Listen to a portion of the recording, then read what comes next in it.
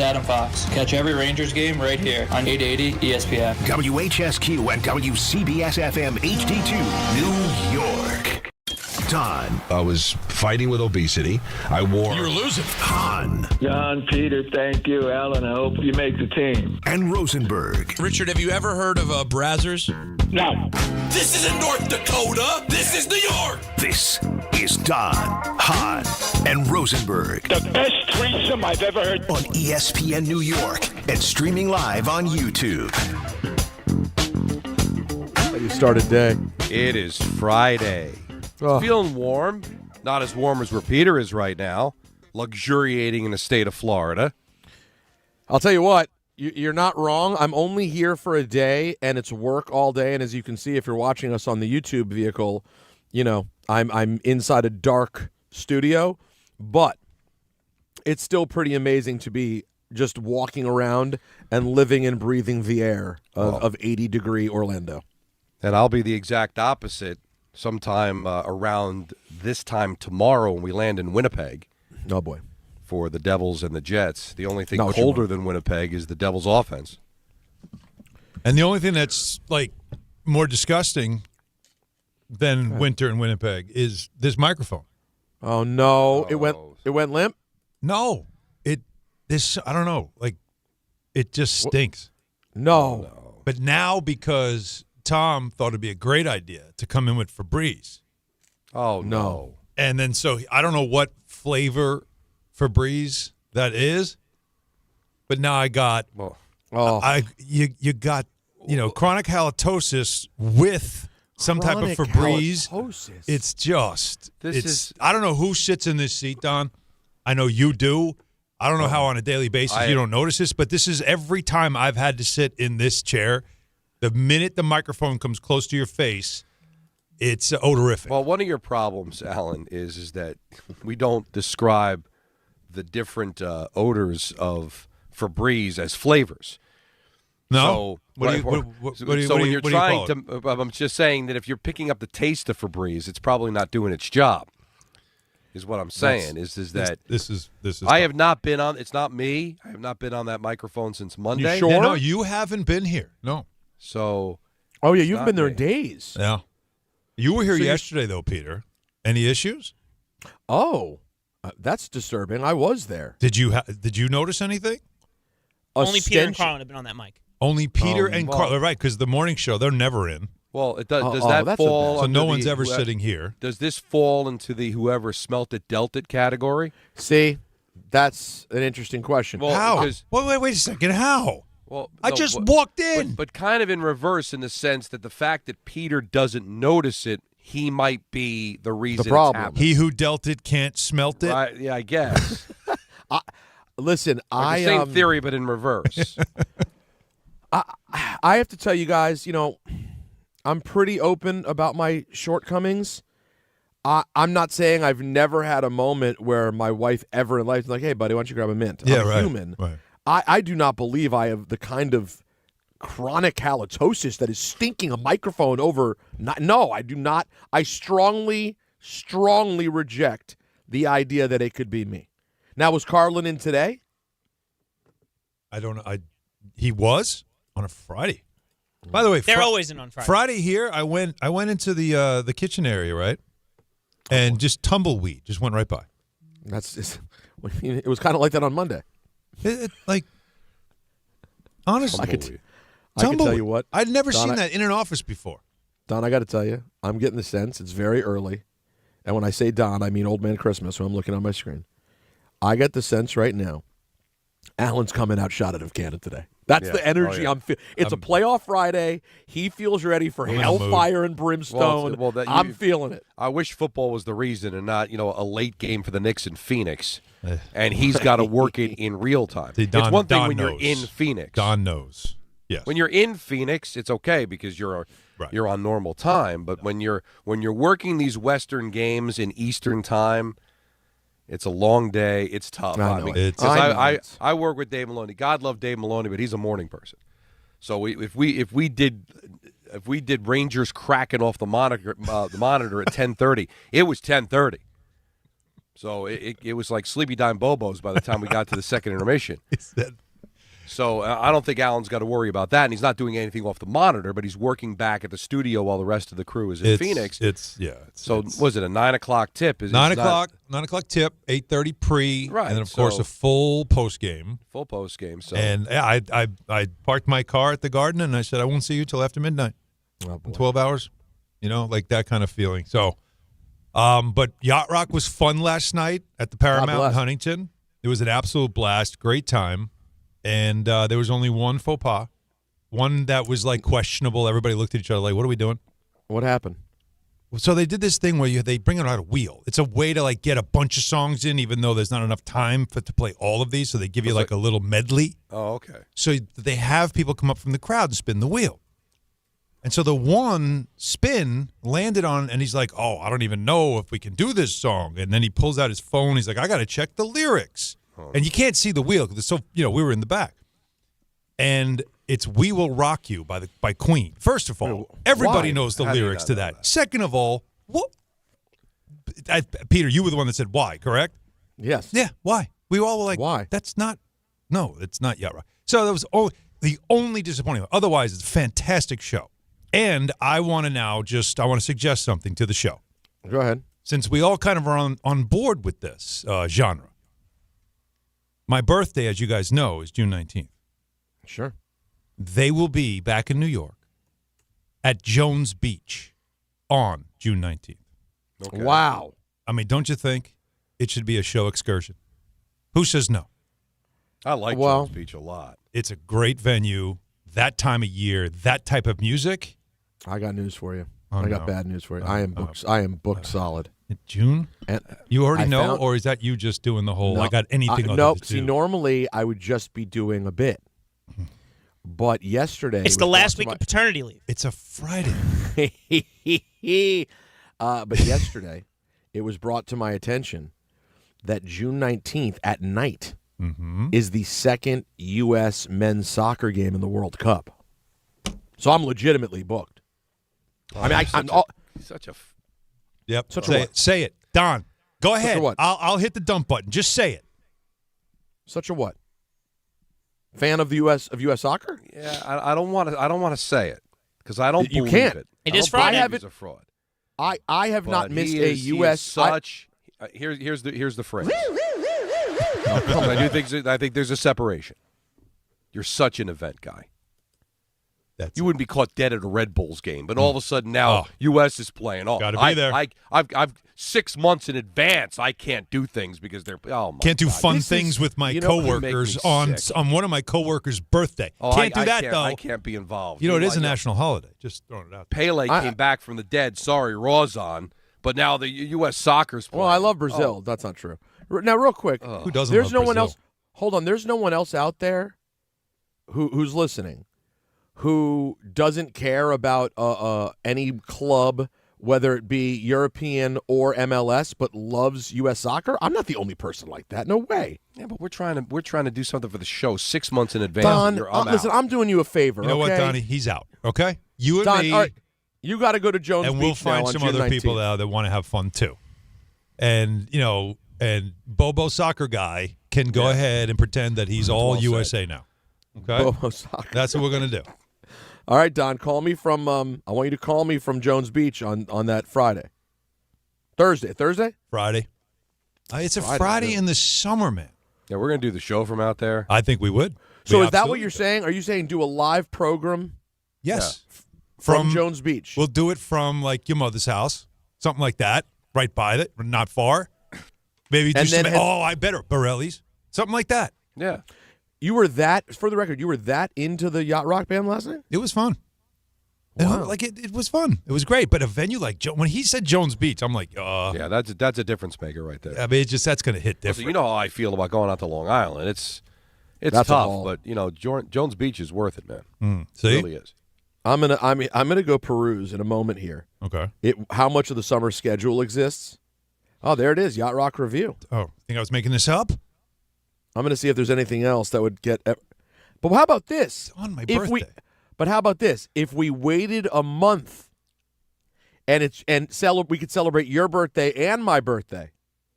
instead of Yacht Rock Review, no disrespect, Toto and Christopher Cross at the same venue. I'm going to tell you something right there. This is going to be controversial. That's way bigger than a Yacht Rock Review. Yeah, Thank you. Yacht Rock. I was not aware. Those are the two biggest guns in their arsenal. You know what? I'll tell you what. How was that, Don? How's that for a comeback from your guy? Keep in mind, Toto does not have the same lead singer. So we don't know how it's going to sound. But voice-wise. Was it Lukather, the guitar player? That's the difference. But I will, you know what? I will yield. I will yield. Because you know what? June 19th, the Knicks will probably be in, Game 6 of the NBA Finals? So I'm going to be probably busy anyway. Why'd you guys say? Why'd you go quiet? He just blew us off. That's not an event guy. That's an actual something that may happen. Oh. Yeah. It could. You never know. You never know. All right, so I'll yield. And if you want to start making isn't that Live Nation? Isn't that all Live Nation, that stuff? I think it is. Don't we have friends there? Probably not. No. Yeah. Oh, no, we do. We do, right? Absolutely. All right. So I have a feeling we're giving tickets away next week, maybe. To that? Two shows through Live Nation. Now, how about go to the show with Don, Hahn, and Rosenberg? Now we turn it into a thing. Right. Isn't it different than the tickets we usually give away here? They're not country. Now, on my actual birthday, Peter. on my actual birthday, Don would enjoy this one too, and I think Alan would as well. Both of you more than me. What do you got? On my actual birthday at Northwell Health, Chicago and Styx are at. I don't hate that. The theater. I love that. Yeah, I don't hate that at all. Your boy Rod Stewart, July 31st. That's also very good. That's not. These are Skinnerd and Foreigner, August 21st. I'm good, but I Foreigner perhaps. That one Skinnerd, not as much. Yeah, but the other two, we can have. We're in business, having a conversation. All right, so then fine. So we're already now making our plans. This is what, July for the Toto Christopher Cross excursion. Yeah, that's July. Yes. Okay. So let's start let's get the wheels in motion. We get a block of tickets, turn it into a big thing. I like this. I like where we're going. Birthday Yacht Rock extravaganza. All right. I like it. We've done something. We've accomplished something. All right, there we go. We're done. All right, that's the show, everybody. Well, thanks for watching. I was going to say, speaking of big things, it looks like John Harbaugh right back in play again. Oh, I see what you're doing. Yes. That's what they're saying. And why are they saying it? His boy didn't go to Miami. That's right. So sources are telling ESPN that the Dolphins are finalizing a deal for their next player personnel general manager type will be John Eric Sullivan. And he's from the Packers. So this is not the Chad Alexander from the Chargers that has Ravens blood that everybody thought you connect the dots and Harbaugh's going to end up going there, right? So that feels like now the Dolphins, who thought were to be this imminent threat yesterday, now have gone in a direction that takes the threat away, or at least you believe it takes the threat away. So now what? Like, is it a matter now of it's up to the Giants at this point? Yeah, it's really, that's it? It's up to you, New York? Well, first of all, and I speculated this yesterday, that we were it was just reporters reading the tea leaves. Yeah, that there was no real actual facts pointing to him going to the Dolphins, just all the relationship with Michigan and his brother and Ross and all. No, but they end up going. They said, sometimes you got to listen to what they say. They said that the firing of their head coach had nothing to do with John Harbaugh, and they were going to go hire the general manager they wanted to. It looks like they want to do the whole blueprint of the Green Bay Packers. That's the reason they went in the direction that they went into. And now John Harbaugh is back in play, and I guess was never not in play for the Giants. And he'll go in next week. He'll interview, and it comes right down, Alan, to what you've been saying all along. John Harbaugh is going to interview the Giants next week, not the other way around. And if John Harbaugh hears what he wants to hear, he will be the next head coach of the Giants. And I'm hearing that you're probably looking in the neighborhood of 5 years, $100 million. You're looking at something very significant. Wow. That is significant. Really, you think John Harbaugh is going to go somewhere for less than $20 million a year? Well, who was it that suggested that he could? Did Gary say that, right? Oh, you don't have to pay him a ton of money because the offset for Baltimore, and I thought that was crazy. Right? Like Gary's got great information, but that's one where I thought there's no way. Like you're giving him a blank check and saying, "What do you want?" Like that's what you're doing because that's how desperate of a franchise you are, and that's a real thing. And who needs a coach that is going to fork over that kind of money?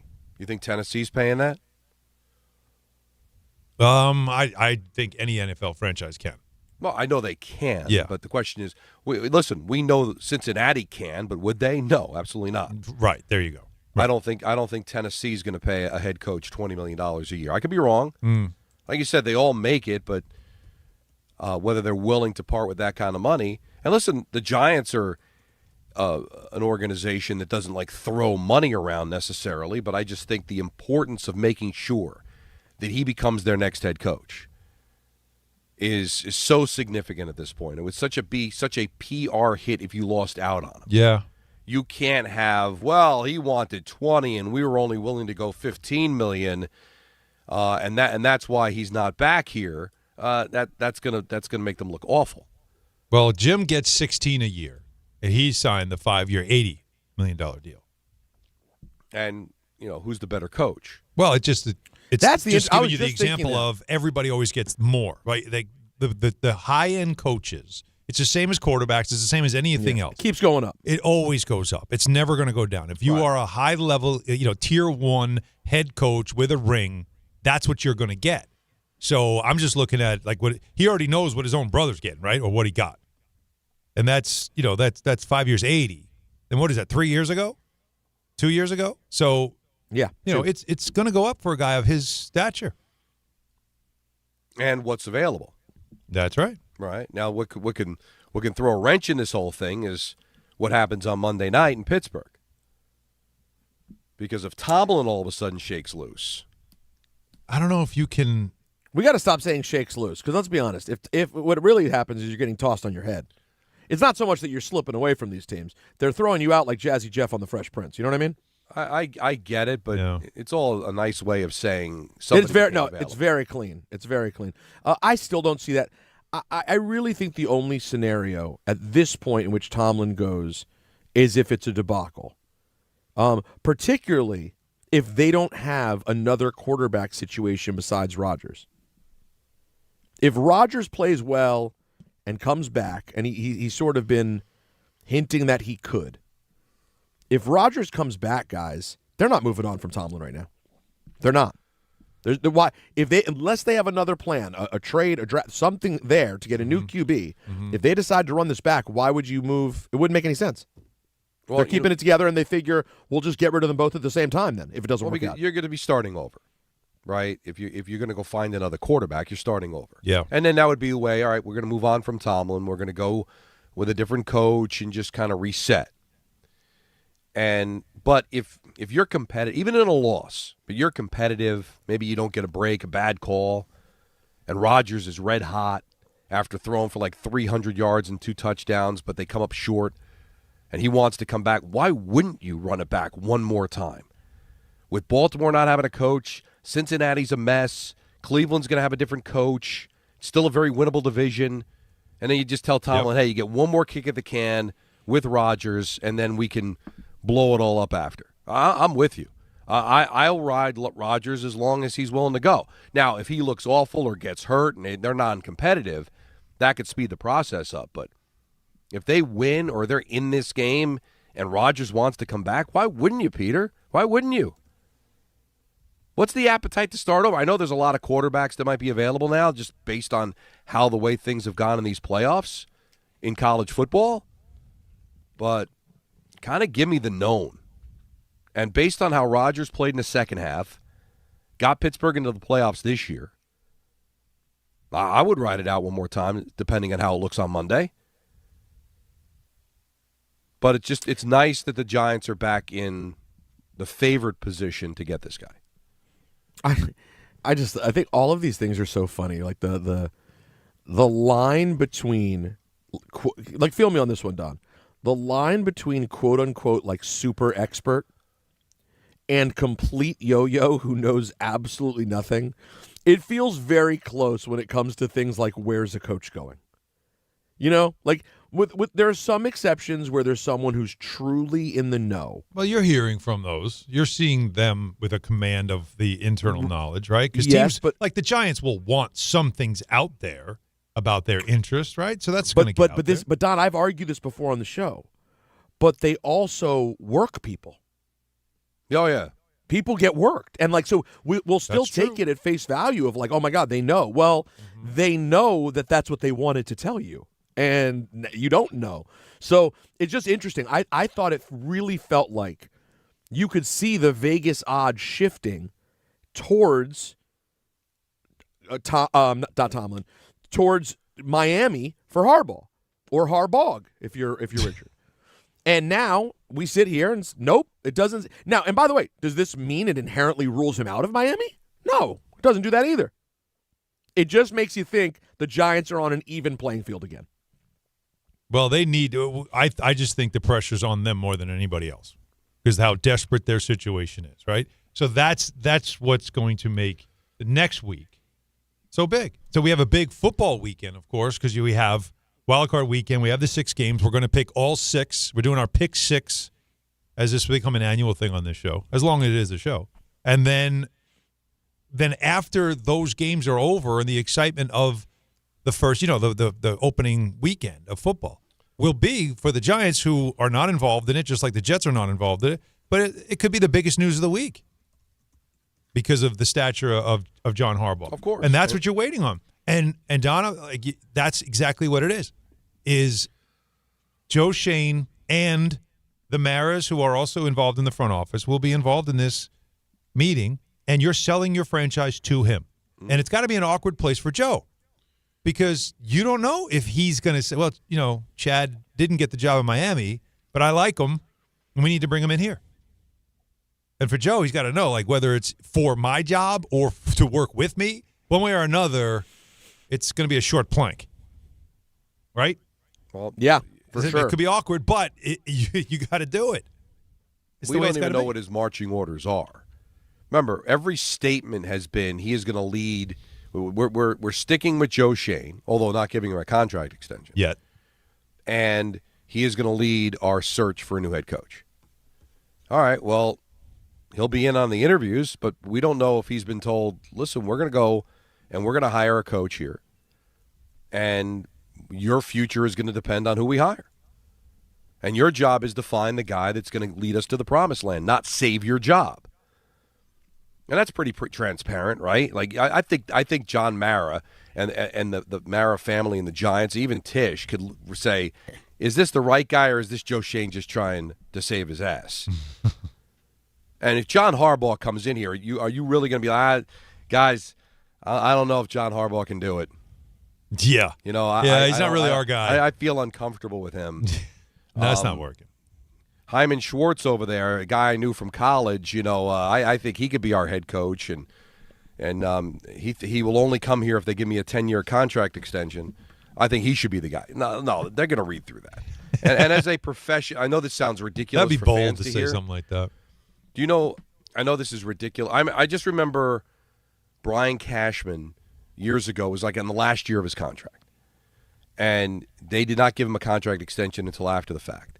And he's making trades and he's working it. And I remember talking to Michael about it, how do you do that where you might actually be improving the team for the next guy? And Michael's like, because it was Cashman's job. He's the GM. You do what's best for the team. It's not about self-preservation. It's not about making yourself look good. It's about doing what's best for the team. If Joe Schoen's job is to hire a coach that gives the Giants the best chance to win, and that's his job, and that's the mission statement, then you go out there and you do that, even if it means you end up losing your job. Yeah. Because if you go out and get the wrong guy, you're going to lose your job anyway. It's the right thing to do. And then if they do shake you loose, that will look good to other organizations like, hey, Joe Schoen did the right thing. He's a good guy. Let's give him an interview. Let's give him a job. I know it sounds ridiculous, but that's the way you got to work it, no? Yeah, it is. Of course it is. But it's an awkward place to be. No, it really I'm not is. saying it's not. That's incredibly awkward. Hey. But that's what he's doing. He is selling the franchise. He is saying, here's what we got. He almost has to sell himself. Think about it. He's not just selling the Giants and their situation, our cap situation, our roster, our draft picks, our capital, all the things that we have. He can't just sell that. He's also got to go, and this is the stuff that I do that makes your life easier, and here's how I'll work with you so that we can build this roster together. He's got to sell not just the Giants. He has to sell himself. Sure. There's a lot of pressure on him in this. A lot of pressure. His sit down with Stefanski was probably very relaxed. It was probably very chill. This will feel. This will be this will be for him a very difficult situation because he is not just selling the franchise; he's selling himself. Selling himself, and you talk about awkward. His contract situation, everybody he hires, every free agent he signs to a multi-year contract will have more length on their contract than him. For now. Everything is awkward. So it's all an audition. Yeah. But that's what's coming next week. Yeah. And there's plenty more to talk about on that front. But if you were concerned about the Dolphins, it does feel like that concern. Now you can exhale and move on to whatever the next thing might be, which is, of course, if by chance Buffalo loses or some other team loses and suddenly Harbaugh might be a candidate for that. But in the meantime, the Giants are next up when it comes to sitting down with him and seeing if they can make this thing happen. There are games to talk about, but there was a game. What else is there to talk about, Peter? Well, beyond the games to talk about, there's games to pick and there are games to bet. And you know where you could do it, Alan? FanDuel? That's right. FanDuel's giving all customers a profit boost every college football playoff game day, folks. That means more chances to level up your picks and turn big moments into even bigger wins. Ride with the favorite, take a shot on the underdog, or build a parlay, then apply your profit boost and go for bigger winnings. FanDuel's the best place to get in on the football action all playoff long, and when you win, you'll get paid instantly. So visit FanDuel.com/local to get your college playoff profit boost today. 21 and over and physically present in New York, opt-in required. Bonus issued as non-withdrawable profit boost tokens. Restrictions apply, including any token expiration and max wager amount. See terms at sportsbook.fanduel.com. For help with a gambling problem, call 877-8-HOPE-NY or text HOPE-NY 467-369. So last night we had one game that was an epic finish. So we have one team in the national final, and the ending had some controversy, but the result of the losing team, there's a whole story about Ole Miss and that loss. But their starting quarterback did something that might also have an impact on the draft. There's a lot to say about that, and also Aaron Rodgers having a lot to say about the Jets. And as we get into the Jets, I also want to point out something that you'll hear as well. Woody Johnson, very much involved, and that's why urgency has suddenly entered the chat. 800-919-3776. We'll get to your call certainly as well. Just getting started on a Friday here in New York City. Hahn Rosenberg, ESPN New York. St. John's looking to make it 2 in a row when they travel to Creighton. Coverage begins tomorrow at 1:40 on 1050 ESPN and the ESPN New York app.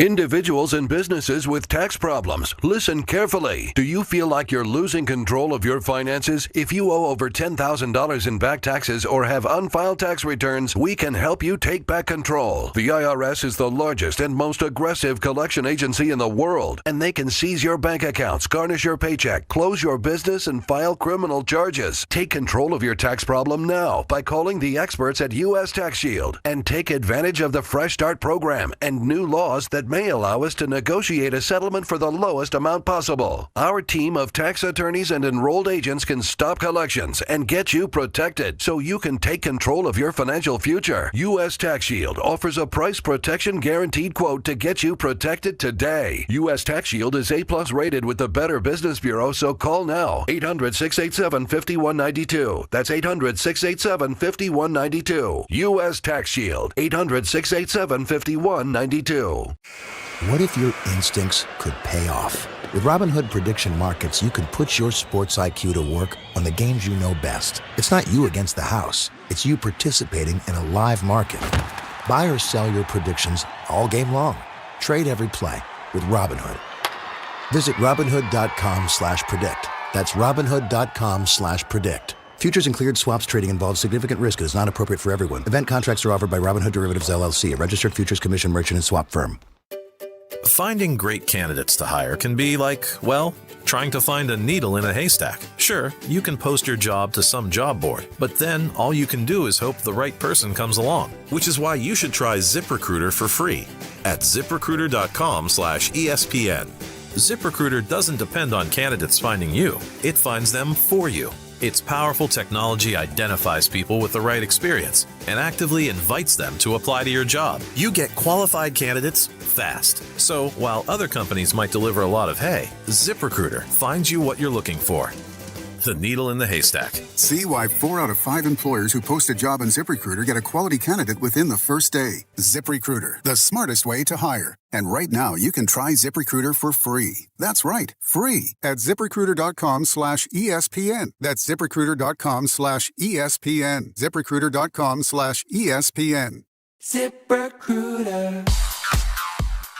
Now let's take a look at the traffic with Brandy Scott. Hey there, guys. Good afternoon and happy Friday, but not a happy ride on 80 eastbound in Jersey. Over by exit 42 for 202 in Parsippany. Accident investigation. Been out there for a couple of hours. Only one lane is getting by. You're crawling there for about 5 miles, backed up into Rockaway. Eastbound 46, a good alternate through the area. Inbound George looking good for both the upper and lower decks. Heaviest ride to the outbound side. Cross Bronx westbound. Slam from the Bruckner on through. Just picked up some late running road work on the lower level. Outbound Lincoln Arnie about 15 to 20. Outbound Holland 5 to 10. Bumper to bumper on the LIE westbound in Queens. A crash involving a box truck in the left lane by the BQE. Traffic is solid from Maurice Avenue. This report is sponsored by the New York City Department of Transportation. Speeding ruins lives. Drivers, watch out for pedestrians and cyclists and slow your turns to less than 5 miles an hour. I'm Brandy Scott on 880 ESPN New York. Hey, football fans, picture this. You bet on your favorite player to score the first touchdown in the game, but his teammate scores instead. If this happens, BetMGM wants to give you another chance at the end zone. With BetMGM's second chance promotion, you'll get your stake back if your first touchdown scorer scores second instead. Really? That's right. Bet on any pro football player to score the first touchdown of the game. If you're right, you win. If your player scores second, you get your stake back in cash. With BetMGM's second chance offer, you have a chance to keep the fun going after the first player crosses the goal line. BetMGM and GameSense remind you to play responsibly. See BetMGM.com for terms. 21 years of age or older to wager and physically present in New York and New Jersey only. Existing customer offer. Subject to eligibility requirements. Rewards paid back in unrestricted withdrawable funds. Gambling problem? In New York, call 877-8-HOPE-NY or text HOPE-NY 467-369. In New Jersey, call 1-800-GAMBLER. The college football playoff isn't over. Not yet. That epic run, that wild dream, not over till the clock hits 0. Till the stadium shakes. Till the wild things are let loose. Till the trophy is lifted and the confetti falls. This is the national championship. When it's over, you'll feel it. This is the wild world of college football. The CFP National Championship, Monday, January 19th at 7:30 p.m. Eastern on ESPN and the ESPN app. My name is Whitney Allen. I am a widow. My husband Ryan died. We never thought in a million years we'd have to use life insurance. The unexpected happened. With Ethos, it is so fast and easy. It's 100% online. You can get a quote in seconds, apply in minutes, and get same-day coverage. No medical exams, and you can get up to $3 million worth of coverage through Ethos. Get your free quote at ethos.com/game. That's ETHOS.com/game. Time spent on application may vary. Online health questions required.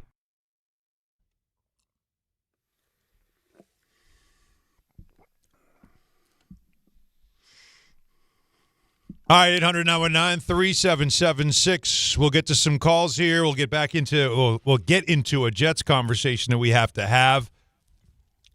So Why? No, we do. It's Friday. We're having a good time. Yeah, but this is one we have to have. You guys know me. I've said they don't deserve our attention, but this is one that does deserve your attention because these are the types of things that I always believe you cannot sweep under the rug. You got to continue to point them out. Shine the light on them because if you just ignore it, the problem gets worse. But last night you saw Trinidad Chambliss, who was playing Division II football last year, came really so close to pulling off an incredible performance and winning a game to take Ole Miss to the championship game. Lane Kiffin, of course, wanted to make sure he got credit. Yeah, right. We'll get to that probably in ENN. So lame. or maybe even on Fraud Friday. But the bigger story is this, is that Chambliss, who's, 23 years old, he had applied for a 6th year. Carson Beck, by the way, is in his 7th season playing college football. It's crazy. All right, so this is really becoming Van Wilder. But in the NCAA denied his appeal or his application for a 6th year of eligibility. And everybody that I know in football was saying, why? He doesn't need to. Guys, this draft that we were told is not going to have like any really good quarterbacks, and you might have 1 or 2 we could have 4 in the first round. By the time we get to April, and you know how the hype starts to work, the machine really works. Trinidad Chambliss has come out of nowhere. And when you watch him play and you see him, how calm, cool, and collected he was in the fourth quarter of a national semifinal performance, how are you telling me that there's not a desperate NFL team out there that wouldn't take him in the later stages of the first round?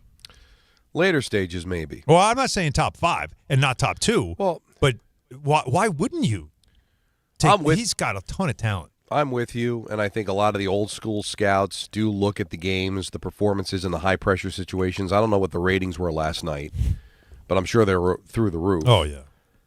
So to play in front of that many eyeballs and to perform at that kind of level, that kind of pressure, to me, that shows that you can handle the NFL. But we've seen so much evidence of movement in the first round coming after the season is over, with the pro day, with the Wonderlic, with the interviews, that the combine.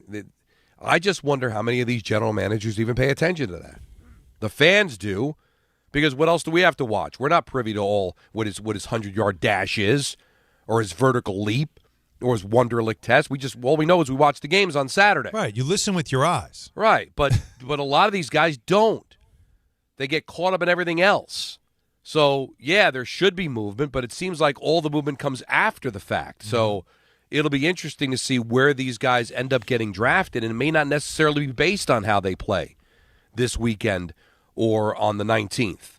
Yeah, we're talking about tonight where it's Mendoza and Moore, 2 guys that expect to go 1 and 2, Indiana and Oregon playing in the other semifinal. And Mendoza has won the Heisman. He's got the number 1 team in the country. He is considered right now to be the number 1 pick, but if he has one bad performance, is that going to knock him off the pedestal? Who knows?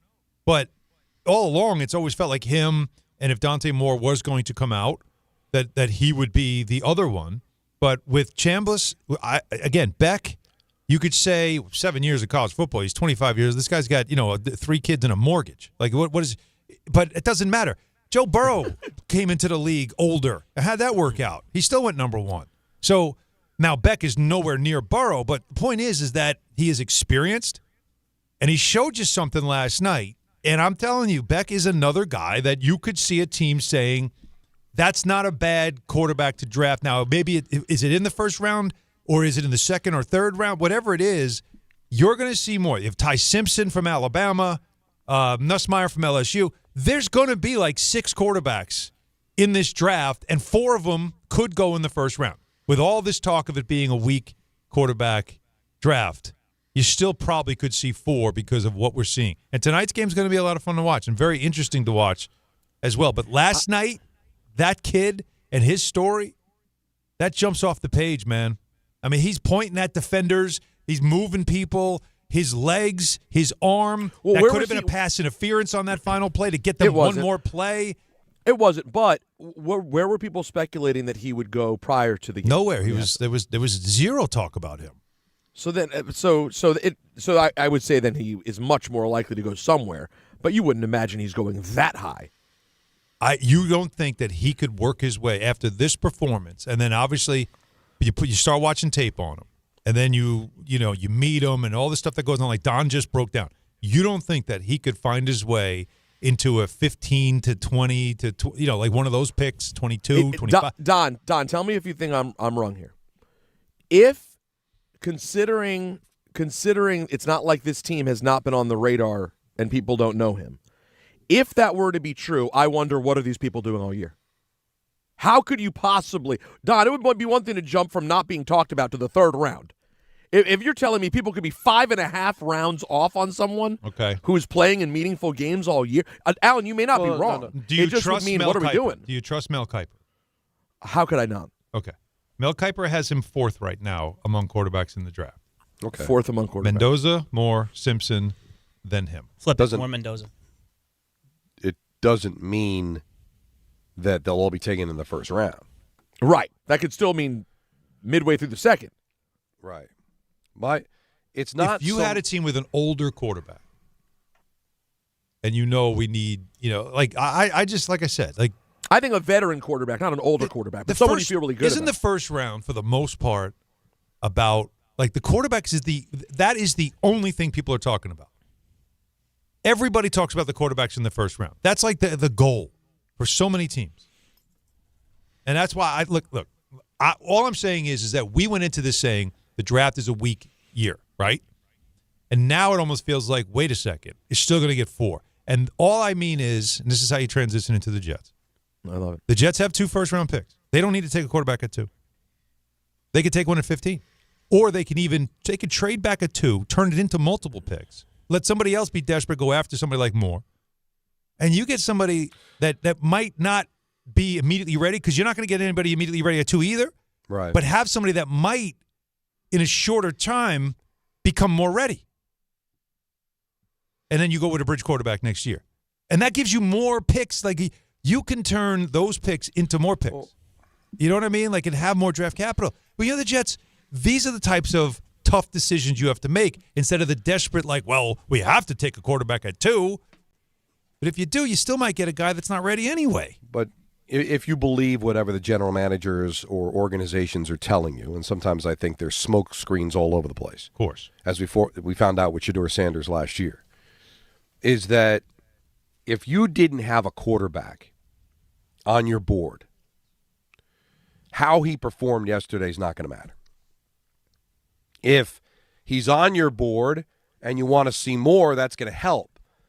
But if you don't like him, I don't know if one game, as big a game as it is, as great a performance it is going to move it for these guys. Oh, I understand.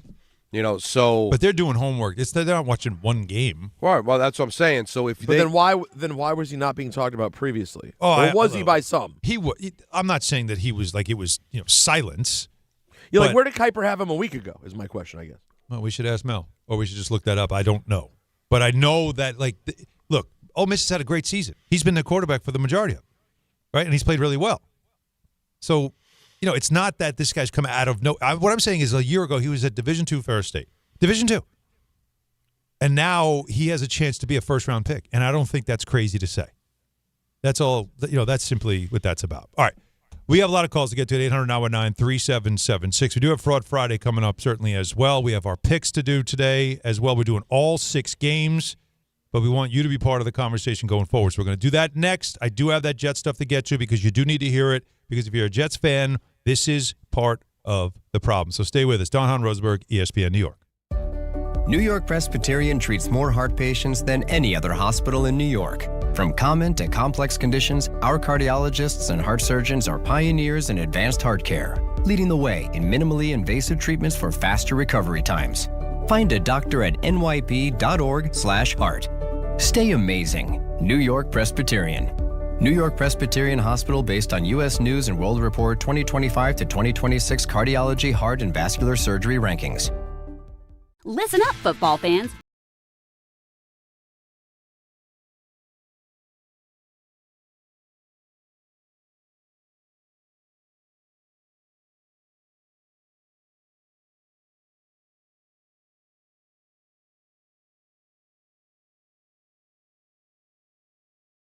At Bet365. Gambling problem? Call 1-800-GAMBLER. 21 plus only. Must be physically located in New Jersey. T&Cs apply. In-app only. If you've been injured in an accident that wasn't your fault, then you need a lawyer who knows New York's unique personal injury and workers' compensation laws. At the Parisman Firm, they have decades of experience handling all types of accident cases and a proven track record of delivering huge results. Their team has already recovered nearly $1 billion for injured New Yorkers. From construction to car accidents and slips and falls, they've got you covered. Call the Parisman Firm now at 718-WORKERS, where your case is their cause. Get the justice you deserve today. What if your instincts could pay off? With Robinhood Prediction Markets, you could put your knowledge to work on the events that matter to you. Prediction Markets isn't just sports. It's the Fed rate decision, your favorite award show, and so much more beyond the playing field. Trade events with Robinhood. Visit Robinhood.com/predict. That's Robinhood.com/predict. Futures and cleared swaps trading involves significant risk and is not appropriate for everyone. Event contracts are offered by Robinhood Derivatives LLC, a registered futures commission merchant and swap firm. Some people just know you can save money on car insurance by checking Allstate first. Like to check Kirk Herbstreit's pregame analysis first, before talking to your brother-in-law. In this game, the key thing to watch will be the offensive line versus their front seven. If they can get pressure without blitzing, this could be a long night. Okay, Kirk. I know stuff. Ooh, checking first is smart. So check Allstate first and see what you could save. You're in good hands with Allstate. Potential savings vary, including based on how you buy, subject to terms, conditions, and availability. Allstate North American Insurance Company and affiliates, Northbrook, Illinois. Hey, fans! Welcome back to Fansville's Cheers and Tears. Oh. Okay, so everybody deals with losing, right? To a rival on a last-second field goal. Whatever, it's fine. I'm totally fine. But I cope with losing with an ice-cold Dr. Pepper. Those 23 flavors are so delicious. They totally wash away the pain of your college football team taking a big fat L. College football, it's a pepper thing. The college football playoff isn't over. Not yet. That epic run, that wild dream, not over till the clock hits 0. Till the stadium shakes. Till the wild things are let loose. Till the trophy is lifted and the confetti falls. This is the national championship. When it's over, you'll feel it. This is the wild world of college football. The CFP National Championship, Monday, January 19th at 7:30 p.m. Eastern on ESPN and the ESPN app. My name is Whitney Allen. I am a widow. My husband, Ryan, died. We never thought in a million years we'd have to use life insurance. The unexpected happened. With Ethos, it is so fast and easy. It's 100% online. You can get a quote in seconds, apply in minutes, and get same-day coverage. No medical exams, and you can get up to $3 million worth of coverage through Ethos. Get your free quote at ethos.com/game. That's ETHOS.com/game. Time spent on application may vary. Online health questions required. You live for this. The wins, the losses, the slam dunks, and the buzzer beaters. The dream that this is your team's year. Hope, it's what keeps you coming back. So you represent with anticipation and with pride. Because when everything's on the line, your support means everything. That's why the NBA Store is here to support you. Check out the largest selection of official NBA gear at NBAstore.com. A Fanatics experience. Hey, New York and New Jersey, commitment issues? No problem. Now you can get unlimited talk, text, and data for $25 a month forever, as in for life. Switch now at boostmobile.com. After 30 gigabytes, you may experience slower speeds. Pay $25 a month as long as you stay on the Boost Mobile Unlimited plan. New York Presbyterian treats more heart patients than any other hospital in New York. From common to complex conditions, our cardiologists and heart surgeons are pioneers in advanced heart care, leading the way in minimally invasive treatments for faster recovery times. Find a doctor at nyp.org/heart. Stay amazing. New York Presbyterian. New York Presbyterian Hospital based on U.S. News and World Report 2025 to 2026 Cardiology, Heart, and Vascular Surgery rankings.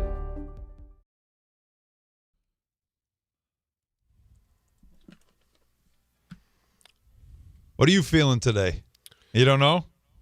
Just shook your head. Who's that? Jake's just feeling away today, right?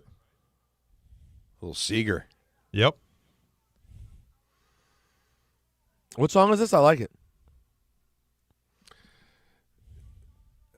Is this the song they used in Armageddon?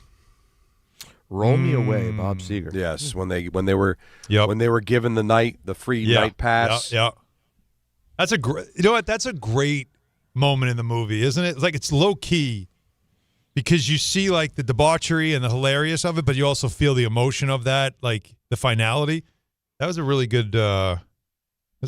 I don't know why I like that movie as much as I do. Same.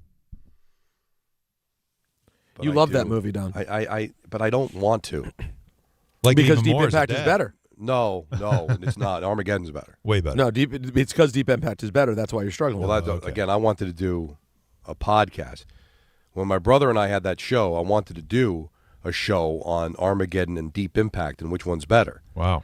But my brother had not seen either of them, so that kind of ruined the chance of doing it. I got to tell you, that hurts. But me and Andrew Gunling got into fights over that because he's a Deep Impact guy. Yeah, I bet he is. Excuse me? What? Listen, I meant the movie. I love Andrew. Mm-hmm. There's nothing deep about his impact. Oh, my God. What the hell is the matter with 800-919-3776. Let's get to the calls here, boys. How about... Nothing.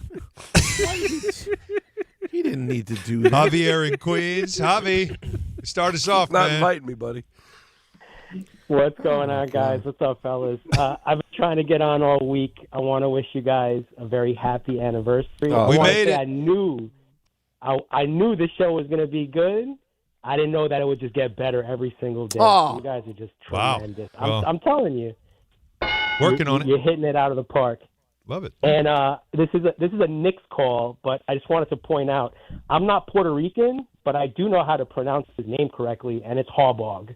That's what we're calling him out in these streets in Queens. If he doesn't become the Giant head coach, that's what I'm going to call him from now on. That's right. That's exactly right. Oh, I want to ask, the Yacht Rock review, like, what is this? Is this like a DJ Cassidy pass the mic situation with a lot of, like, middle-aged white guys? And I would so love suits? that. Like, what Wait a second. No, it's just a band. That It's sounds just great. No, yeah, they're No, very it- good. Oh, man. They're a I'm very telling you, versatile it band. could work. They really the guy who played a saxophone, a flute, he played everything. It's unreal. And then the other guy who was on keyboards, he was all over the map. They had a couple of good guitars. The woman who sang the female songs, unbelievable voice, and then the lead guy, he had a great charisma and voice. And it's just the ability to kind of hit the different sounds and not make it sound like, oh, that sounds terrible, right? Like every song sounded right. That's hard to do when you're singing it, and it's all different voices. So it was fun. It was a lot of fun, Javi. Yacht Rock gets a bad rap because some of the musicians are very well respected. Little known fact, Toto is the background musicians on a bunch of Thriller that tracks. is correct. I think like Human Nature is like a Toto song, basically. That was a Toto song. I'm going to push back on one thing. Uh-oh. That's no longer a little known fact. It's not. Yeah, that's a well-known fact. Yeah, because the documentary. It's at it now. It's here. We're here. Yeah, because what's his first name? The Lugather, the Thanks, guitar Javi. player. He's the primary guitar on Beat It. The solo was Eddie Van Halen, but the entire song was him. Like so, no, they're all very, very talented. Yes, and we're going to see them in July. Dan in Saratoga. Dan, you're up. Big fans, guys. What's going on? What's up, man? It's all going on. Hey, so my Giants point is I like John Harbaugh, and I want him to be the coach. Okay, now on to music. I know you guys are a music show, so let's just that was it. Let's just get this out of the way here. I'm going to give you three groups, okay? Just give me your top in order, rank them 1 to 3 if you could, okay? Okay. I'm going to give you the Commodores. Mm. I'm going to give you Earth, Wind, and Fire. Ooh. And I'm going to give you my favorite, the Bee Gees. That's not easy. I lost him on the sorry, third one. it's an underrated songwriter. Bee Gees. Barry Gibb is amazing. You didn't hear Bee Gees, Don, or is it you just don't know why he's putting them in this category? I didn't hear Gotcha. Bee Gees. I'm sorry. sorry. The Bee Gees for me is 1, Earth, Wind, and Fire 2, Commodores 3, only because some things you think are Commodores are actually Lionel Richie's solo. Fair. Thanks, guys. And I love all 3, but that's the way I'd rank them. How about you? The Bee Gees records that I love, but I think it's hard to put them over Earth, Wind, and Fire. Yeah. I don't know. In terms of greatness, it's tough. Yeah, I go Earth, Wind, and Fire, Bee Gees, Commodores. I got to look up the Commodores hits. No, you'd be they surprised, have a bunch, right? Yeah. No, I know they got a bunch. They even had a couple after Lionel, if yes. you can believe it. Yes, they did. Jose in Connecticut. What's up, Jose? Hey guys, first before my Giants, Peter, the reason that Syndergaard wasn't known much, he was a backup, and it wasn't until he stepped in that people started actually catching on. And when Tippin got fired, he stepped up as a leader, and that. How many games did he play before the playoff? He came in like the third, fourth game of the season, so about 10, like 7. All right. So a little behind, but there was still some time for tape for sure. All right. But guys, and not to you guys because I think you guys are being like level-headed on it. But you can tell there's so many people even on your station like acting like if we don't get Harbaugh that world ends, right? Like I love Rothenberg, but his mood for the day is based on whether or not they're getting Harbaugh. And it's like there's other good coaches, like he doesn't have to come here. Hey, I mean I want him, yes, but like we're talking about if these other jobs open, right? The Buffalo or Green Bay. If those open, those are two more good coaches that have, that are now available. So it's not the end of the world, guys. Like for everyone that's freaking out, like we had to get this guy or my season's ruined. Like this is to be patient and hopefully at least they get a guy that has experience, not another coordinator. That's my only main hope. I don't want another defensive coordinator. Jose, I think if that's what you're looking for, you're not going to be disappointed. I don't see them hiring a young coordinator type. I think you're going to have, whether it's Stefanski or McCarthy or, Harbaugh, you're going to get something along those lines more than I think you're going to get the inexperienced type. I didn't realize that you guys were I just am taking a glance at the monitor because here in the studio it's hard to see our shot, YouTube. Mm-hmm. Don looks like a floating head. Anthony, am I wrong? Isn't it better than before, though? Wait, why a floating head? This is what you get, guys. He must be wearing black. Oh, it's dark now. You get Darth Don, or we get overexposed Don. Darth Don. And we have to figure out, now, maybe we'll make a poll out of it. Now, which one do you like better? To be clear, Don, I think it looks great. Okay, good. It has like a really cool studio vibe to it, and I like it. Peter looks like he's inside of another box because he's got the TV behind him. Oh, and the reflection off the TV is not exactly helping him. Yeah. But he's clear. The light in this room bothers me. But it's very quiet, so I can't complain. Yeah, and you're clear, which is nice. great. But to the caller's point, if you go to Mike McCarthy, should you be that disappointed? We talked about how their resumes are almost equal. Right. All right, I can understand wanting one over the other. I would rather have Harbaugh than McCarthy, but I wouldn't look at it as a complete fail. But now if there's no McCarthy and it's Stefanski, like each one is a different level of disappointment. But, again, I didn't get a chance to hear the morning show to see what Dave was saying, but you can't get apoplectic if they lose him and go to McCarthy. But you understand that what happens is it's that when Harbaugh becomes available and you become a legitimate candidate for him, that's the big prize. And you're in New York. You expect the best. You want the best. Get the best guy. We couldn't get the best guy. So now we got to settle for second best or even third best, and that's going to be disappointing. Right, no, I understand that, but I guess my argument is McCarthy that significant of a pivot? Is that Harbaugh? That significant a consolation prize? When you look at their resumes, they both have won Super Bowls. When we had Michael on the other day, he talked about how they've almost have the same winning percentage. The only difference is that McCarthy was in Green Bay and Dallas. Right. But that I think that's almost a compliment to him that he was able to have similar success in Dallas. All right, he did win a championship. Nobody's won a championship in Dallas in 3 decades. Tony Romo couldn't win there as a quarterback. Nobody's won anything there as a head coach since Jimmy Johnson, right? So, technically, Switzer, but I think everybody gives Johnson credit for that. Yeah, right. But you know what I'm saying is that, like, if you go to Stefanski, I can understand you're disappointed. Stefanski doesn't have any Super Bowls. He's got a couple of coaches of the year. So what? The Giants just fired a former coach of the year. But that's my only argument. I'm not saying not to be disappointed in the prize in Harbaugh, but is the second place finish that far behind in McCarthy? No, but I don't think so. No, and we won't know that until the season starts. But the emotion, and Dave is going to be right there front and center. The emotion will be we didn't get the best guy available. Meanwhile, on the Jet side of things, when I tell you that the owner is the problem, I'll explain why the owner continues to be the problem. Next, Hahn Rosenberg, ESPN New York. I know that hiring can be challenging. You sort through tons of resumes and you get too many so-so applicants. You're just waiting for someone to match your role perfectly. Well, now, there's a place where you can meet them fast. ZipRecruiter. Need to hire right away. Start your search for strong candidates. The right fit awaits. Build your team. Build it sooner. Meet your match on ZipRecruiter. Just head to ZipRecruiter.com/ESPN right now to try it for free, and you're on your way to meeting your match. 4 out of 5 employers who post on ZipRecruiter get a quality candidate within the first day.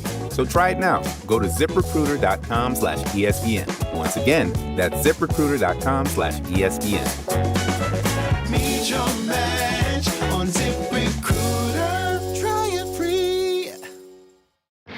The wildcard round is here, and FanDuel is turning on playoff mode. All customers get a profit boost pack every NFL playoff game day. Each game day, during the wildcard round, you'll find a pack loaded with multiple profit boosts waiting for you in the app. Pick the matchups you believe in, take a shot on an upset, or build a parlay that fits the moment, then apply your profit boost and go after even bigger payouts while the playoffs get rolling. So visit FanDuel, an official sportsbook partner of the NFL. Grab your profit boost pack every NFL playoff game day. Each game day, during the wildcard round, you'll find a pack loaded with multiple profit boosts waiting for you in the app. Must be 21 and older and physically present in New York. Often required. Bonus issued as non-withdrawable profit boost tokens. Restrictions do apply, including any token expiration and max wager amount. See terms at sportsbook.fanduel.com. For help with a gambling problem, call 1-877-8-HOPE-NY or text HOPE-NY at 467369.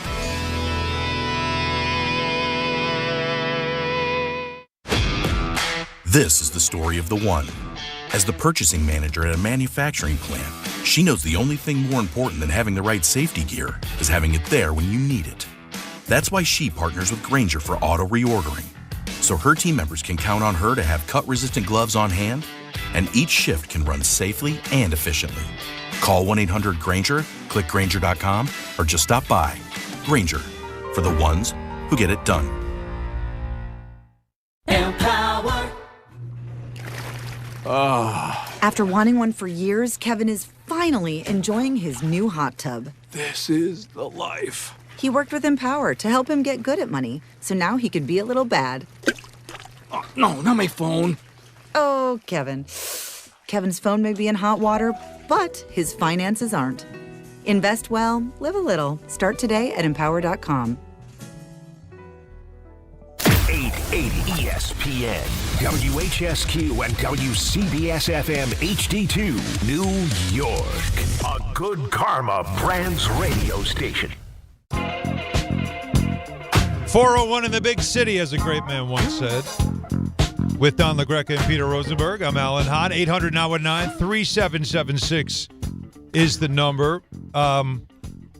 Before we get into more things here, fellas, Chris on Twitter asked a question that I think we need to answer. What's that? Are you guys not on Alexa anymore? Suddenly I can't get her to play you guys to save my life. Well, I haven't tried over the last couple of days, but every time I've done it, I've always said, Alexa, play 880 ESPN New York, and it comes up. All right, so Chris, try that. That should work, because I think that's how it is done at home, right? We have to say 880 ESPN, right? Yes.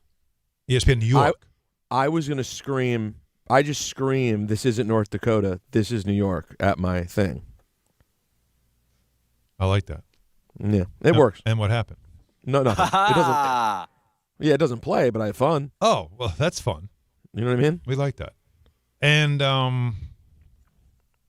there was something else. But please let us know if that doesn't work. Yeah, we need to find out what's going on. And Carrie lets us know that the Toto with Christopher Cross, by the way, and the Romantics. Oh, yeah. Ooh. I didn't mention that. Sorry. He didn't mention that. I didn't. At Jones Beach is on a Sunday, July 19th. Oh, look at that. Does that change anything? Wait, Sunday? No. Better. Remember, probably. June 19th is the Friday. That's the birthday one of the review band. Yeah, that's out. But if you want to go authentic, and is there anything more authentic yacht rock than Toto and Christopher Cross? It's pretty tough to beat it. It's pretty authentic. That's July 19th, and that's a Sunday. And I don't know if that changes things for Don, because it is a Sunday. It's a sacred day. A very sacred day. 6:45 on a Sunday night, coming to Long Island might not be the best. Well, it's never a good time. But Wow. if there's when is a good time to drive to Long Island? Always. Would you be honest? When I'm going home, it's always a good time. Yeah, well, that's true. For me. But anyways, we'll effort that. Guys, how about Aaron Rodgers? He can't keep the Jets' name out of his mouth. At least he doesn't say the Jets' name. But one thing that he likes about Pittsburgh that he couldn't stand in New York was rumors. One thing I really love, and it's kind of the antithesis of where I was, there's not really any leaks in the boat. Every year you have difficulties and adversity, both on the field and off the field. And to go through a season like this and to be able to focus on football and not have a lot of other little out there has been really nice. That has been a problem with the Jets, hasn't it? And it was something that drove Rodgers crazy. He hated it. Where do you think that all stems from? Why are the Jets such a leaky boat no matter what No matter who's in charge, GM, coach, and all that stuff. Losers leak. Really? That's just, no, when you look at it, losing organizations always leak stuff. Why? Because you've got people in a losing organization looking to get out, trying to do favors for other people, hoping that maybe when they get fired or they leave, they've got a nice landing spot someplace else. They're not as protective of their jobs because the team's losing. They probably want to get out anyway. Or guys that are looking for media careers when they're done with their team. That you're always looking for favors because you're looking to get out, right? Just put yourself in that situation. If you're in a job, dead-end job, you feel like you're going to lose it, you feel like the restaurant or the plumbing company's going to go under, what are you doing? You're putting out feelers, you're checking, you're networking yourself so you have a landing spot when everything blows up. That's what a leak is. Let me give a little information to the NFL Network because somebody over there might be happy I gave him something, so when I get let go, I might get a chance to be on the NFL Network. Or maybe they'll say something nice about me so that I'll get a job someplace else. It's all favor doing. When you are a solid organization and everybody's in good standing, you don't have to leak anything. You don't have to talk to anybody. You're happy with your job. Tell me I'm wrong. No, you're not. It's the way it is in look, sports. Look, and the Jets have been a losing organization for a decade and a half. And that's usually what happens. Bad teams, you always got to get the explanation. It's not my fault. Here's what's really going on, right? Like, that's always what happens there. But it always, to me, it comes from the top. They don't button it up. And a lot of times the leaks come from the very up high. It doesn't cut, like, again, how much are you trusting some of the lower level people who you know are CYA? But the upper people that have been there for a long time, those are the ones you trust. And they're the ones that are always going to be putting out stuff. Well, and it's just they have to be the leakiest franchise in New York. They have to be. And usually the losers are the likemies as well. Please like me. You'll say nice things about me. God, listen, I do really, you a favor. Let me help you. I'll help you out, but you got to look out for me. Yeah. Really respect the two people that I'm going to bring up here. I really do. Okay. One, I owe part of my career to. The other, I had a great relationship with. Okay. And that's Robert Saleh and Joe Benigno. All right? Joe let me talk on his overnight show when I was on The Fan. Really helped my career. All right? And Robert Saleh was always stand-up with us when he was a weekly, and I think a really good defensive coordinator. Robert Saleh gave his phone number to Joe Benigno. Was a like-me moment, hoping that when Joe would go on the air, he'd say nice things. Why else would you exchange numbers with Joe? You don't think that was suggested to him? And if it was, it's the same thing, right? I think it was suggested why don't to you him. give Joe your number, get friendly with him? This that way when he has a meltdown on the monologue, maybe he'll leave you out of it. This guy has the ear of the fans. It's really like the way he goes, that's the mood of the fans. You really want to get on his good side, and that could work to your favor. We all have relationships in this business. Big fan. And I don't want to speak for you, Alan. There are people that I become very friendly with. But it's funny how it works. When they're in the business, meaning working with a team, you have a relationship with them. When they no longer work for that team and they're independent, their relationship becomes closer. And then when they get back another job, the relationship kind of goes back to the way it was before. Right? That's kind of how it works in the world, right? Yeah. So when you're that's interesting. I can totally see that, and that's very interesting. Yeah. So it's like, let me get in good with Joe. And then they become really friendly when they're not working, and then all of a sudden everything's fine, and now I shut it down. Listen, I'm not saying either of them are wrong. Good for Joe. You'll get a number of an NFL coach, go back and forth, and I'm not saying that Joe isn't significant enough to be in touch with, but if you're an NFL coach and you're worried about what I'm saying on the air. Yeah, no, then you're focused on the wrong things. To the point where I'm trying to make you that your focus is in the wrong place. Yeah. Win games, and then I'll be on your side. Lose games, then you're going to have to take the slings and arrows. Right. But that's what a losing organization does. And you hit the nail on the head, Alan. It probably wasn't something that Robert Saleh even thought about. No, of course not. The organization, it might not be a bad idea. He's a super fan, talks about the Jets all the time. He's got a huge following. Might not be a bad idea to get on his good side. Yeah, and he's such a nice guy that he's probably, I'll do it. Yeah, whatever. But, and then you don't realize, come on, how many holes into that round was he like, what am I doing here? Let's be honest. Because Joe's Joe. Right? Let's be honest. And I say this with love. Joe's not thinking about relationships. When it's time to rip the Jets, it's going to rip them. Of course. That's actually so it doesn't matter. So it's not going to work. That is a compliment. That's what he's supposed to. He knows that's the way it's supposed to be. Exactly. So it's not going to work. And then what ends up happening is the team gets all upset, and then they shut him down because he didn't play ball. Well, just because I give you, I accept your phone number or whatever, we exchange digits doesn't mean it's some kind of an agreement that now I'm in your pocket.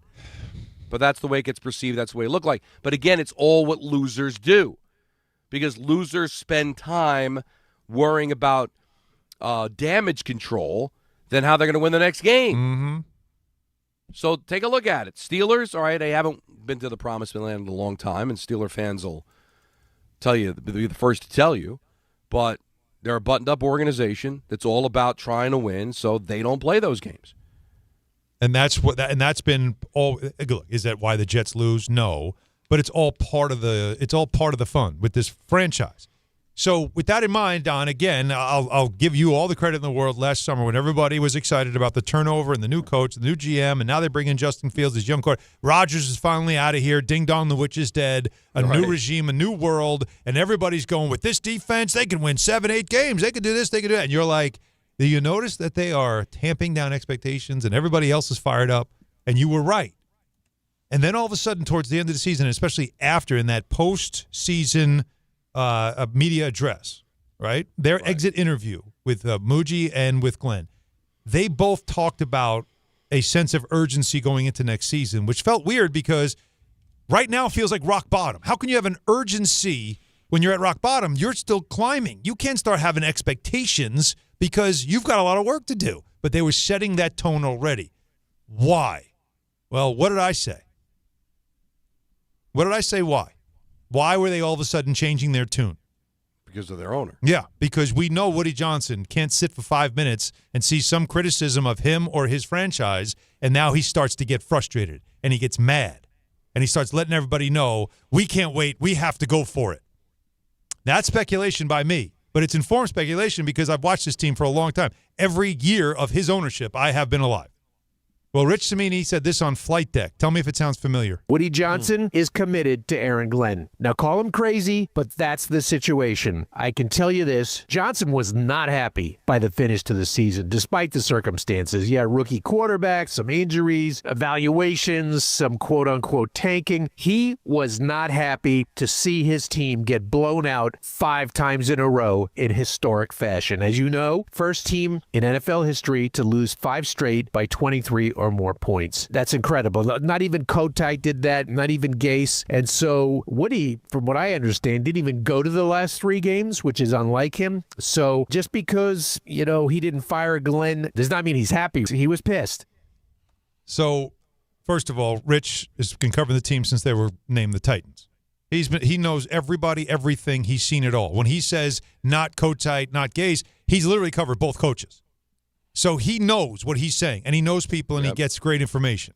And what I want to point out to people is, from my own experience, when the owner wants everybody to know that I'm not happy, I'm keeping this coach, but I'm not happy. I'm so mad. I didn't even go to the games. That's how mad I was. Like, it doesn't have to be about you. That stuff doesn't need to be out there. It's not important. So whether it's Woody saying it to someone to make sure that someone then tells reporters, that doesn't make sense. I'm keeping him, but just know I'm not happy. Like, does anybody in their right mind think anybody'd be happy with a season like this? But this is the problem. You keep making it about you. So while Rich is the messenger, and it's very good information because it just keeps reminding us that the owner still makes it about him, it frustrates the hell out of me that he just can't go quiet. We all know the season sucked. Nobody wanted to watch those games. I didn't either. But for you to say things like this, he's not happy. Of course you're not happy. That stuff to me is, I feel like it's just extra. And it's what he is. It's so on brand for him. And that's why I'm worried. While I'm impressed with Darren Muji, I'm worried about a panic move. With all this draft capital they have and all this stuff, I'm worried about that panic gamble move.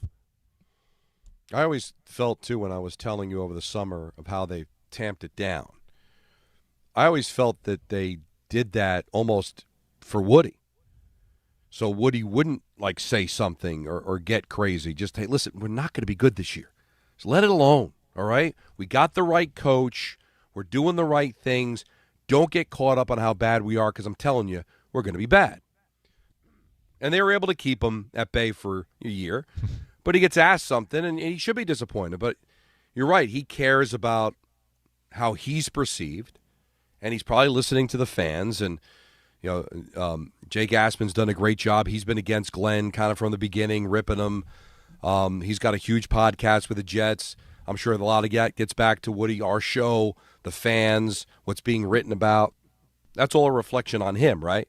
He knows how disappointed the fans are, so give the fans what they want. Hey, you think you're upset? I'm red hot. And he should be. What, did they lose by more than 23 points in all 5 games? Matter of fact, if I thought he was smart enough, maybe he was deflecting away from the fact that they were tanking. And if he shows how upset he was, that nobody will investigate the fact that maybe they didn't care about those last 5 games. You think he's that smart? But how do you really feel, or is it just all PR? Hey, I'm really upset. Now he's on notice. And now you've built up, you've let the fans know, hey, I'm hearing you. Yeah, of course Aaron Glenn's on notice. And then did you notice what happened at the press conference? What? There was a little bit of, hey, we could turn this around right away. We could be competitive next year. So now all of a sudden the expectations change a little bit. It was 1 year of nothing. Now competitive and respectable, right? Those were the words. You've got the owner saying he's red hot. You've got the general manager saying, hey, we could be respectable as early as next year, not having any idea who his quarterback is going to be. So worried now. So, yeah, it was for 1 year, and now you're going to start to see it ratchet up because at the end of the day, it's a business. You've got to sell something. They didn't sell anything last year because there was nothing to sell. And what did you see? The only time the building was full was when they played teams that were attractive, like when the Cowboys came to town, when the Patriots came to town, right? Otherwise, nobody was there. It was a bunch of those different shades of gray seats that they have at MetLife Stadium. Well, Woody was able to live for it for 1 year. He's not going to do it again. So now you're going to have to build it up. You're going to have to hype it just a little bit. Because at the end of the day, for Woody, it's a business. Peter, it's all PR. Peter, wouldn't it have been better if instead, like if anybody was asking, well, how's Woody? How is he feeling about this? Just to put out, he understands the process. You know? He understands it.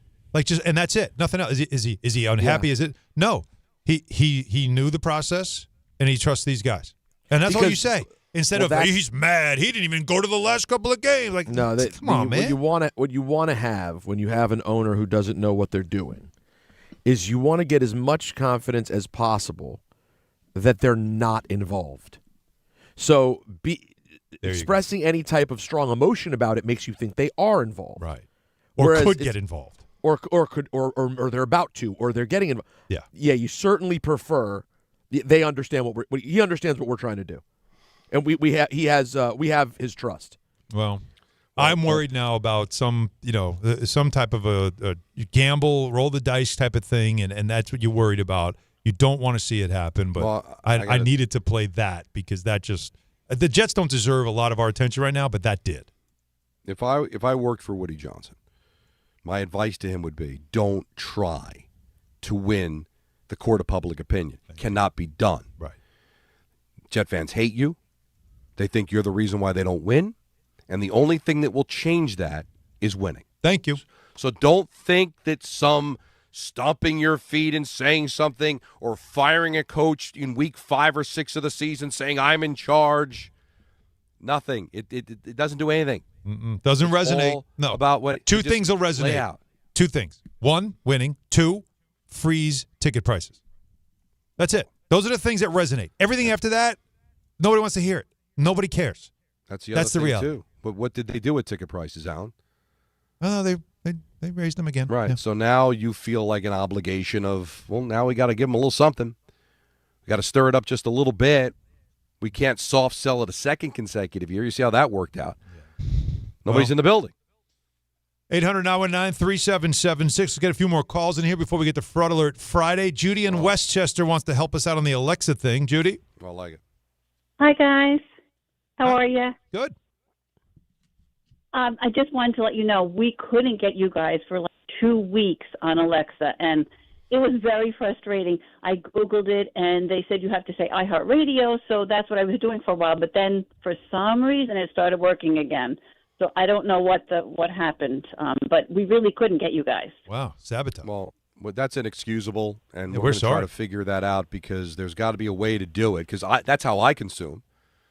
wake the kids up. We sit down. We have breakfast. I ask Alexa to play the show, and that's how I listen to the morning show and stuff. So we need to figure out what needs to be said and clear that up. So if you ever have any issues, please let us know, because we don't want people going without, because that is definitely a way to consume us. I know. And that's what I do in the morning, too. Then in the afternoon, I watch you guys on YouTube. But it was like crazy. I couldn't get Bart and Carlin. I couldn't get anybody. And I was like, this is not good. Well, Bart and Carlin's one thing, but, Don, Hahn, and Rosenberg, please. That's the thing. Wow. That's the thing. Judy, thank you. And, again, keep us up on this. Make sure. Thanks so much. That was great. See, I don't like to hear that. No. Stuff should work around here. Because sometimes that happens. I will say this. Give it a second or third try, because sometimes, for whatever reason, I don't know whether it's the Alexa or whatever, I'm not that tuned to the technology, that sometimes it might take a couple of times. That happens with everything. Whenever I ask for something, sometimes you get silence. And the other thing that drives me crazy, and it will lead me to eventually breaking something. Just something. All right, that's good. Because then I start arguing with Alexa. I'll say, Alexa, off. Argue. And then she won't shut it off. Alexa, off. And then it gets louder. And then I'll say, Alexa, I will unplug you. Alexa, off. We need this on camera. And then Don just exploding, like just turning red, fighting with Alexa. We need that. So then I yank it out of the wall as if like some punishment, right? See. Then forget to plug it in, Fix and then that. later on, Alexa, like I realized it's not plugged in. So I felt bad, and I'm like, I'm a mental patient, I need help. Until the other day, I see Nancy in a full confrontation with Alexa, and I'm like, okay, this is now officially a confrontation. Same thing. Alexa, off. Alexa, off. I will unplug you. We dragged the Alexa out there, and not a person named Alexa, the actual instrument that we use. We need this on camera. This reminds me of some of my favorite content right now, which is there are some content people on social media who make videos of them arguing with the AI. Like they'll film themselves. This one guy, he'll film himself, right? He'll hold the camera up in front of him, and then he'll start slapping himself in the face. And he's like, I'm being attacked. And the AI can see it. And he'll be like, the AI's like, oh, it seems like you're just having fun and playing around. He's like, I'm not playing around. It's hurting me. And he gets it to watch. It is, guys, we are literally, the moment of us and robots is so close to us. Yes. Don, in some ways, I feel like it should excite you because like you're a sci-fi guy to some extent. I feel like it taps into like your old Planet of the Apes interest. We are moments away from. It's going to be like, you know what you said, there were tumbleweeds in the office earlier, Alan? Soon it'll be on Fridays, it's just us and the robots. You know what I mean? Yeah, the robots will be walking around. Wasn't that the premise Maybe of they'd wave. iRobot? That'd be nice. iRobot, yes. Yes. But now it's like, it's pretty close to here. It's scary. It definitely feels like it. Do we want a hockey story to cleanse the palate? Why not? All right, Joe in New Haven said he slid into Don's DMs recently. Hello. Hey, guys, how are you? Hey, Joe. This was probably a year ago, and my wife and daughter were off for the day. They were out, not coming back, and all I had to do was cut the lawn and do my thing, and I had a lot of dad time. So I go behind my garage, a la kind of like Don at Clipsies, and I fire up the Bouvange, and you guys started talking some hockey about Tage Thompson, another UConn player that were playing in the league. And for whatever reason, I don't know why, I decided to slide in Don's DMs on Instagram, which is random. Don's not really a social media guy. Definitely an embarrassing moment in my life. Don didn't respond, which kind of hurt my feelings. Oh, Don. Don't be embarrassed. He has no access to his Instagram. I 3 or 4 years ago, maybe even more, my Instagram got hacked and I tapped out. Of course it did. So I have What's not the done story, anything. Joe? Well, what's the story, Joe? You make me feel better about it, Don. I will tell you, like a month after the fact, my wife and I make it a point to try and make a Ranger game every year in person. And we were there, and I went up top to check out the seats on the bridge just to see what the vantage point was. And we saw you up there. You were doing the radio call, I think, prepping for the game. And I said to my wife, I said, I got to go apologize to Don. And she says, you're a maniac. He's going to think you're a psychopath. And I'm not getting back on the train and going home. We're not getting kicked out of here tonight. So you're sitting back in the seat. We went back downstairs, and that was the end of it. But funny story, you harbor some of that self-embarrassment, I guess. I thought it was a funny story, but Don never knew about it, so I guess it doesn't matter. No, and listen, Twitter is probably the way to reach me. I don't know if you're on Twitter, but if you were to DM me on Twitter, I wonder how many DMs I have sitting there on Instagram. I should just take it down, right? I don't even do anything with it. You'd have to gain access back to it. But I have to gain access. Again, I got hacked, and I was just like, I was out. I wasn't really in to begin with. Peter was trying to convince me to do it. Mm-hmm. But people are funny. Yeah, I'm not big on it either, and that was one of the weird things about it. I don't know where I got that idea, and 3-4 hours later when I came down, it was, oh man, what did I do? I need to know this. What did you say to him now? No, you guys were talking about Tage Thompson and another kid that was out of UConn that started playing for the Islanders. For whatever reason, his name's escaping me. Okay. And you guys were just talking about it, and I just hit Don real quick with both UConn products. Their program's been real big recently. Oh, all right. So nothing. It wasn't anything salacious that you said to him that you embarrassed yourself. No, nothing. Oh, okay. I No, thought you were nothing ripping fair. into me or something like No, that. I was hoping it was something a little bit deeper, No, it's Joe. all cool, man. And if you want to reach me on Thank you, Twitter, Joe. you can do that at Don LaGreca, and you can DM me. I had a guy come up to me during one of the Devil games a while ago, and it's totally serious. He goes, Don, I want to apologize to you. I'm like, Okay. oh, what happened? When I heard you were hired, I hated you. I don't need some Ranger announcer coming here being the Devil fan.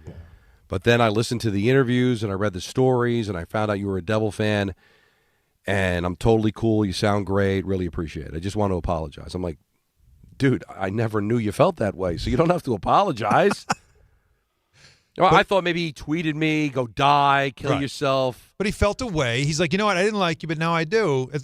But he never reached out to me. Rick so used to get that all the time. When Rick and I first started on the air, a lot of Ranger fans would call in and say, I used to hate your guts, but now after hearing you on the air, and all that, like I love you now. And it's like he loved that. So just take it as a compliment. No, I take it as a compliment, but I'm like, dude, I never knew. I thought maybe you reached out with your displeasure. Yeah, no, he felt guilty because he likes you now, and he's like, I feel terrible that I used to hate him. So there's that. He's a bit of a fraud, and you know what we have coming up next? Oh, yeah. Fraud Alert Friday. Stay with us. Hahn Rosenberg, ESPN New York.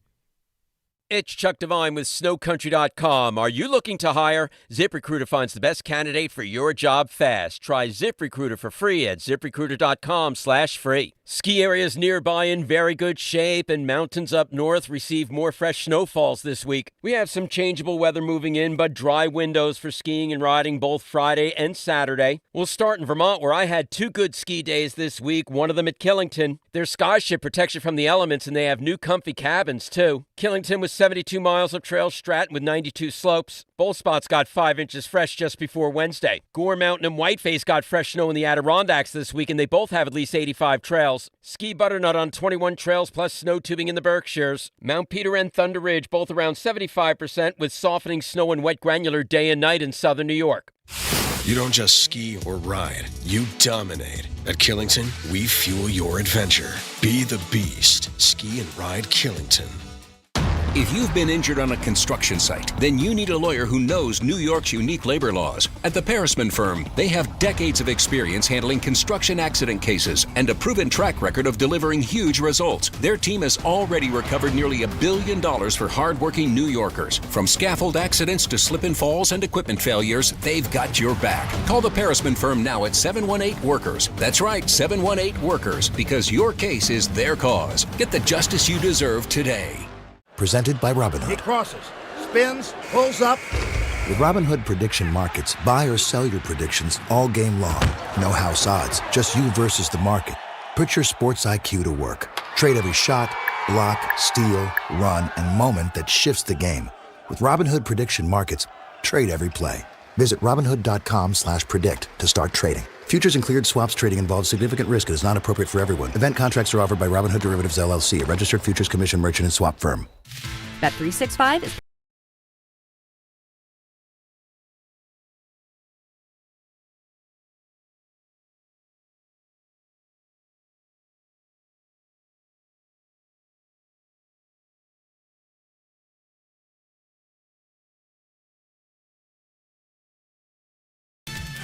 Gambling problem? Call 1-800-GAMBLER. 21 plus only. Must be physically located in New Jersey. T&Cs apply.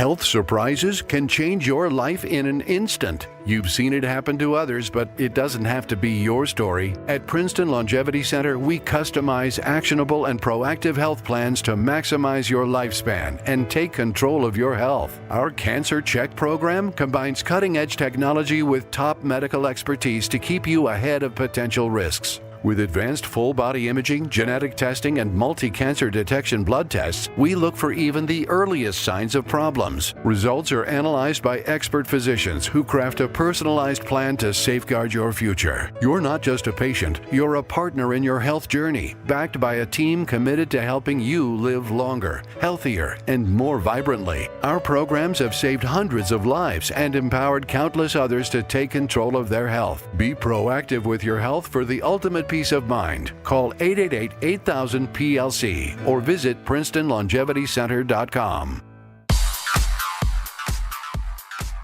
Now let's take a look at the traffic with Brandy Scott. Thanks so much, guys. Not so great on the BQE westbound, trying to leave Queens and head into Brooklyn. Broken down car in the right lane right before the Kosciuszko Bridge. You stay packed on the westbound side, heading over to the Brooklyn Bridge and Atlantic Avenue. Hutch Drawbridge is up. Traffic is stopped on both sides in the Bronx. Heaviest ride to the outbound George Cross Bronx westbound, bumper to bumper from White Plains Road on through. Inbound George just picked up the roadwork on the upper deck, about a 5 to 10 minute ride. Outbound Lincoln, your best bet at 10 to 15. Outbound Helena, run you 20 to 30. New crash in Jersey 208 northbound, left lane out by Goffel Road in Hawthorne. Delays are starting to back up to Route 4 in Paramus. This report is sponsored by Mothers Against Drunk Driving. For victims of drunk and drug driving, your grief is unique, but you're not alone. You always have a place at MAD. Visit MAD.org. I'm Brandy Scott on 880 ESPN New York. Rich Eisen here. LinkedIn Jobs is stepping things up with their new AI assistant so you can feel confident you're finding top talent. Get this. Employees hired through LinkedIn are 30% more likely to stick around for at least a year compared to those hired through the leading competitor. Hire right the first time. Post your job for free at linkedin.com/Eisen, then promote it to use LinkedIn Jobs' new AI assistant, making it easier and faster to find top candidates. That's linkedin.com/Eisen to post your job for free. Terms and conditions apply. And promote it to use LinkedIn Jobs' new AI assistant, making it easier and faster to find top candidates. That's linkedin.com/Eisen to post your job for free. Terms and conditions apply.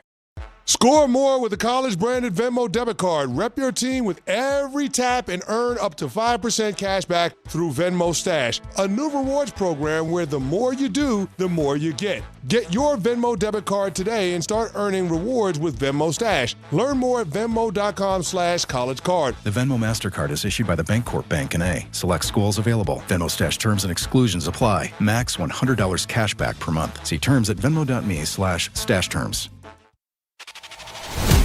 Did you or someone you know participate in fraudulent fan behavior? I'm a fraud with a capital F. Is your friend a fraud? I have been a complete and utter fraud. Are you a fraud? What is fraud? Let's ask Don McGregor. Screw! Go scratch yourself! Brought to you by D'Agostino Law.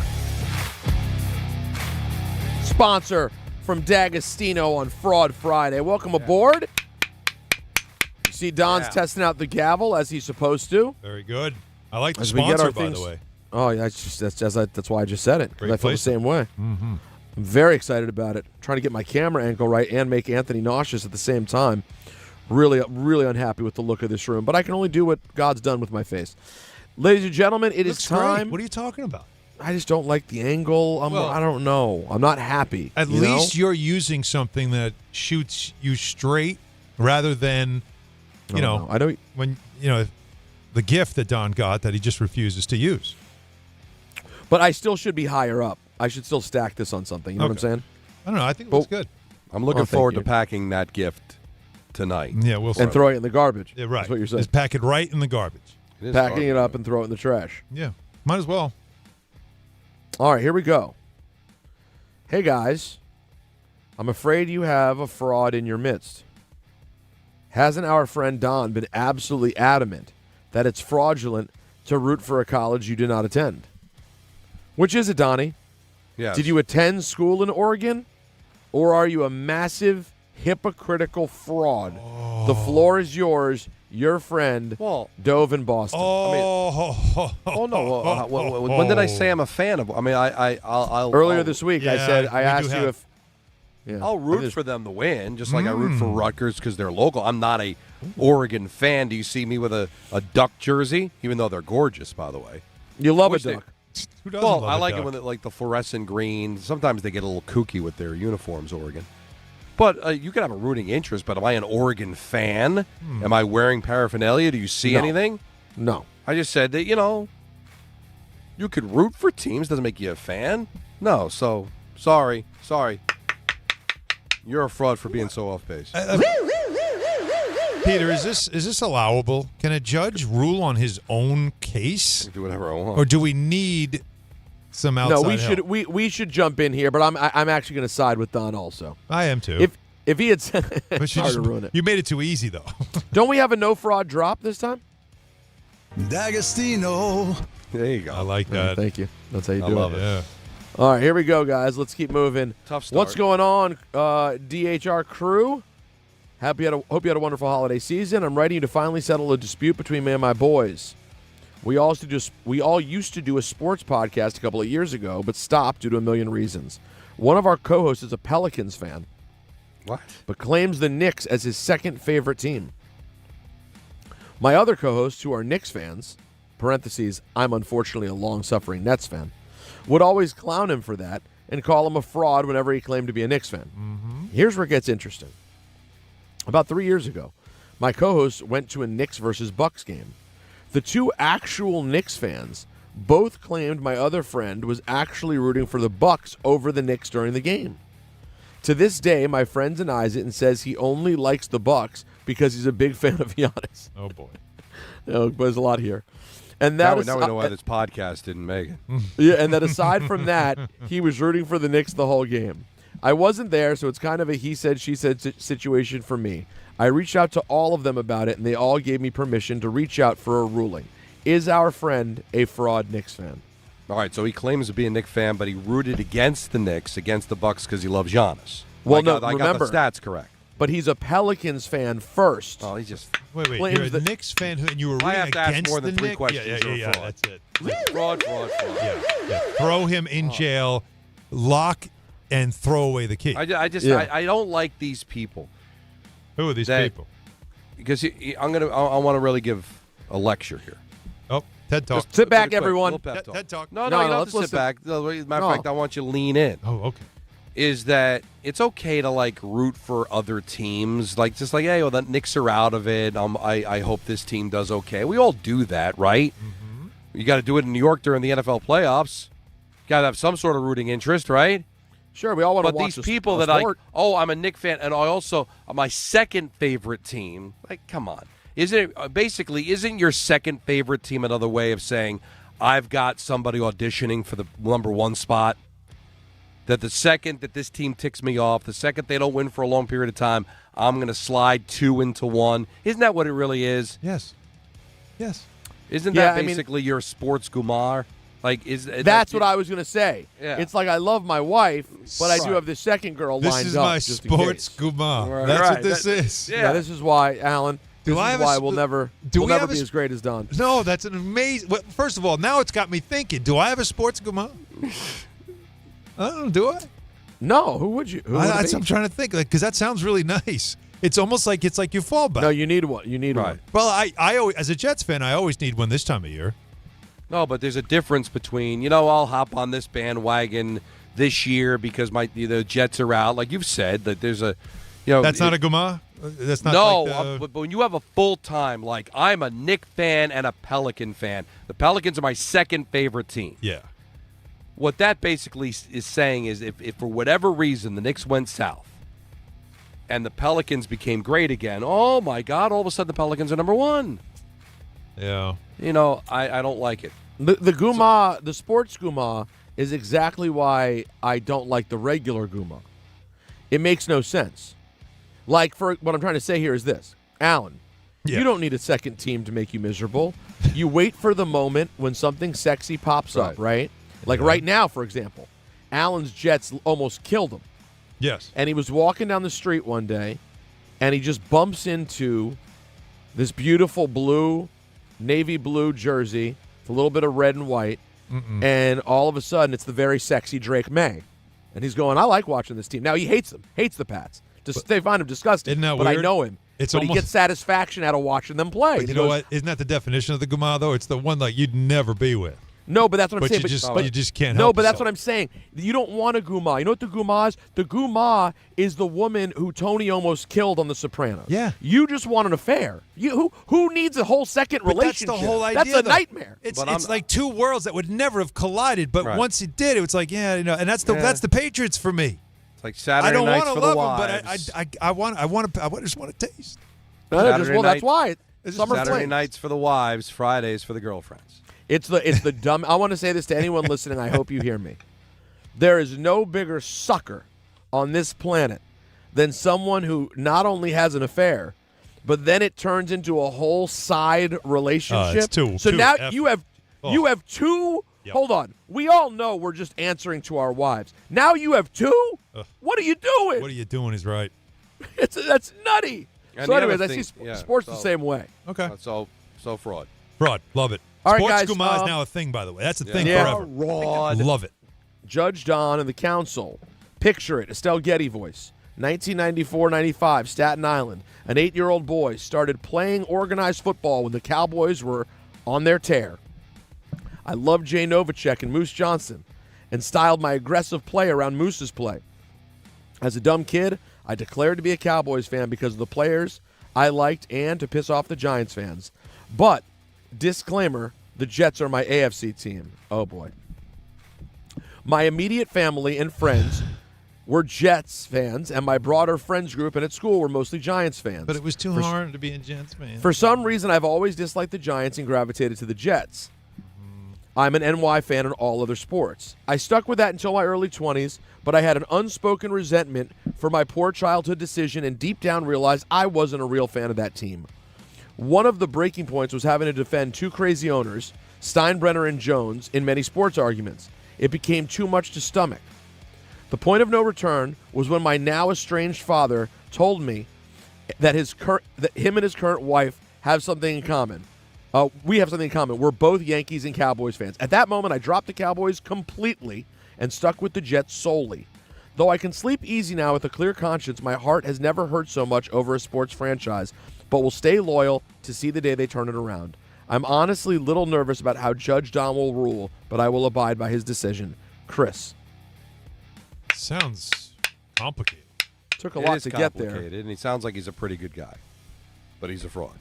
Oh, my God. No. Again, back to the previous conversation. Oh, my AFC team, the Jets. And now what ended up happening, all right? Now the wife got a little problem. Maybe she cheated on you. Maybe not the greatest of people. So what do? You slide over to the girlfriend and now make the girlfriend the wife. Mm-hmm. Fraudulent. All right? You made your decision. You live with it. Till death do you part. That's the whole idea of fraud, right? You're a Cowboy fan. You chose to be a Cowboy fan. You got to live with all of the garbage around the Cowboys. Not slide into the Jets DMs because of the fact that the Cowboys wronged you. That's not the way you're supposed to be a fan. Out. Easy. All right, here we go. Last that's one. easy. To be short and sweet, unlike others. Yes. That's what he said, and he's right. Don always hates a national broadcast because they talk to us like we've never seen the game. Yet, on last Friday night's Call of the Devils, Don said, if you're new to the game, about an offsides challenge on a Devils goal that was overturned. Is Don a fraud? No. Well, of course not, because how is that feeding you information about the team that I know you already know, or, hey, letting people that might be watching their first game learn the sport? That's how I learned the sport. How do you think I figured out what a safety was or what icing was or what offside was? You watch the game and you get it explained to you. Not everybody's a diehard fan. So I just tried it. I forget what did he say? Did he give the example of what it was? He said it was about an offsides challenge on a Devils That's relatively new, right, Alan? It's over the last 5-6 years. Yeah. That I'm you just could letting challenge people know offsides. that you could challenge offside, Peter, but if you're wrong, you get a penalty. That's a big deal. So I was just letting the audience know, and I figured instead of talking down to the people that know, I just said, if you're new to the game, just to let you know that if the Devils are wrong on this challenge, the other team's going to get a power play. D'Agostino. Is that dumbing it down for the local audience, or is that just me being kind to people that might be watching the game for the first time? I don't think there's anything wrong with that, because I think even the casual viewer might need to be reminded of this. Well, not only that's that, the problem with hockey- diehard fans is they feel like everybody should know that, and it's like, no, Hockey- you are a diehard fan. Not everybody is. And hockey has, let's be honest, it's very fast and has a lot of rules. A lot of rules. And let's say you have a boyfriend or girlfriend who watches with you, but really doesn't know the sport well. You kind of need, Don, not only do you need to hear it once, you need to keep hearing it. There's a lot in hockey. Hey, that's how you learn. Now, as far as the national analogy, if he wanted to call me a fraud, if I had said during the Devil broadcast that, in case you weren't aware, the Devils were very interested in Quinn Hughes, but they couldn't get a deal done and he went to Minnesota, be like, duh, we've been following that forever. We're Devil fans. We're watching the Devil broadcast. If I'm doing the game on ESPN Plus, I might say that because maybe you're watching the game and weren't that in tune with what was happening with the Devils. That's the problem I have when a national broadcast talks down to the local team. But giving information on a game that people might be – and listen, Alan, to your point, maybe I insult people if I just say, hey, the rule is if they get it wrong, it's a power play for the other team. I let them know. I know everybody knows that, but just in case you're new to the game and didn't know – and there might have been somebody, especially people that might be watching the Devils because they just were a fan of me or hopped on the game, whatever. Hey, there's a lot of people that just watch the game and they don't know hockey as well as everybody else does. How do you think you learn? Exactly. Guys, that is Fraud Alert Friday, Okay. brought to you by D'Agostino Law. 35 years of getting accident victims and Social Security disability clients every dollar they deserve. Offices in New York and New Jersey. 1-800-BITE-BACK. 1-800-248-3222. D'Agostino Law. Bite back. D'Agostino. Don called to the carpet twice today in Fraud Alert Friday. Do you have a fraud to call out? 800-919-3776 or anything else that we've had on the table to discuss in the 5 o'clock hour? We'll finally get into it. The weekend, the Wildcard Weekend. That's the one where you just sit down and watch football all weekend. And we have every single game. We're picking every single game, and we're putting a point system on all 6 That's right. Pick them all, baby. Pick them all. That's coming up. So we'll break down the games first, discuss everything that we like and don't like about these matchups, and then later in the 5 o'clock hour, we'll make the picks. You can join us in those too. What do you like? What do you don't like? What are you most looking forward to and all that? Stay with us. Hahn Rosenberg, ESPN New York. At City Harvest, we're on the road every day rescuing millions of pounds of nutritious food for New Yorkers in need, transforming surplus food into sustenance, sustainability, and smiles. That's how we feed good. Donate at cityharvest.org. 1 in every 6 men is likely to be diagnosed with prostate cancer in his lifetime. That's why New York Presbyterian wants to remind men over 50 to book a prostate cancer screening. A simple blood test is all it takes. It could save your life. Screenings are available across New York City and Westchester at locations near you. Schedule your annual prostate cancer screening today at nyp.org/cancer screening. Stay amazing. New York Presbyterian.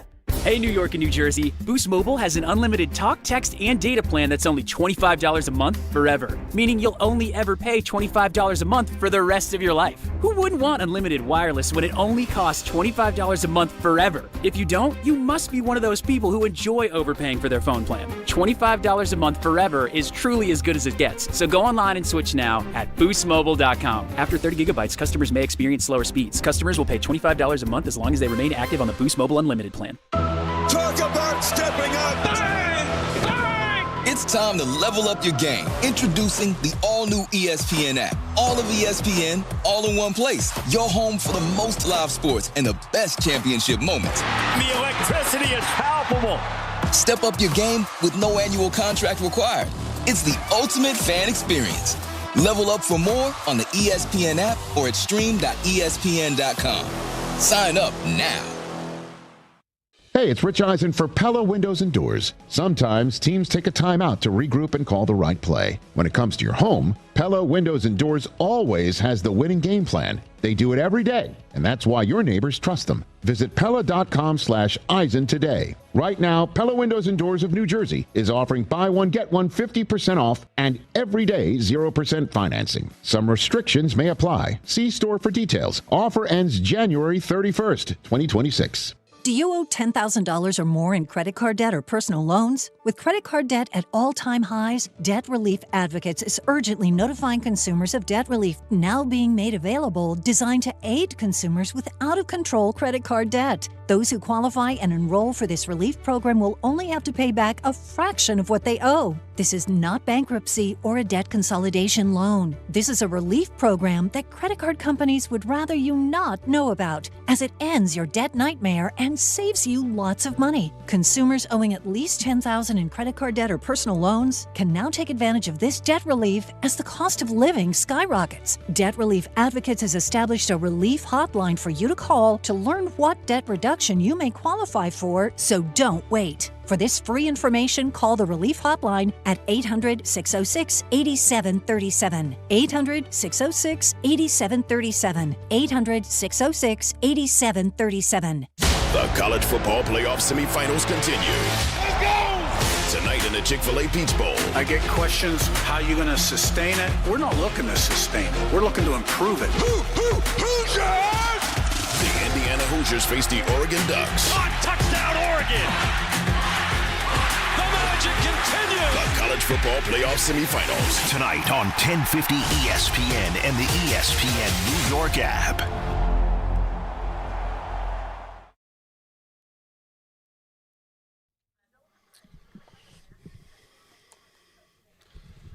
You're definitely in the mood today, Jake. This is a great song, though. Oh, man. This is the hit without Lionel. Yes. Also a fabulous movie. Night Shift. Yeah. Michael Keaton. Was a friend of mine. Henry Winkler. Yep. And this is such a great song, man. Who is that? That's my fiance. Oh, nice frame. I didn't even want to interrupt this song, but I have to because I have to give you a game time, boys. Brought to you by Tullamore Dew Irish Whiskey, because when it's game time, it's Tully time. Oh, that's vicious. The Knicks visit the Suns in Phoenix tonight. We have coverage following Dan Grassa on 880 at 8:30. The Nets host the Clippers at 7:30. That's playing a lot better lately, by the way. Coverage of the Peach Bowl. That is, of course, a great quarterback matchup that if you're a Jets fan, you're going to want to watch, even though I probably don't see you're going to get either one of them. But the Peach Bowl you can hear on 1050, and that starts at 7. Tullamore Dew, the original triple distilled, triple blended, and triple cask matured Irish whiskey. Be sure to grab a Tullamore Dew or try the new Tullamore Dew Honey during today's action. Glasses up to enjoying Tullamore Dew responsibly. Manny in Flushing. Manny. What's up, guys? How y'all doing? What's up, man? Good. Alan, I want to ask you this from a maybe a perspective, because I read reports that John Morant now is involved. Now that Grizzlies are open for a trade, which team do you think will fit his skill set? Chicago. Okay. I could see the Bulls. I know that's a notoriously cheap organization, but they're kind of wallowing in mediocrity where they have good runs and then they've got to figure it out. They got to get somewhere. They haven't paid Kobe White, so he's easy to move, and they've been trying to move Vucevic forever. But they've got a couple of good young players, and he's got to get out of Memphis. And so I could see Chicago. That would be one team that I would think should be interested in him. Okay, he does seem fine. Yeah, where? Because I really want Minnesota. Minnesota. How does he fit with Anthony Edwards, though? He don't guard worth a damn, and he needs the ball, and so does Ant. Ant's really like the engine of that offense, right? So I don't know how that makes sense. I think I do think Minnesota is going to look to be active at the trade deadline, which, by the way, guys, is less than a month. NBA trade deadline is less than a month. And it always is, at that crazy time of year where there's always that one trade. Now, Trae Young was already dealt. Did you see this, too? That the team isn't saying it, but everybody knows because it's being whispered from the team that they're probably not going to play Trae that much. Like, you're not going to see him in a Wizard uniform that much. He has like a quad contusion or something like that. And they're going to let him heal as best he can, which means we don't want him to play. Now, you know why? The Knicks have their pick, but it's top 8 protected. Right, yeah. And so you remember Dallas a couple of years ago, the Knicks it was a top 10 protected, and the Knicks were, after the lottery, it was outside. So like the Knicks would have had a chance to get that pick. So the last couple of games, Dallas sat everyone, and they tanked to make sure they stayed within 10, and then they get the pick that turns into Derek Lively. But the league fined them for tanking, and it was $750,000. Do you think that they even blinked at that? No. So you're going to watch Washington and see what they do, and I'm sure that Washington doesn't care as long as they get as long as they're in the top 8, they don't lose their pick. So it's twice the Knicks could have had picks, and they're going to get screwed. Teams aren't trying to win. And I'm like $750,000 for an organization. Now, that's a lot of money for you and me, of course. But for an organization, they wouldn't. They'd still do it. The idea is to get a punishment that would stop teams from doing that, like making them forfeit the pick. How about that? Yeah. Well, just think. You just traded for a guy who was a all-star, right? He has been an all-star multiple times. You just traded for him, and you're just, he's got this thigh contusion, so we're going to let him get right. Right. Well, at some point, if you're the league, you're like, he's got to play. He's got to play. Otherwise, we're going to start calling it out because it's a bad look. Now, again, if the Knicks didn't have this pick, would I have this same vim and vigor? Maybe not. But it's still something, though, that the league keeps trying to stop, and they're never going to stop it, which is why the next thing is, why would you ever have protected lottery picks? That has to go. You're trading a pick, you're trading a pick. It can't be protected. You can't put protections on it because then this stuff starts to happen. Then it doesn't even become a real thing. They're so protected that, all right, I traded, but, you and I both know you're never getting this pick because we're just going to make sure that we're going to lose enough to keep it. So that's something to watch in the NBA, that they'll get rid of protections on these picks because it ends up being stupid. That's why I like these valuable picks everybody has. They have so much protections on them. Are they really that valuable? So that's a story to watch there. Yeah. But if it's protected, it's lottery protected. What is it? Well, it's for the top 14. I'm just saying that if I make a pick for a first-round pick, and you're like, and then you find out you don't get that protected, pick. and what's the matter? So then it moves. It moves forward 2 years, and then if you still don't get it in 2 years, it turns into second rounds. 2 second-rounders, which is like, what? I don't want those. I remember as a Devil fan, the year of the Lindros draft. Yep. The Toronto Maple Leafs. This will blow your mind. Peter may not remember the name. The Toronto Maple Leafs traded a first round pick to the Devils in the Eric Lindros draft when the Leafs were bad for Tommy Curvers. I remember Tom Curvers. Good player. Yes, very good player. First round Tom pick Curvers. On the year of Lindros. Oh, boy. So what happens? They end up, and I remember rooting against hoping maybe this will turn out to be the first round pick. They get Eric Lindros. Yeah, didn't turn out to be that way. Ended up being second pick, which ended up becoming the third pick because that's when San Jose came into the league. Oh, they couldn't give San Jose the first pick, of course, because then that would be Eric Lindros. So they gave him the second pick. Devils got Scott Niedermayer, so don't cry. Well, that's not nothing. Yeah. But imagine that. But we'll trade him a first round pick, and then but it's lottery protected. So if it ends up being in the top 4, then it'll be that changes everything. Yeah. Again, that'd be an easy fix, right? And just no more lottery that's protection. What they have to do that soon because it's almost comical at this point. What's not comical is we've got playoff football. Can we do it now? Shall we? We are. In the 5 o'clock hour coming up, the wild card games, our favorites, what we like to see. What do you like to see? What are you looking forward to seeing? 800-919-3776. Hahn Rosenberg, ESPN, New York. It's Wildcard Weekend and The Wiz has you covered. Tune into The Fine Line Saturday at 8 a.m. where The Wiz talks about all 6 football games, including Green Bay at Chicago and Buffalo at Jacksonville. And The Wiz gives his Super Bowl prediction. It's a must-tune-in Saturday at 8 a.m. Plus, The Wiz talks college basketball, NBA, hockey, soccer, and more. Follow The Wiz on Instagram at Joe Wiz Sports. It's the best bet in town. The Fine Line with The Wiz Saturday at 8 a.m. Be ready to win. Now let's take a look at the traffic with Brandy Scott. Thanks so much, guys. We're going to start off in Jersey. Stay away from 1 and 9 in North Bergen, Tunnelly Avenue. Everything's shut down over by 495 in the Lincoln Tunnel. Down pole and wires on the roadway. Everybody being forced off onto Patterson Plank Road and Union Turnpike. Rough ride on the Turnpike Western Spur southbound. A crash in the center lane by 15X and Sea Caucus. Slow crawl there from Route 3. Inbound George looking pretty good for both the upper and lower decks.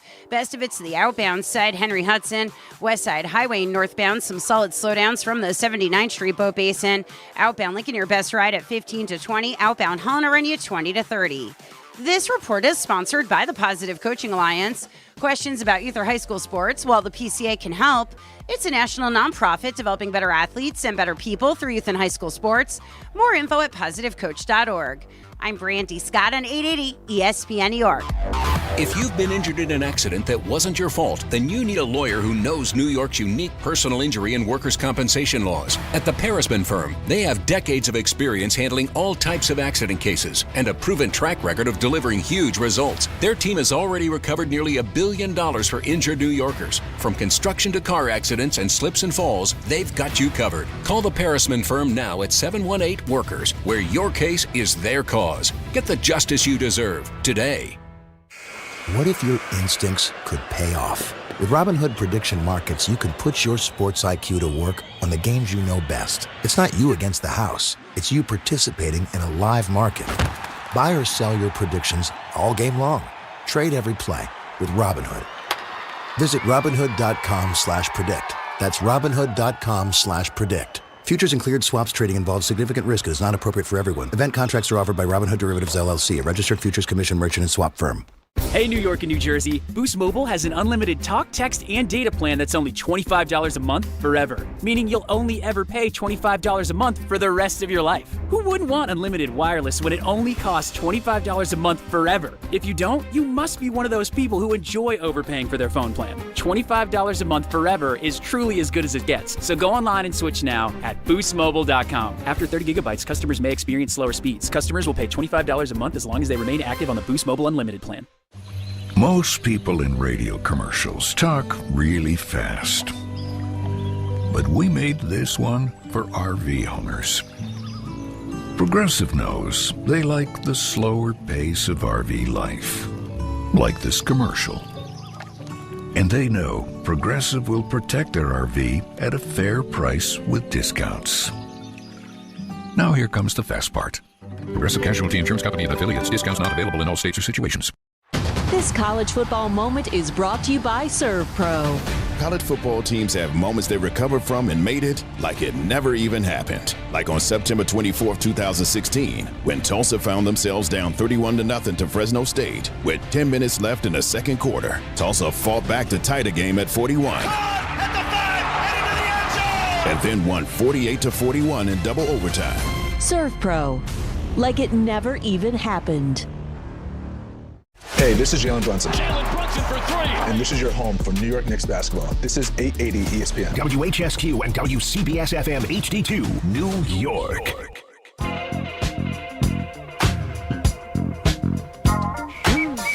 5:03 in the big city, the big 5 o'clock hour on a football Friday, one of the last remaining football Fridays, boys. I mean, we're right into it now. Right. Wildcard weekend beginning tomorrow.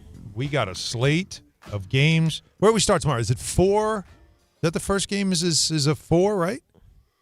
We have 2 tomorrow. No, don't we have an early, don't we? No, it's 3, 2, 1. 4:30. Yeah. 4:38, and then there's an early Sunday. Yeah, Sundays. Well, we got a 1. Yeah, 1 o'clock, 4:30, like it's supposed to be. Yeah, it's a typical Sunday. 2-3-1. But we have the 4:30, which is it's the one that Peter, you always like to sniff the mic and say that it smells like a Thursday. Yeah, but there's not really a pure Thursday this time around. No, but there's not a pure Thursday. Can I argue And 800-919-3776 for everybody who wants to join the conversation. Can I argue that as much as that feels like one of those just, bring the barf bag game, there's a weird interest in it, isn't there? Because it's such a big spread that you're almost like, I kind of want to see if Carolina can even just stay in it, right? Yeah. I think people are disrespecting Carolina. Yep. Because of their under for good 500. reason. Yeah, of course. They've earned it. That's how you do it. I remember that I believe it was the last time an under 500 team won their division, made the playoffs, was Seattle. Marshawn Lynch, I think it was 2010. And New Orleans came to Seattle, and the Seahawks beat them. Now, Seattle had a tremendous home field advantage, but Carolina's home. They beat the Rams already. And over the last 8 weeks, only 3 times in that 8-week span, that's 2 months of football, did the Rams beat a team by more than 10 points. And the 2 times they did it was against Arizona. Nice. The other time was against Tampa. Otherwise, they've been in close games, including losing to Atlanta when they needed that game on Monday Night Football a couple of weeks ago, remember? Because they wanted to get the 5 seed to get this gift of the winner of the NFC South. And they ended up losing to Atlanta.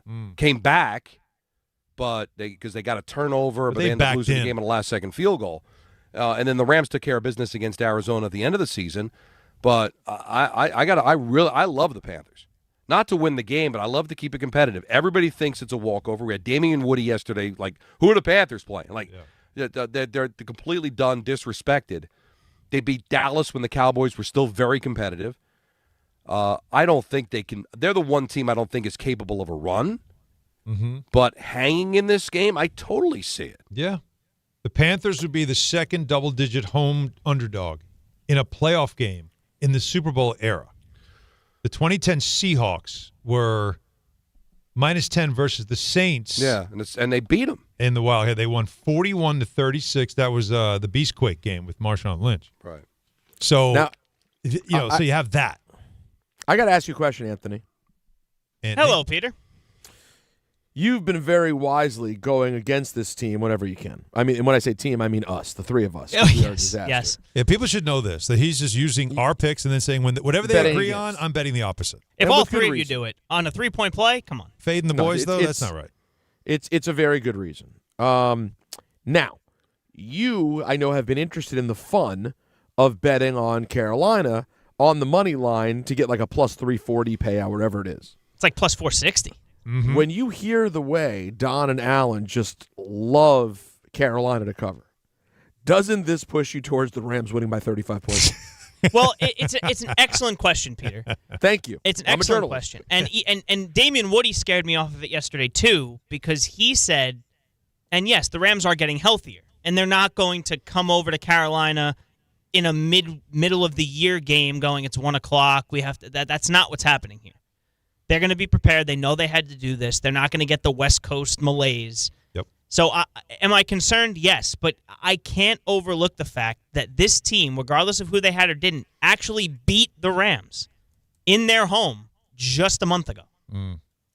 And if you want to sprinkle on the money line, just for the fun of it, if you're wrong, you had a 10-point dog that didn't win.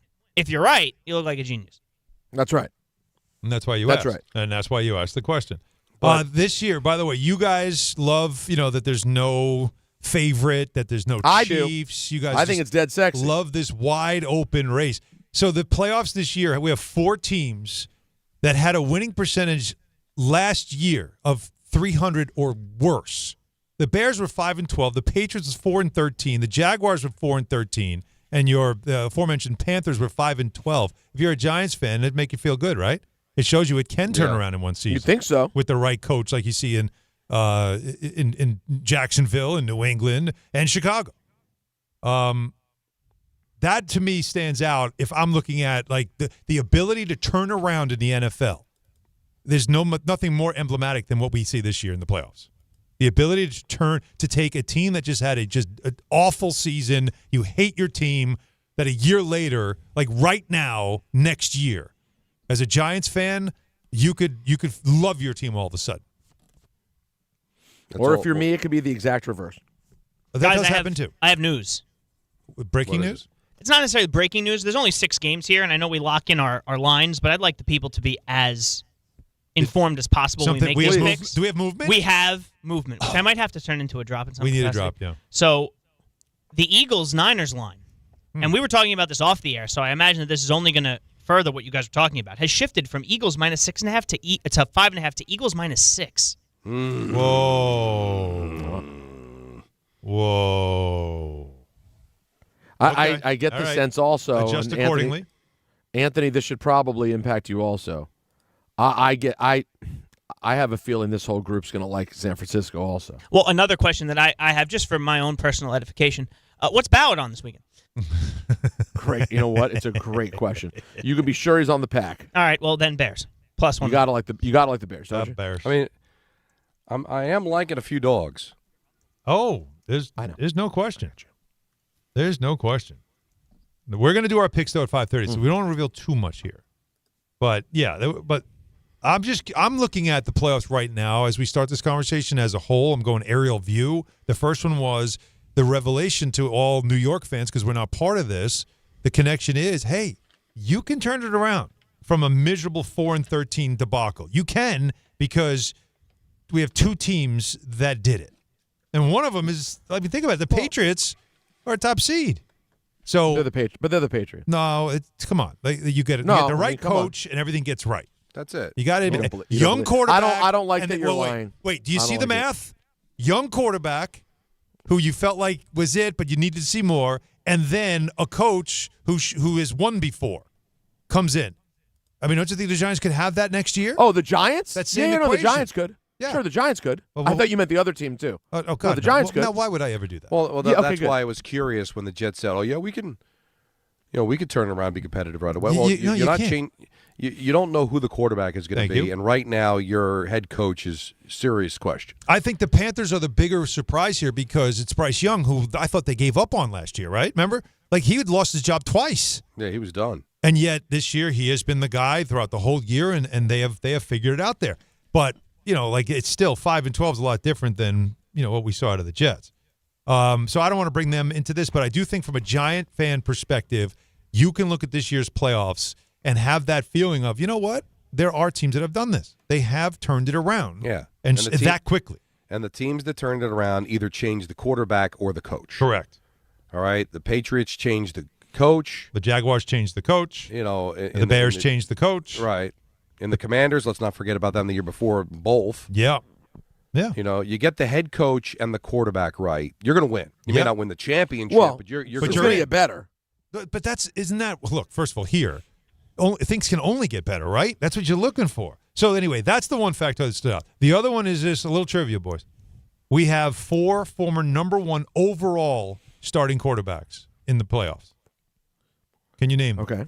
By the way, it's the most, and it's only happened 3 other times in the common draft era. Only 3 other times have we had 4 number 1 overall starting quarterbacks in the playoffs at the same time. Ed Hospodar. Stafford? Stafford is one. Okay. All right. Is no. No. I'm just thinking. There's another obvious one. Well, actually, there's 2 obvious ones. There's got to be a bunch. Richardson. Well, there's 4 number 1 overall picks at quarterback playing. Stafford is obviously one. Yes. Okay.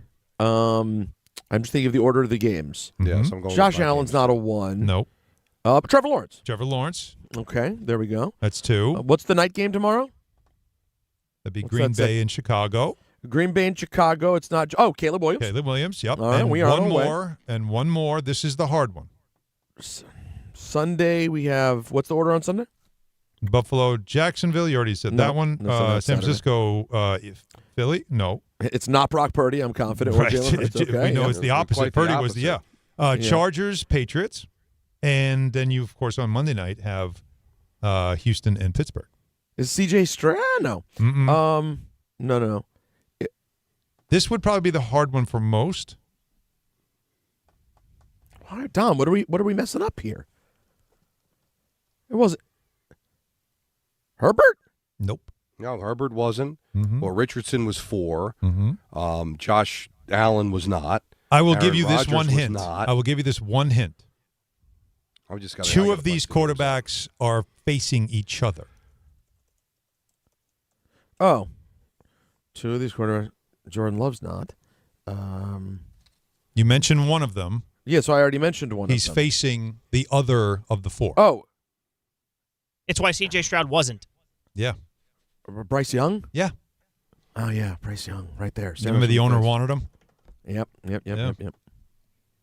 That's when you don't think. It's so funny. Even though it just happened, right. Even though it just happened, you don't think of him quite of that ilk. That's what I had Bryce Young, and for some reason I said Richardson. I feel bad. I'm going to admit this. I texted Anthony just now. Anthony, what did my last text you just say that I just sent you? Who is Richardson? I actually just who is Richardson? I don't know why. I don't know why I confused Indianapolis with Carolina. Sure. So I had it. I just for some reason the wrong number game. And a quarterback who's not playing. Well, he would be backing up if he was playing. I just vegged in this, for whatever reason. No, I understand. Guess what? Because there's two teams that no one cares about, respectfully. Yeah. And wasn't number one overall either. Yeah, so it all wasn't going well. Yeah, but that's it does still lend though to the fact that taking that quarterback high generally should work out for you, right? But I mean, 4, it's the most. 4.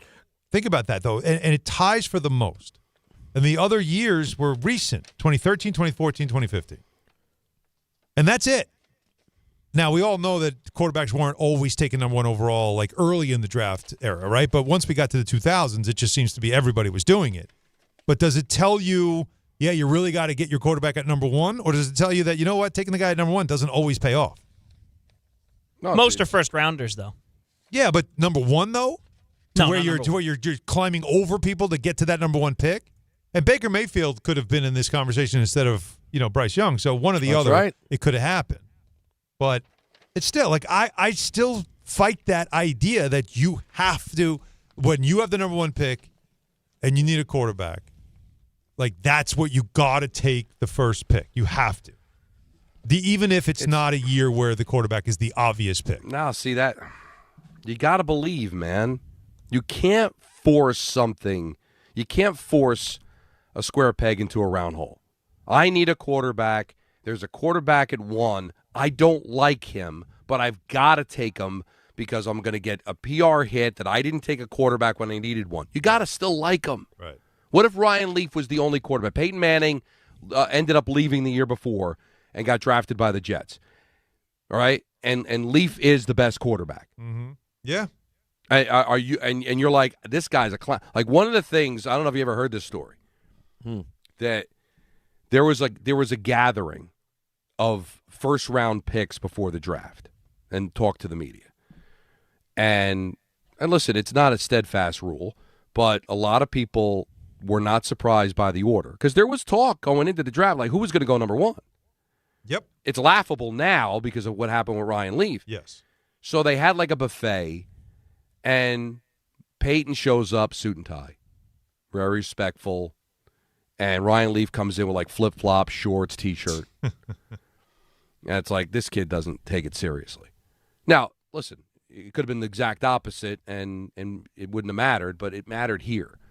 So if you had Ryan Leaf at the number 1 pick, and you thought this guy's a clown, but I need a quarterback, I don't think you could take that chance, Alan. I don't think you can. And you got to suffer and say, and everybody ripping you for not taking him, and then you sit back and laugh when he turns out to be nothing. Yeah. But you say you've got to take him? But that's what it has been, though, Don. And there's been more. Why do you think there's so many failures at the top spot? And then they force him into play. Like, again, that's the Zach Wilson thing is the most recent one, right? Where you just force him to play and he's not ready, but because you don't know what you're doing, you just think, well, he took him at number 2. That means you think he's good. You might as well start the clock now. Like, all those things. It was also like even as far as Dart this past year. Like you just feel like you got to force these guys in, and that's why if Muji has any stones, and he's got the 2 pick, and if Mendoza goes 1, and now you're left with a lot of guys that either have very little experience and only potential, or they're older players who have been and that 2 is too high for them. Do you have the stones to find another team that's just desperate for a quarterback, willing to do anything, and say, I'll trade out of this? Because what you're afraid of doing is passing on Dan Marino. That's what you're afraid of doing. You're afraid of passing on Aaron Rodgers. Because that has happened in history as well. You're afraid of that. Well, but that to me, are you in a position to draft somebody, whether it's Dante Moore, whether it's Ty Simpson, whether it's any of these guys that you know are not going to be ready right away? And do you have the infrastructure to bring in a quarterback who needs to be developed and have him develop into like where you look back and go, boy, that number 2 pick, that changed our whole franchise around. But instead, you get a bunch of picks and you just keep filling out your roster and you go with a veteran instead to get you there until you get to a position where you know for sure, no, this is my guy. I want that guy.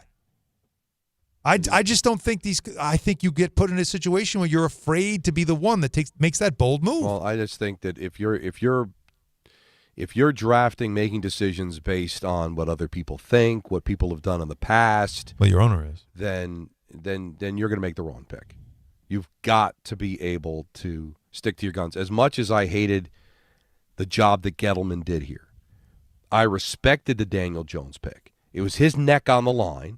He said, I like this kid, and he took him at 6. He ended up being wrong. Well, was he, though? He was a good quarterback, and the Colts now think he's the quarterback of the future for them. We'll see, but he's also been injury-prone, and that might end up being what derails him. Yeah. You're right. I mean, the jury's still out. But Gettleman doesn't have a job anymore. But I respected it because he said, this is the guy I think is going to do it. It's my job. It's my neck on the line. You know, the thing that's frustrating about the Jets is I don't know until the book comes out whether Joe Douglas really loved Zach Wilson or he was forced to pick him by the owner. Right. And I said it at the time, and Michael laughed at me and said I would never do it. And maybe I wouldn't. Maybe I would be gutless. But if I'm the general manager of an NFL team and my reputation on this pick is on the line and my owner tells me I have to take somebody I don't want to take, I resign. Because I'm going to lose my job anyway. I might as well have some class and dignity and walk away and then tell the world the reason I did it was because my yo-yo owner forced me. Rather than take it, own the pick, oh my goodness, be ridiculed, and then lose your job anyway. Wouldn't that be epic, though? But wouldn't you do that? Think about honestly, it. What Peter, would you do? Just what Don's saying, and like he's giving me a visual of lighting the match and flipping it over your shoulder as the Mercedes just goes on fire, and you just walk away like this guy is a moron, and he's telling me to draft. He doesn't trust me. I'm out of here. I'm not working for this. Could you imagine? Does that damage you or does it damage the franchise? Well, can it be both? It can be both. Well, I don't know. If you were a competent GM who at the time was doing a decent job up until this moment, and now it's like, well, we've got to – he's telling me to draft this – I'm telling him it's not ready, and he won't listen to me, which by then you would think if you were a competent GM, your owner knows to lay the hell out, right? You would think. But in that situation, Joe Douglas had been doing a pretty good job, wasn't he? Very good. And then at that point, he's told, we think, again, this is we're writing the fiction part. We're hoping we're going to see if this is, nonfiction. But right now, fiction is that Joe Douglas knew he had to take a quarterback at 2, didn't like any of the options in that draft. And as you look now, there weren't really good options in that draft after the number 1 pick. And you decide, and then the owner's just like, take this kid because of this relationship I have, which has been speculated. And Douglas is like, all right, this is what he wants me to do. Boy, I'd make sure. You talk about a leaky franchise. I'd make sure somebody knew about that. But here's the thing. It's his first job as general manager. Right. So his reputation could be sullied by this decision. Yeah, it kills you to have a bad honestly, quarterback. the only thing you lose, and again, this, I don't know. For all I know, Joe Douglas was on board. But if I'm the general manager and I Greg hate Knapp, the maybe pick, he was. I hate the pick. Don't want to do it. Mm-hmm. Wouldn't select him. My owner says you have to do it. The only thing I lose by resigning is my contract. Because that would be the violation. If I go out there and tell the world, if they fire me because I don't do it, I still get paid. Mm-hmm. But if I'm going to walk away from the contract, I'm not going to get paid anyway. I'll tell the world. The reason I resigned is because my owner wanted me to take this pick. Oh. Now, if Zach Wilson turns out to be the next Troy Aikman, well, then you look like a fool. And now you're out of a job and you'll never work again. Right. But you've got to stick with your convictions. because the worst case scenario ended up happening. You end up taking the quarterback you don't want, lose your job anyway. And I'm sorry, the last I checked, Joe Douglas has not been a general manager again in the NFL anyway. So why don't go out on your own terms? Would you want to really work for an organization anyway, Alan, that's making the picks for you? No, but you know it's such a small world that you're afraid that any other owner then would say, I can't hire this guy. This guy's volatile. Look what he did. He walked out on them. But at the end of the day, whether it's the book or the press conference, when you tell the world what truly happened, everybody's going to believe you. Once it's right, once it's proven right, though. That's tough. No. But now it's speculative. But the end of the day is you end up owning a pick that maybe you didn't want. I'm willing to screw up, Alan, on my terms, not on somebody else's terms. I don't want my reputation ruined because of something I was forced to do. That's why these general managers have to have conviction and trust themselves and trust their gut, trust their scouts, not what the fans want, not what PR is. They just got to make it. And so, Gettleman ended up being wrong, but I respected it. He shocked the world with the pick, but, hey, it was his pick, his job. Let him do what he wants to do. So, ultimately, that's where I disagree with you. I don't have to do anything other than honor what I think and who's on my board. I got to honor the board. I scouted them. They're up there. That quarterback is not one worthy. I'm not taking him, no matter how much I need him. I love it. So, we have our picks coming up. So let me just go run through these, and Anthony, correct me if things have updated. So these are what we're going to be picking. All 6 games, we're putting a point total on each one. So 1 point to 6 points on a game, right? Yes. But everything can change this weekend. Yeah. Other than that Eagles one, which I moved, which That's which 6. was moved from 5.5 to 6. Right, that's the 6. We've got the Rams at minus 10.5, Green Bay at minus 1.5, Buffalo at minus 1.5, New England at minus 3.5, Houston minus 3. The only change was that half point for the Eagles. Okay, so those are all of our picks. We're going to make them coming up. You can certainly join us with that, whether you agree or disagree or more. But these are our picks, and they are next. On Hahn Rosenberg, ESPN New York. Individuals and businesses with tax problems, listen carefully. Do you feel like you're losing control of your finances? If you owe over $10,000 in back taxes or have unfiled tax returns, we can help you take back control. The IRS is the largest and most aggressive collection agency in the world, and they can seize your bank accounts, garnish your paycheck, close your business, and file criminal charges. Take control of your tax problem now by calling the experts at U.S. Tax Shield and take advantage of the Fresh Start program and new laws that may allow us to negotiate a settlement for the lowest amount possible. Our team of tax attorneys and enrolled agents can stop collections and get you protected so you can take control of your financial future. U.S. Tax Shield offers a price protection guaranteed quote to get you protected today. U.S. Tax Shield is A+ rated with the Better Business Bureau, so call now. 800-687-5192. That's 800-687-5192. U.S. Tax Shield. 800-687-5192. Good Karma Brands is proud to be an equal opportunity employer, providing equal employment, development, and advancement opportunities to all teammates and applicants. To learn more about careers with us, please send an email to talentacquisition@goodkarmabrands.com. That's talentacquisition@goodkarmabrands.com. Listen up, football fans.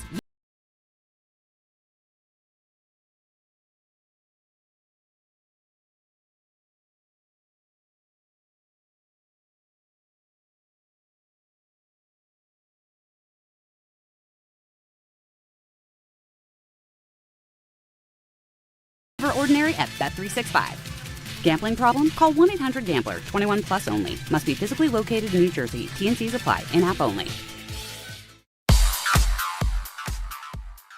Now let's take a look at the traffic with Brandy Scott. Thanks so much, guys. Nets are home tonight at the Barclays in Brooklyn. Probably want to give yourself a generous head start. BQE just crawling in both directions, heading over to Atlantic Avenue. Eastbound, especially tough. Delays go back on to the inbound Gowanus. You're solid from the belt merge. Grand Central eastbound, bumper to bumper with a broken down car in the left lane by Parsons Boulevard. That has you backed up to the LIE. Worst of it's the outbound George Deegan northbound. They're cleaning up a crash over by Fordham Road. Add that to the volume. You're jammed heading over to the Cross Bronx from the Triborough and the Bruckner. Inbound George, just about 5 to 10 for the upper deck. Outbound Lincoln, about 15 to 20. Outbound Helena, and you 20 to 30. This report is sponsored by the New York City Department of Transportation. Speeding ruins lives. Drivers, watch out for pedestrians and cyclists and slow your turns to less than 5 miles an hour. I'm Brandy Scott on 880 ESPN New York. What if your instincts could pay off? With Robinhood Prediction Markets, you could put your knowledge to work on the events that matter to you. Prediction Markets isn't just sports. It's the Fed rate decision, your favorite award show, and so much more beyond the playing field. Trade events with Robinhood. Visit Robinhood.com/predict. That's Robinhood.com/predict. Futures and cleared swaps trading involves significant risk and is not appropriate for everyone. Event contracts are offered by Robinhood Derivatives LLC, a registered futures commission merchant and swap firm. FanDuel is giving all customers a profit boost every college playoff game day. That means more chances to level up your picks and turn big moments into even bigger wins. Ride with the favorite, take a shot on the underdog, or build a parlay, then apply your profit boost and go for bigger winnings. FanDuel is the best place to get into the football action all playoff long, and when you win, you'll get paid instantly. So visit FanDuel.com/local to get your college playoff profit boost today. Ride with the favorite, take a shot on the underdog, or build a parlay, then apply your profit boost and go for bigger winnings. FanDuel is the best place to get into the football action all playoff long. Must be 21 and older and physically present in New York. Often required. Bonus issued as non-withdrawable profit boost tokens. Restrictions do apply, including any token expiration and max wager amount. See terms at sportsbook.fanduel.com. For help with a gambling problem, call 1-877-8-HOPE-NY or text HOPE-NY at 467369.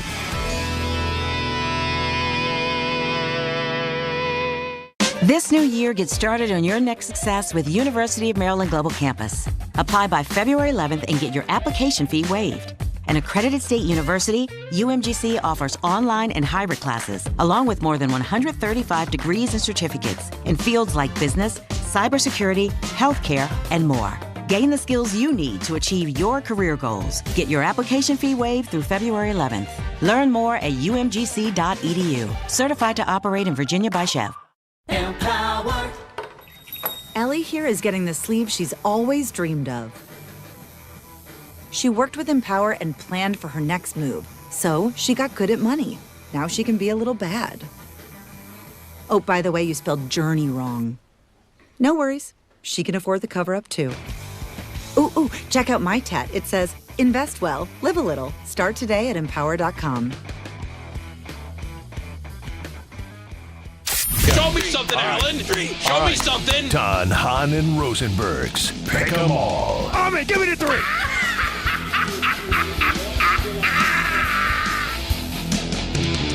All right, this is where the rubber meets the road, fellas. It is. This could turn everything around on the season. Where are we, though, right now, Anthony, when it comes to yeah, give us the standings there. Standings. So I thought you had them here, but so last week, yep. Don, Alan, and Peter all 1 and 2. Alan and Peter got a point. Don got 2. Yay. The records as of now: Don is 29 and 25 with 60 points. Alan is 23 and 31 with 43 points. Peter is 17 and 37 with 33 points. But a lot of points on the table now for the rest of the playoffs. Yeah. Now, I have to say this, guys. Of course you do. I have not. I've been in last place all year, so I have not gotten to pick first all year. I think I should pick first today. I was actually going to say we should go from the bottom up. I like that. Yeah, I think that's great. I think that's what makes sense. Peter Rosenberg, take it away. Don has earned that. Yes. Big week, folks. Big week. I've heard everyone talk about the Rams and the Panthers, and it's a big old number.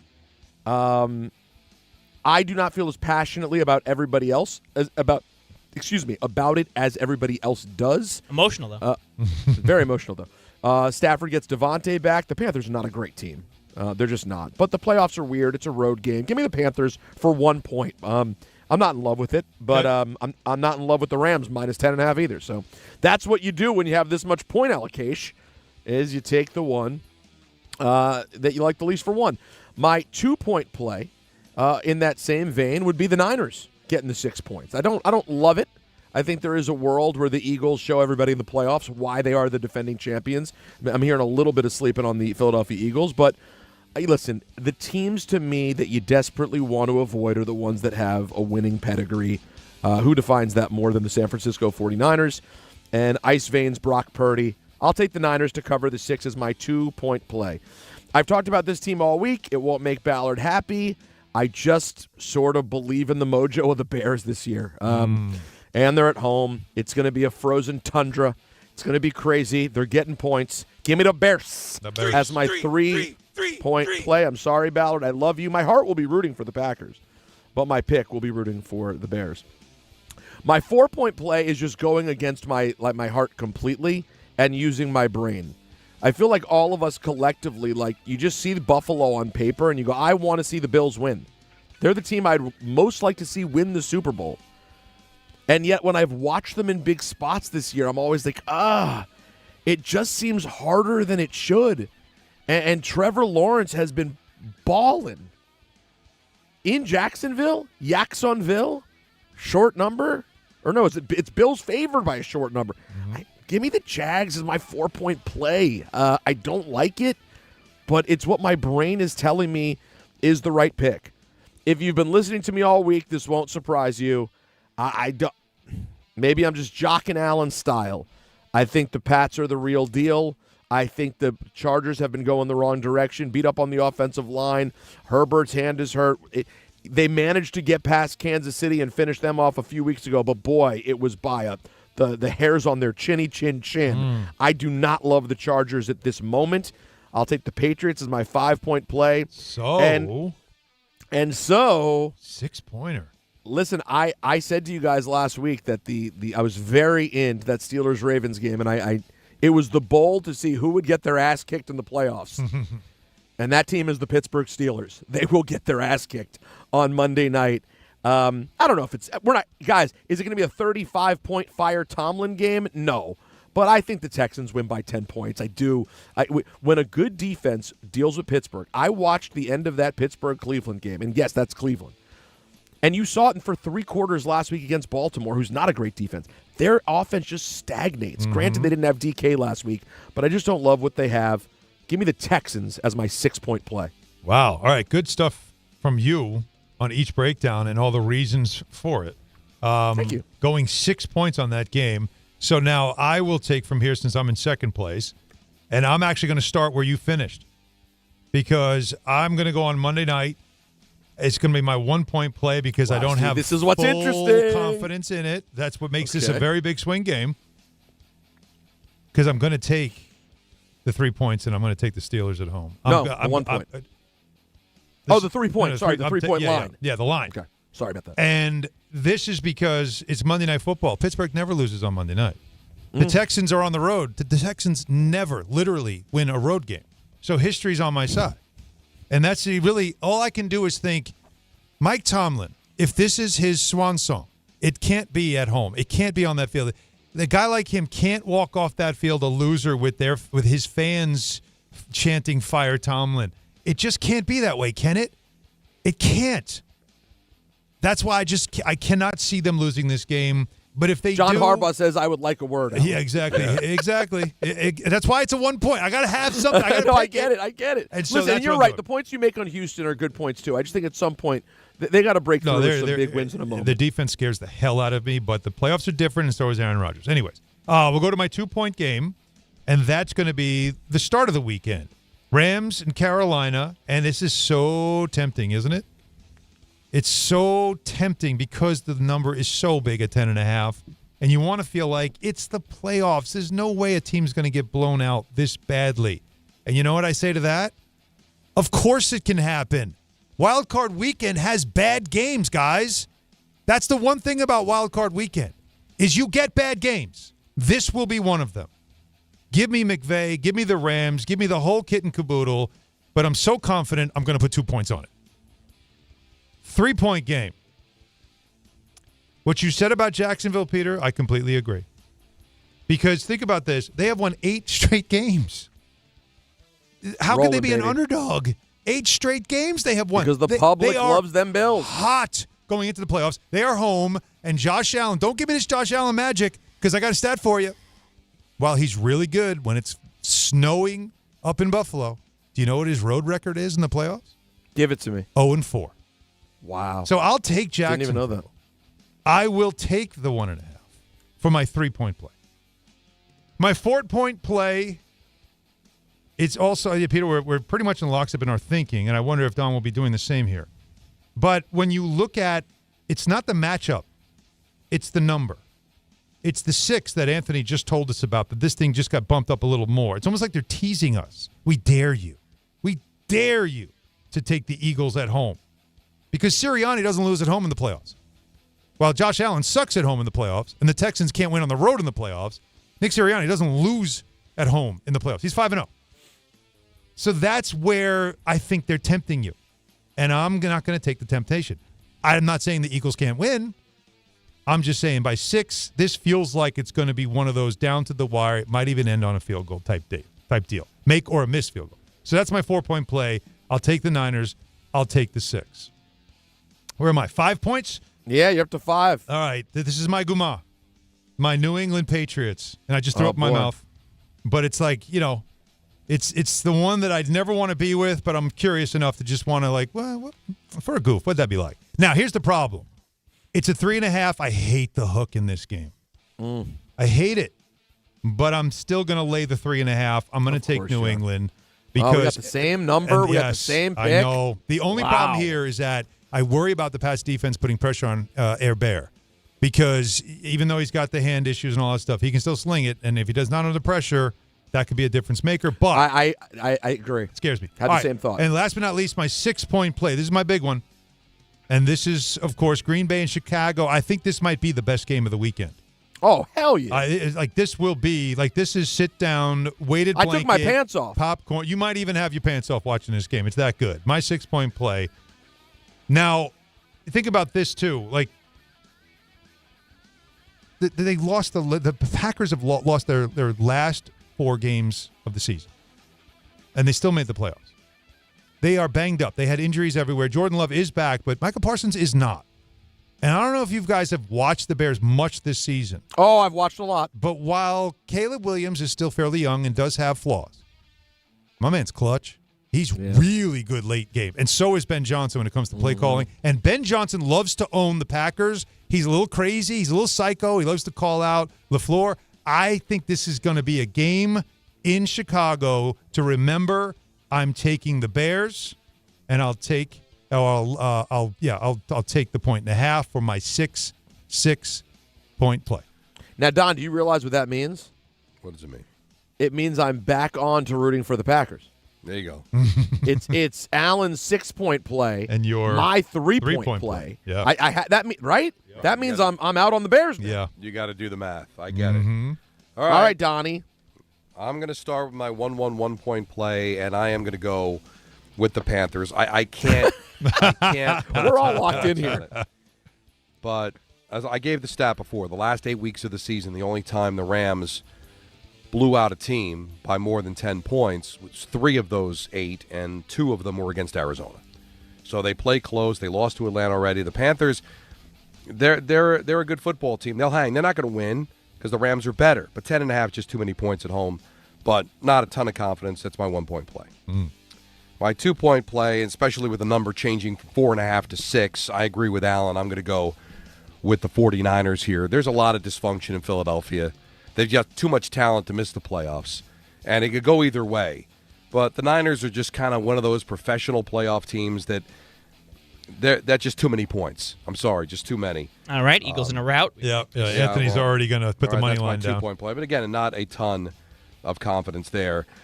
Listen, the Chargers, they're just not at the level of the New England Patriots. I know the hook is a little scary at 3.5. Maybe that's why it's only my 3-point play. But outside of blowing that second-half lead against the Buffalo Bills, New England has been absolute money.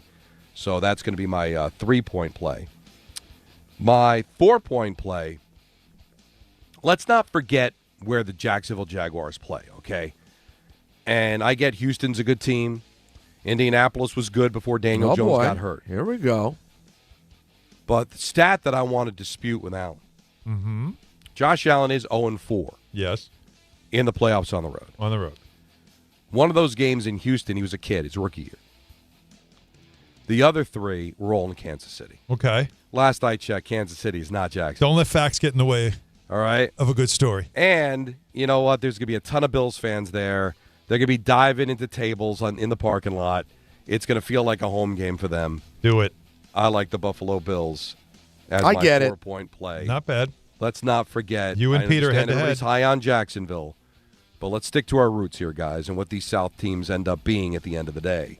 And the Bills are still the Bills, and even though they're not what they were, they're still the Bills, and I still think a team that's got a ton of experience in the postseason and will take care of business in Jacksonville. My 5-point play, for all the reasons that Alan said, the Chicago Bears. They're just flat out better than Green Bay. Green Bay did not close out the season well. Green Bay is banged up. Anthony, you know what to do. Yeah, They we all have lost their Chicago. best defensive Parlay. player. I know we don't want to love the Bears because everybody had the Packers or the Lions. Hey, the Vikings won 13 games last year. Who's talking about the Bears? Yep. Well, the Bears are good, and they're home, and it's epic. The only thing that makes me absolutely sick about this game, it's on an app. It doesn't deserve an app. Oh, I didn't know that. Prime got a good one. It's Al Michaels. Prime got a good yeah. one, but you know what? Here we go. Oh, that's all This game deserves to be. He's coming back, by the way.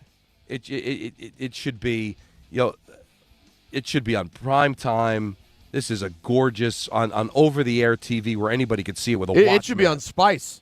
Should be on the available Playboy on a channel. Watchman. You know what? Yeah, you should watch this on a black and, And white. have an alt cast on Cinemax. Right. Yeah, I want all of it, okay? No, this is I want gorgeous McAfee on the Cinemax altcast. Yeah, I'm good. So again, I am fully in on the Packers now. Yeah, Don's we're fully in the 5-point, Packers. That's 5 Allen's 6-point, Yep. only my 3-point. And Anthony, just go to the bank, take out everything in your bank account, and go bring it to FanDuel and bet on the Packers. Oh, listen, we have a 3-team parlay. We've got the Packers -1.5. We've got the Eagles -6, and we got the Chargers here's plus the 3.5. swing game. Let's see how this All right, goes. swing game. Here Lock it it is. in. The swing game because this is my 6. 6 is all that's left. That's it. Here we go, baby. Do it. I know what I just said about Jacksonville, but Steelers can't stop the run.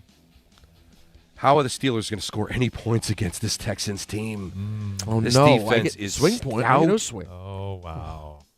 I'm going to have the Houston Texans covering the number on the road and beating the Pittsburgh Steelers, maybe ending the reign of Tomlin in Pittsburgh. I love this. I like the Texans. This is so Again, good. I understand it's the South, but the matchup, this just does not favor Listen. the Alan, Steelers this is a at monster all. game for you. Huge now for me. On both ends. It's it's why I'm so safe. It's my 1 point. I can't really lose here. I can't lose. It's just silly 1 point. But still. But I have But think about it. What? Don and I both have it as our 6-point. So if you were to blow your 6-point, for example, I know. Don gains 5 on you in that. Oh, you're saying if I lose my 6, but you understand something. We all see that. You know what? Now that I look back, I'm looking now. I wrote down everybody's numbers. So Don putting 5 on Chicago with me putting the 6 on Chicago is almost right. That ends up being that nil. hurts you. So Yeah. now, should this game go Houston? Actually, no. I could pull within close striking distance to you, and Don can stretch the lead on you. Well, this I is a don't- big game for you. You got to. First of all, my strategy at this point now is not to catch Don. No, you're playing keep away. I am right now just making It's sure just you can't pass me. Right, just avoiding the clown shoes. Like I honestly, I am in NASCAR where I'm defense driving now. I'm not letting you drafting. buy me. I am not trying to catch him anymore. Could someone like Kofi or Jarv, someone smarter than me, tell me the maximum points I can gain on Allen this weekend? That's the interesting thing for us to Oh my look goodness, there's so many I machinations. think somebody with a calculator. Yeah. Yeah. But No, that this is anyway, why we do it. This is why we do it. Really, the regular season. This is like old NHL. Like the regular season means nothing. It's leading up to this. It's all This building is all up about the postseason. because we're all on New England, right? We're all on San Francisco, This at is- least to cover, right? We're all on Chicago. You guys love Houston, which again, that's why I was so hesitant on that game. So the key games for me is my 3-point play and getting Jacksonville because Don loves Buffalo, but that's his 4. See, that's big for me. But yeah. Wow. But these postseasons Very complicated. You know what, Peter's like that old Norris division. Toronto Maple Leafs 66-point team, but they finished in 4th and now can win the cup. Right. Like it doesn't matter. Right? It all changes. I'm here now, baby. This isn't double jeopardy. This is like quadruple jeopardy. This is great. Well, and this year has been so bad. I have to imagine it'll continue for me in the playoffs. I mean, Anything can happen. But who knows? Who knows? Anything can happen. So what do you say? 800-919-3776 about the picks, about the weekend. Of course, more about the Giants and their chase for John Harbaugh, the latest on that as well. And then ENN's coming up at 6. Stay with us. Hahn Rosenberg, ESPN New York. It's Chuck Devine with snowcountry.com. Are you looking to hire? ZipRecruiter finds the best candidate for your job fast. Try ZipRecruiter for free at ziprecruiter.com/free. Ski areas nearby in very good shape, and mountains up north receive more fresh snowfalls this week. We have some changeable weather moving in, but dry windows for skiing and riding both Friday and Saturday. Shawnee Mountain and Camelback both more than 90% of their terrain in the Poconos, and Camelback has 42 snow tubing lanes, while Mountain Creek goes from all 4 peaks. All those spots are going day and night. So are Mount Peter and Thunder Ridge, both around 75% in southern New York. It's softer snow in spots with the rise in temperatures, wet packed snow and wet granular. Windham on 33 trails in the Catskills, and Bel Air's 95%. Southington, Sundown, and Mohawk, all with trail numbers in the teens. In Connecticut, they go day and night, and so does Jiminy Peak with 33 trails in the Berkshires. You don't just ski or ride, you dominate. At Killington, we fuel your adventure. Be the beast. Ski and ride Killington. When it comes to meat and seafood, selection matters, and no one beats Wild Fork Foods. To everyday essentials, to high-quality steaks, to seafood and more, every product is blast frozen to lock in peak flavor and freshness, so you get restaurant-quality meats at home for amazing prices. Shop in person at 7 locations across Long Island and New Jersey, or you can order online for same-day delivery. It's easy, it's convenient, and the prices are wild. WildForkFoods.com. Hey, New York and New Jersey, commitment issues? No problem. Now you can get unlimited talk, text, and data for $25 a month forever, as in for life. Switch now at boostmobile.com. After 30 gigabytes, you may experience slower speeds. Pay $25 a month as long as you stay on the Boost Mobile Unlimited plan. Wendy here. If you're looking to add a star player to your financial roster, you should take a look at SoFi's personal loans. SoFi's got some amazing moves that would be a valued addition to any team, like low fixed rates when you consolidate your debt, no fees required, and as soon as same-day funding. View your rate at SoFi.com/roster to get started. Loans originated by SoFi Bank, N.A. member FDIC. Terms and conditions apply at SoFi.com/roster. NMLS 696891. Avatar Fire and Ash has arrived. I am the fire! Get your 3D tickets now for the greatest chapter of the biggest saga in history. Whatever happens, protect this family. Critics rave it's by far the best Avatar movie. If your father and I do not return, you go as far and as fast as you can. Movies don't get any bigger than this. Avatar Fire and Ash, rated PG-13, now playing. In the city that never sleeps and never stops talking sports, ESPN New York is always on. Now you can live and breathe everything New York sports wherever you are. On your radio dial, on the ESPN New York app, and streaming live on YouTube. However you watch or listen, ESPN New York is always on for you. Hear us, stream us, watch us. This is ESPN New York.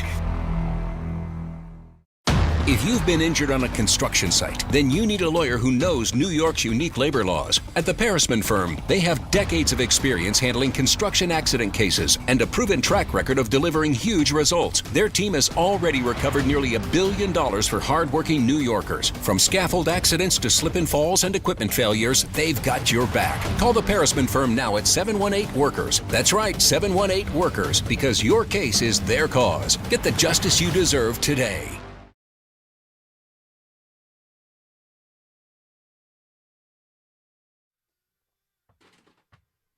Woo!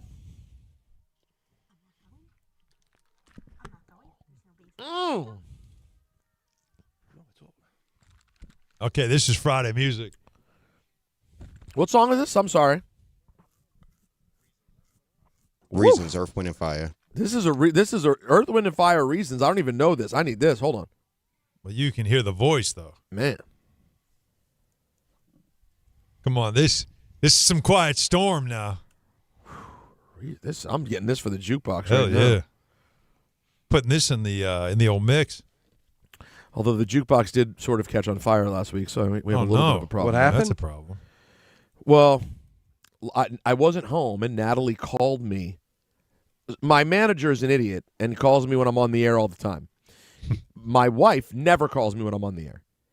And we were in mid-segment on Monday or Tuesday, and I see Natalie calling. And I don't answer, and I text her, and I'm just like, hey, are you okay? What's up? And she's like, there's a weird smell, and I see smoke coming from the jukebox. Oh, boy. Unplug. So, yeah. So, long story short, it sucks. I got to now, continue to use it, but I can only use it, obviously, when Maya's not around it and keep a close eye on it the whole time. Yep. So I can try to pinpoint where it's coming from. But, this is an old machine. Essentially, you're dealing with a real mechanic machine from 1961. There's wires. There's all kinds of things in there. Fuses, probably, right? Fuses. Yeah. So a guy I know gave me some thoughts on where he thinks it may be coming from, but it's going to be a little bit of a process. So very frustrating. You can tell. Oh, I know why it's smoking. Purple Rain's in there. Purple Rain's not in there. The Prince songs that are in there are. Wait a minute. Come on. I don't even want to hear the list. Yeah, I'm good. Purple Why, Rain's the Purple Rain's not in there? How is Yeah. Purple Rain. No, I don't like to listen to Purple Rain regularly. What's the matter with you? Hey. I'm not in the mood to llisten to Purple Rain. I listen to songs from Purple Rain, but not Purple Rain. But that's the best song on Purple Rain. No, it's not. I thought you meant the whole CD is in there. But it's obviously too old to be a CD. No, I'm understanding now. This is not Purple Rain, Purple Rain. Yeah, see? And the guitar solo. Oh, it's tremendous. Good. You like When Doves Cry, Jake? No, I'm not a When Doves Cry either. So what are you playing off? I like When Doves Cry, but I don't listen to it. Let's go crazy. I have. This is gonna. Maybe this will be surprising. I don't know. It's just a song that I love. I will die for you. I would die for you. I like that song. That's very good. And so is Take Me With You. That's very good too. That's good. Yeah. I mean, the whole album is. But that's a no skip. But it's a no skip. Purple Rain is epic. Even Computer Blue, you can live through it. That's a no skip album. Yeah, it's one of the greatest albums. Now, what was the biggest hit on the album? Let's Go Crazy. No, I don't know. I will die. No, for it's you, When Doves Cry. You think When Doves Cry was? No, When Doves It's Cry. Doves Cry. That When Doves Cry it charted higher? I don't know about. I thought it was the first one released. I didn't know if it charted higher. It's very possible. Let's Go Crazy's everywhere. That's the problem. It's possible Let's Go Crazy could have charted higher at the time. Wouldn't that be then? I don't think so. Most successful song? I'll tell you this. But in terms of lasting the test of time, in terms of how often you hear it, I would say it's not even close. When Doves Cry. And Darling Nikki's on there too. Yes. Oh, that's right. You got Darling as a 16-year-old listening to that song. Hell yeah! It really gave me visions of the future. Another great cover by Foo Fighters. Didn't turn out to be your future, but so much. Just to say it again, another great cover by Foo Fighters. Yeah, that's a good cover. Tremendous cover by them. But Purple Rain, man, is not in the juke. Not in it. No, that's why it's burning. It's crying. I love Purple Rain. I'll give it a run sometime. I keep my Prince 45s in a little thing, right near the jukebox. I have all of them together. It's 35 records, all right next to. All the right, jukebox. I'm going to take a risk now, and I know you're either going to be on my side, or you're going to once again come down on me for just being a hack. Okay, it's all there. Where do you stand on Money Don't Matter Tonight? I don't. It's not ringing a bell to me. I don't know that one either. Prince? Yeah. No. Money Don't Matter Tonight. You don't know that song? Prince and the New Power Generation. This is from. It's one of my favorite Prince songs because it's just soulful. It's really good. It's from Diamonds and Pearls. Yes. I don't. Little later familiar. Prince. I don't know this so you record. don't know I want that. to listen to You it. don't know that No. record? Oh, it's a good record. I'm not like a Prince savant or anything. Listen to this beat. But it's the story he tells. He tells three little stories about the chase for money, and it's just such a great song. Now, where do you come down on the worst Prince song? It's between the Batman theme. Yes. Bat Dance. Yeah, that's the Bat bad. Dance and Raspberry Beret. Oh, I kind of like Raspberry Beret. I don't hate that. Wait. Are you have Raspberry Beret is bad? Yeah, I don't. Oh, that's top 5 Prince songs for me. Oh, top 5. I love Raspberry. Raspberry Beret is good. I wouldn't go top 5. I'm in between both of you then on this one. Ugh. You hate Raspberry Beret? No, Bat Dance is awful. But there are worse Prince songs than that. Bat Dance is the worst. But is that a common thing that people hate raspberry beret? I don't know. I didn't take Don a poll. doesn't like I'm it. just telling me. Well, no, but Alan, didn't he say it as if of course? Like, everybody hates that I song. did. I'm a little surprised you guys are that high on it. I thought love it was raspberry corny. beret. It's super corny. It's because the thing it about just hits. I just love it. I'm being I told get we it. have to You know break, what, and Don? this is too Don, let me be a reasonable friend for a moment. I get it. It's like Ballard and Billy Joel. I get it. I just happen to love it. I see why it's cheeseball. I just love it. Okay. I'm with you. Listen, we're talking but about Bat Prince, Dance right? is pure ass. Oh no, that's one where even he's like, "What was I doing?" I mean, that was a cash grab, right? Oh, are you kidding? They said you want to.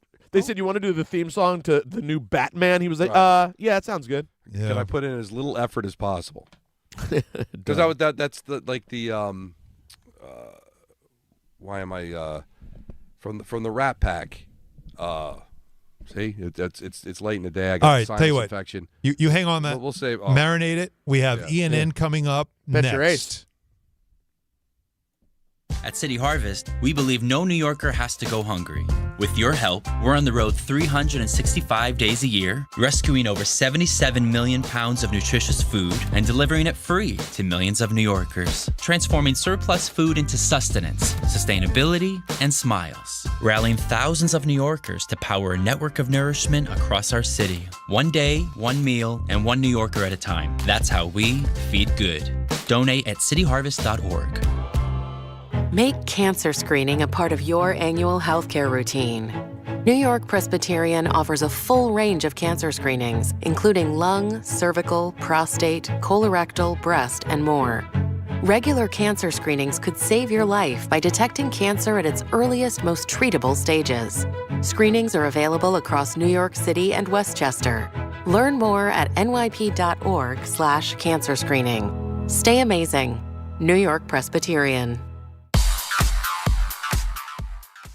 And now let's take a look at the traffic with Brandy Scott. Thanks a million, guys. I hope you have a great rest of the night and a fantastic weekend. We've got PBR bull riding over at MSG.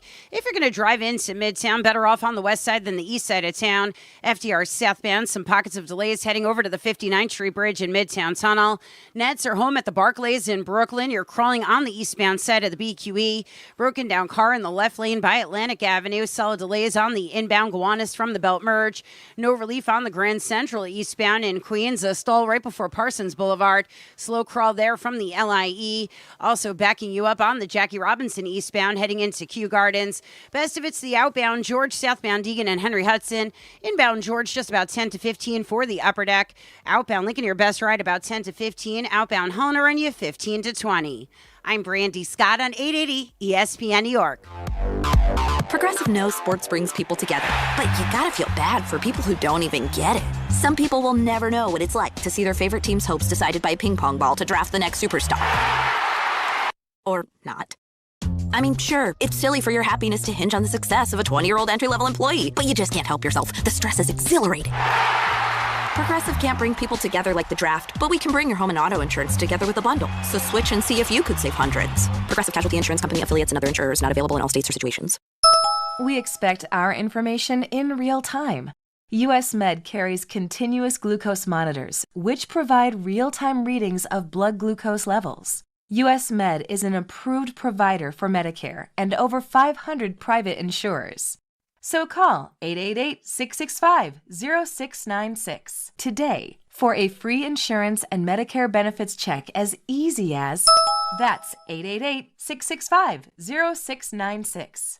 880 ESPN, WHSQ, and WCBS-FM HD2, New York. A Good Karma Brands radio station. This is an ENN special report. Now reporting... The very handsome Jewish man, Peter Rosenberg. We should talk some sports. Do what you want. It's ENN.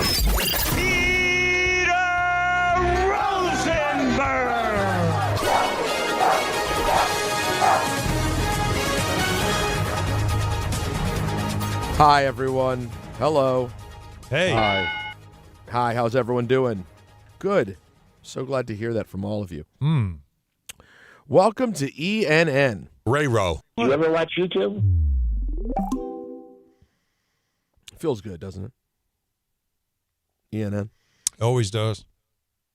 It hits special on a Friday, if you will. ENN tonight. Well, it's brought to you by our friends over at Ramsey Mazda. And I'd like to start, ENN, if I can, by saying good evening to Richard. Hot dog. And good evening to myself. Can we do it now? Shall we? And good evening to myself. We actually now have something meaty to grab onto. He did not save you. It was perfect. No, it really was.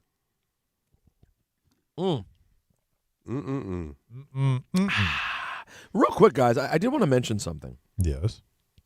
We were just doing our picks, and the wild card round is, in fact, here, and FanDuel is turning on playoff mode. All customers get a profit boost pack every NFL playoff game day, okay? Each game day during the wild card round, you'll find a pack loaded with multiple profit boosts waiting for you in the app.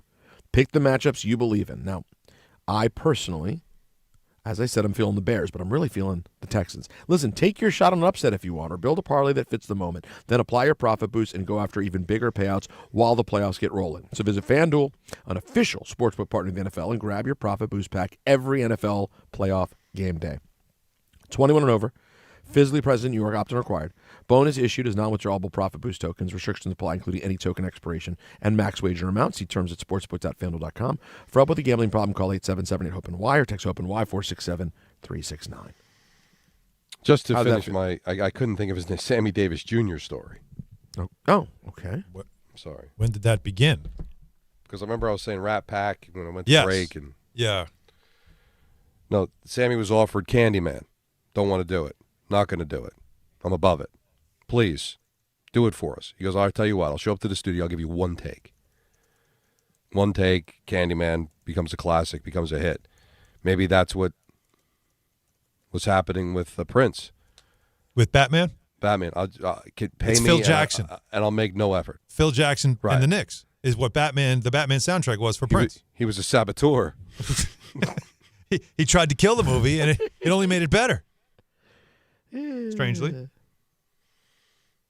No, that effort was almost as if there was none. Because isn't that the Jack Nicholson scene, right? The Joker scene where that awful song plays? Do they play it?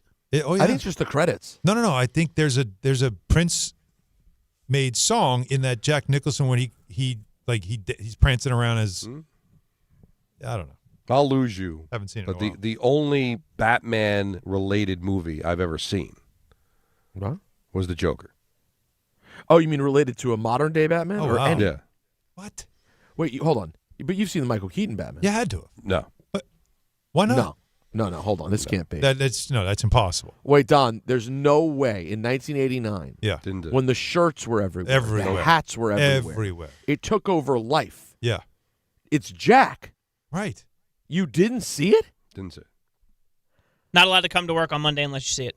That's it. Yeah. No. I got to. You know what? We deduct 30 points from Don's score on it's a good picks point. if he doesn't see it by Monday. This is a guy. This is a guy. 30 no points, matter Don. what he says, is apt to guilt you. Yeah. If you have not seen a movie, he will shame you. 30 he will say it's nothing to be proud of. 30 points. You shouldn't show off about it. No. In fact, yesterday he was upset with me that I haven't seen Reservoir Dogs over 100 times. Peter, did He's you a not lunatic. see my one off day on the road trip with the Knicks? Remember I sent the picture to the group? What did I watch in my hotel room?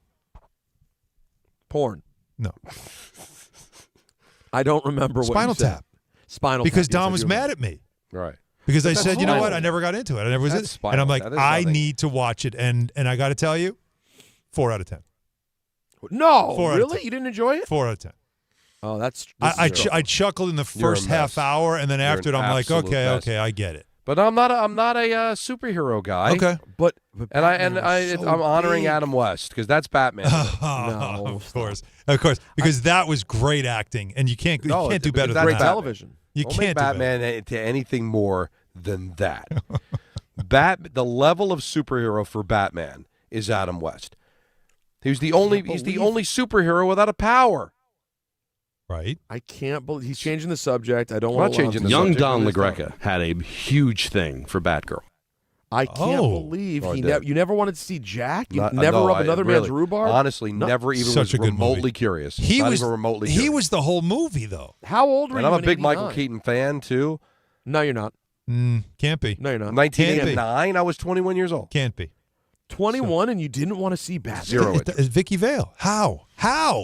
Not interesting. I don't. And no one else is here except the three of us to like understand the moment. Yes, because the John other Winthrop, two weren't even on born. text. You two wouldn't get it. Yeah.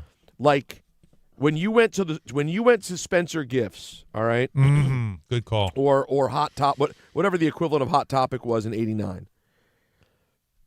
The Batman shirts everywhere. The Batman medallion. It was on fire. Yeah. The black shirt. The black shirt was awesome. You the got the black tight black shirt with the logo. Yes. I had a white shirt with just his ear, like the ears and like the silhouette of his face. That's weird. Wow, that's interesting. Yeah. I'm okay, shocked Don. by this. Well, Don has homework. No, I'm not going to watch. All right. He won't ever see it. Because why would I watch something that I have zero You know what? interest This is so on brand Why for would you. you have no This interest? is no wait. This is I told on brand. you, I'm not. Neither am I. I just. But how do you know if you watch it, you might go, you know what? Jack was so good in that. Like, it's not about because it's a comic book hero. It's a movie with like one of the most famous two actors ever who are really good actors in an otherwise movie Love 'em all. that like was all right. But Who when he you said he loves.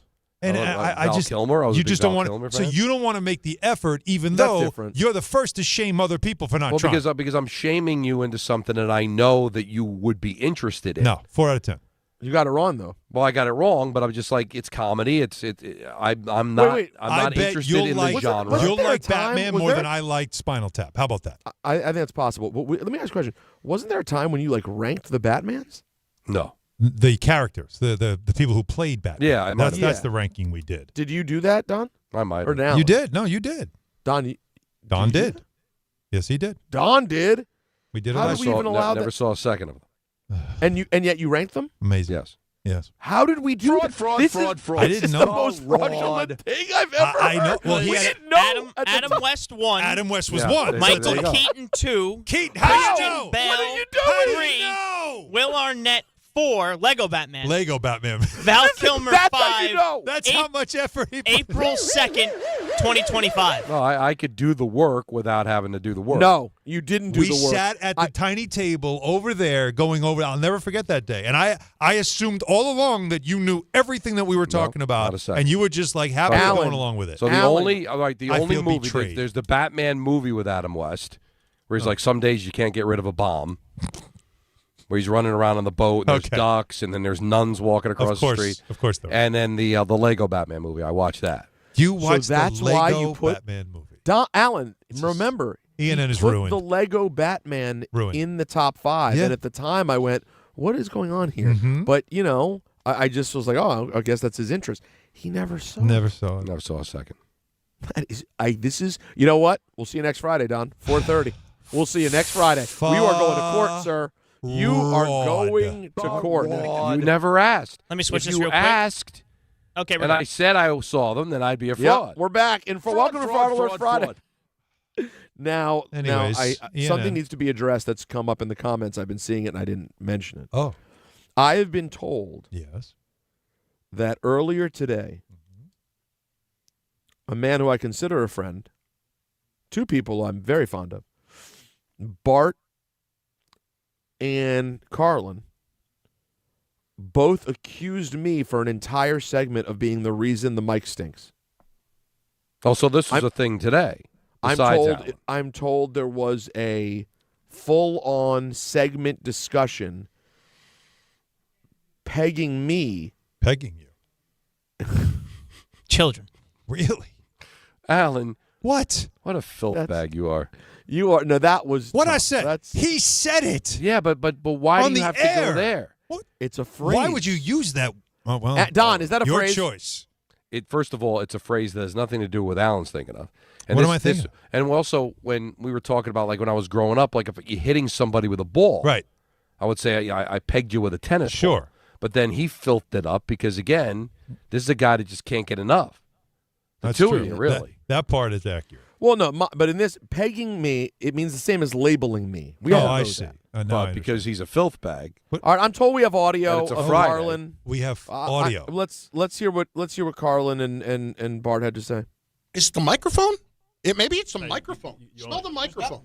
Yeah, that's somebody's breath. That's Dave. It's Dave Rosenberg's breath. Are you? That doesn't smell good. It's Dave's breath. What did Hahn have yesterday? You want it? Did Hahn have like seafood or something yesterday? It's Dave's breath. Oh all the my time. God! He's blaming me. Well, Dave wasn't here this morning. It's the microphone. It's the microphone. It's the halitosis allososis.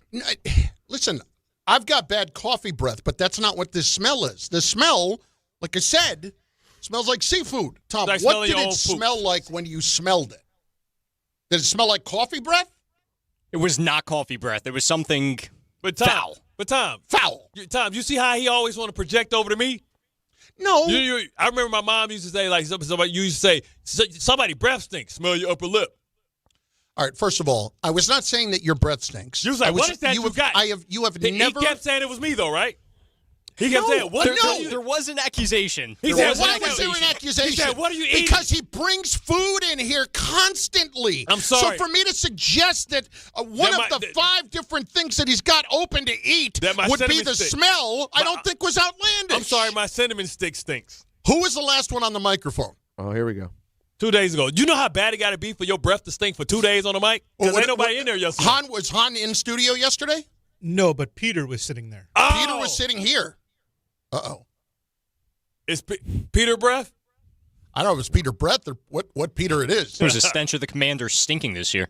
Did he just wait? No. We talked about Nailgate. Now we got to talk about halitosis gate. By the way, we missed a line there. I will be the first to admit. Which line? Which line? That's enough. That could we've heard absolutely enough. be. Yeah, that's enough. What did he say? No. Okay. Carlin had one. I guess they did their picks already. He snuck one in. Yeah, that's a big part of the show. Yeah, I don't know why. I heard it. Carlin's coming after me like as if I sit here, and we all know Don sits here. I heard it. We don't need to revisit it. I know what you're saying. Yeah, I know what you said. You know. I You know do. what he said, and he slipped it. Because we're in there now. That's it. We've reached this point today. In there. Anyway, but the funny thing is that every time, and I said this when I started the show, every time I have to sit in this chair, it's the first thing that hits me, and it's like, what the hell is that? It's so you're saying nasty. it happens regularly. Well, I don't get to sit here that often, so when I But do, you're saying when you do, and that there's no chance when you're there. There's no chance I was always there before. That it's just no. I don't sit there enough. Well, no. It's not the possible. only people that sit here all the time would be Dave, Carlin, Michael, and Don. Yeah, but Michael's only in the 1 day. Right. And just the way Dave's only in 2 days. Circumstances this week, I was there on Monday. Right. And then Tuesday, was I in there Monday and Tuesday? Yeah, I was there Monday and Tuesday. Yes. So the last time I was there was Tuesday. Correct. So for them to smell something on Friday from Tuesday, that doesn't And seem other right. people already used it. But the thing Right. is that but Tom it could came be- in and he sprayed Febreze, and they took some of those Clorox wipes, and I wiped the whole, and now it's fine. It's gone. So we killed whatever that rancid bacteria was that created this this Well, do we know anyone odorous emanation? Do we know anyone who at this very moment has a somewhat serious sickness in their face? That's a good question. But let's answer that without naming a name. Is there anybody yes. at the radio station Mm-hmm. that you feel uncomfortable talking to close because their breath stinks? I will answer no. I do not. I cannot don't think either. of somebody. I can't think of anybody where it's a problem. At least at the station. Can I throw in something life? out There's here? several people. Oh yeah. Yeah, sure. At the station, I've actually never. I don't recall anyone who I've gone, wow. Let me say this. Is it possible that it does come from Don this week, but not for the negative thing that one would think this is, that Don has halitosis, but that Don is dealing with some sort of actual bacterial thing that we know he's dealing with. He's been fighting. He went to the doctor. And maybe some actually got in that microphone and created the stench that has plagued the radio station. Is that how it works? I don't know. I'm making it up. That would be an indictment on us cleaning the radio station. Well, I cleaned it, so we're good for the month. All right, we should do a little bit of sports. We should. This is really. This is ENN. This don't this you really- know? you Listen, can't complain arguing about it. over the Batman movie. I haven't said anything yet. We started with Bat Dance, by the way. And now here we Well, are. so really, it's This Prince's is a fault. Friday. Right, it's all Prince. If Prince made an effort on that song, Actually, none it of all this would have started ever happened. with Peter's jukebox smoking. Yeah, but I wanted to find that out. I don't know how you keep He was it in the sincerely house. curious. I appreciate that. All right, guys. So what sports do we have? Let's No, not quite announce your lineup yet, but in a moment. Quickly, let's hear from Pete Golding. The Ole Miss run was great, but it came up short yesterday as they lost to Miami in the Fiesta Bowl. Here's Pete Golding on the loss. Obviously disappointed from the outcome. Didn't play real well on defense all night, and to be up in the fourth and have an opportunity to close it out, on that stage is something we'll all look back on and get better from. But I can't tell you how proud I am of this group. They never panic. They never flinch. We had been here before. We didn't make enough plays when we needed to. From a coach's standpoint, we got to find a way to put them in better position late in the game and close it out. But super proud of this group. This is a group that created this legacy for this team and an expectation for this program that what I told them in the locker room that we're off in a semifinal game because we feel like we should have won the game because we didn't play our best and we didn't coach our best, and really proud of their effort and proud of the year they had. Alan, what can you say about the celebration that you saw after the game from Michael Irvin? I always wonder, it's amazing to me how somehow a camera's just right behind him whenever he's right on the line of scrimmage celebrating as if he was playing. It's really like congratulations to Michael Irvin for the huge win.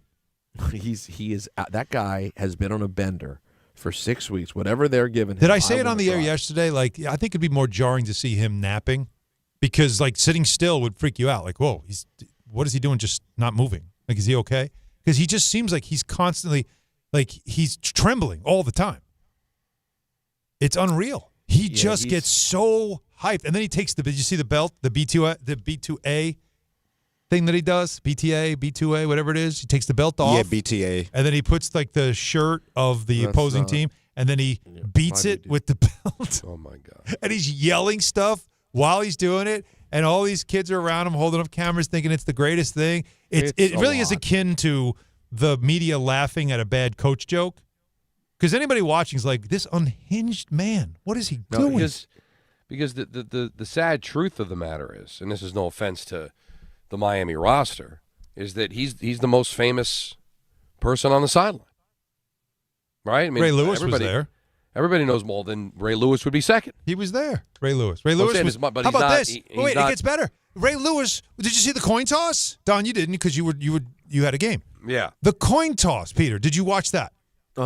Ray Lewis. No, I was fine. Ray Lewis is there representing. They had an Ole Miss. I forget who it was from Ole Miss, but why I forgot was because he just stood there like a gentleman, and Ray Lewis is like leaning in as if like he's about to play, and then they flip the coin. He's watching it all the way down in the field, and then when they say they want the ball, he's like looking like, oh, they want it. Oh, they like. It's like Ray, right? You had your time, man. I know, but let the kids play. But this goes to a conversation we had with Carl Banks years ago. Remember when Terrell Owens stood on the Star? Yeah. Then was it George Teague went after him and all that? And remember Carl Banks saying, like, why did he do that? It's not like he stood on the college logo. I'm like, really? He's like, I'd defend Michigan State more than the Giants because I chose to go to Michigan State. Like it's personal. Like they love the NFL teams, but they could have been drafted by anybody. Yeah. But they chose to go. Michael Irvin chose to go to Miami. And that's why it's so personal for them, 40 years later. It's good theater. But Don, now again, am I a fraud? Emma went to the U for grad school. So she was down there and spent the year. And so last night during the game, we're both back and forth texting about how great this is. And now it's national championship. We're trying to figure out how we're going to be together to watch it. Am I a fraud for that? No, what do you mean? Well, hold on. She only went there for a year, though. Grad school. But what were you? Hold on. What were you saying? Well, just that I do have an interest. Excited? I have an interest.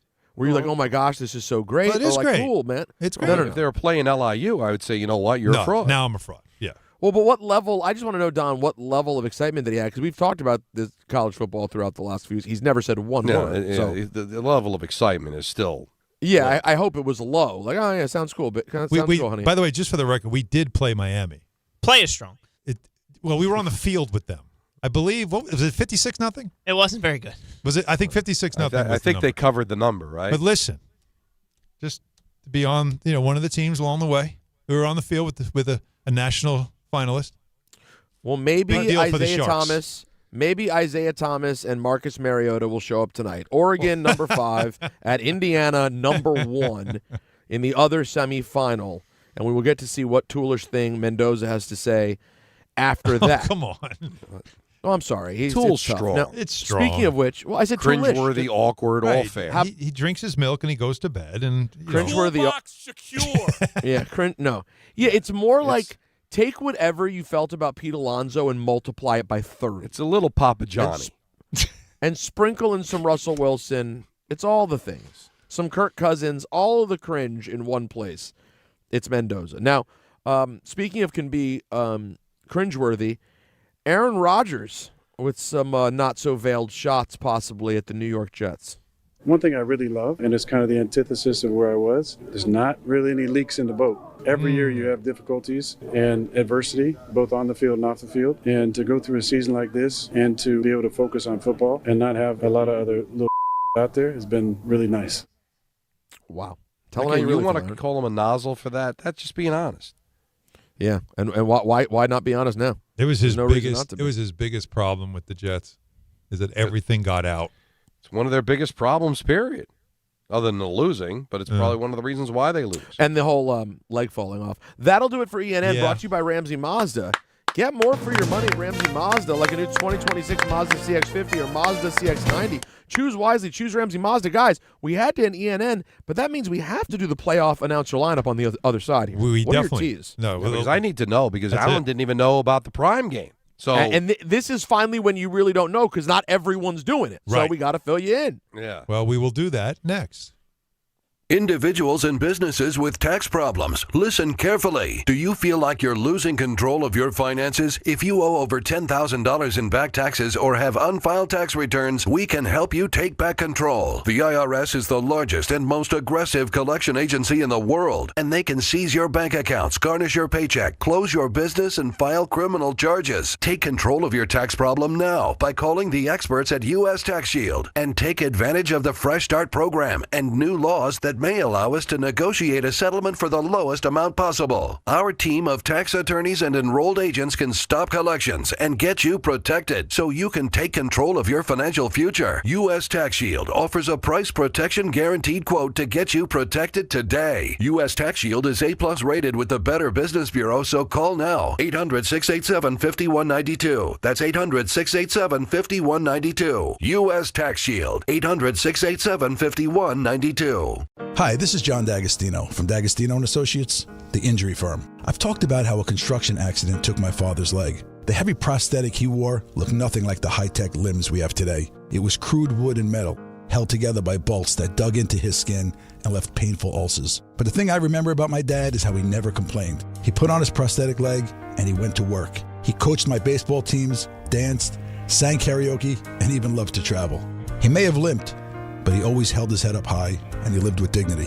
At D'Agostino & Associates, I spent over 35 years building a law firm that helps accident victims and those in need of their Social Security disability benefits. We fight till our clients get the money and dignity they deserve. So call us today at 1-800-BITE-BACK. That's 1-800-248-3222. We have offices throughout New York and New Jersey. So don't tell me personal injuries aren't personal. I know what they can cost a family. I've been there, and I'll be there for you. D'Agostino Law. Bite back. Hey, New York and New Jersey, Boost Mobile has an unlimited talk, text, and data plan that's only $25 a month forever, meaning you'll only ever pay $25 a month for the rest of your life. Who wouldn't want unlimited wireless when it only costs $25 a month forever? If you don't, you must be one of those people who enjoy overpaying for their phone plan. $25 a month forever is truly as good as it gets, so go online and switch now at boostmobile.com. After 30 gigabytes, customers may experience slower speeds. Customers will pay $25 a month as long as they remain active on the Boost Mobile Unlimited plan. Bet 365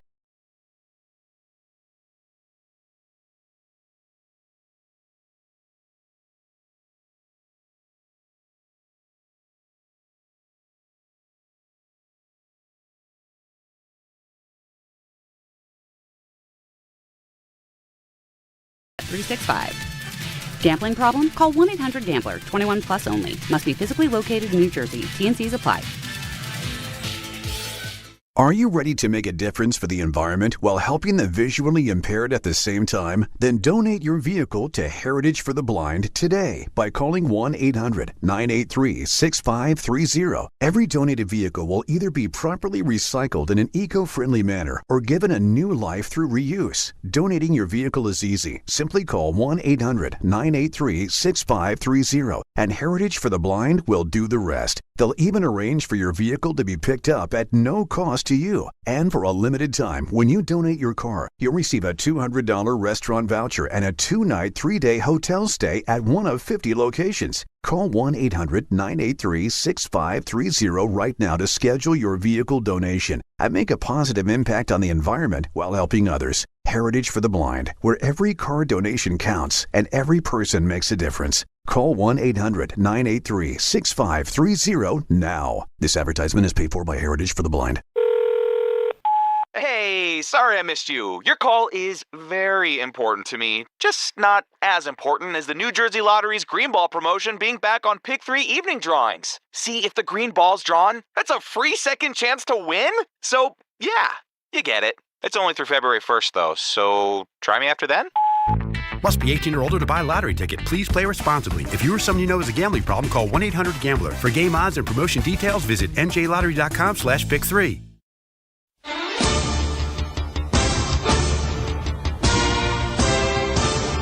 Oh, yeah, baby. Oh, yeah, baby. It's happening, folks. The playoffs are here. Playoffs? Yeah, that's right, Jim.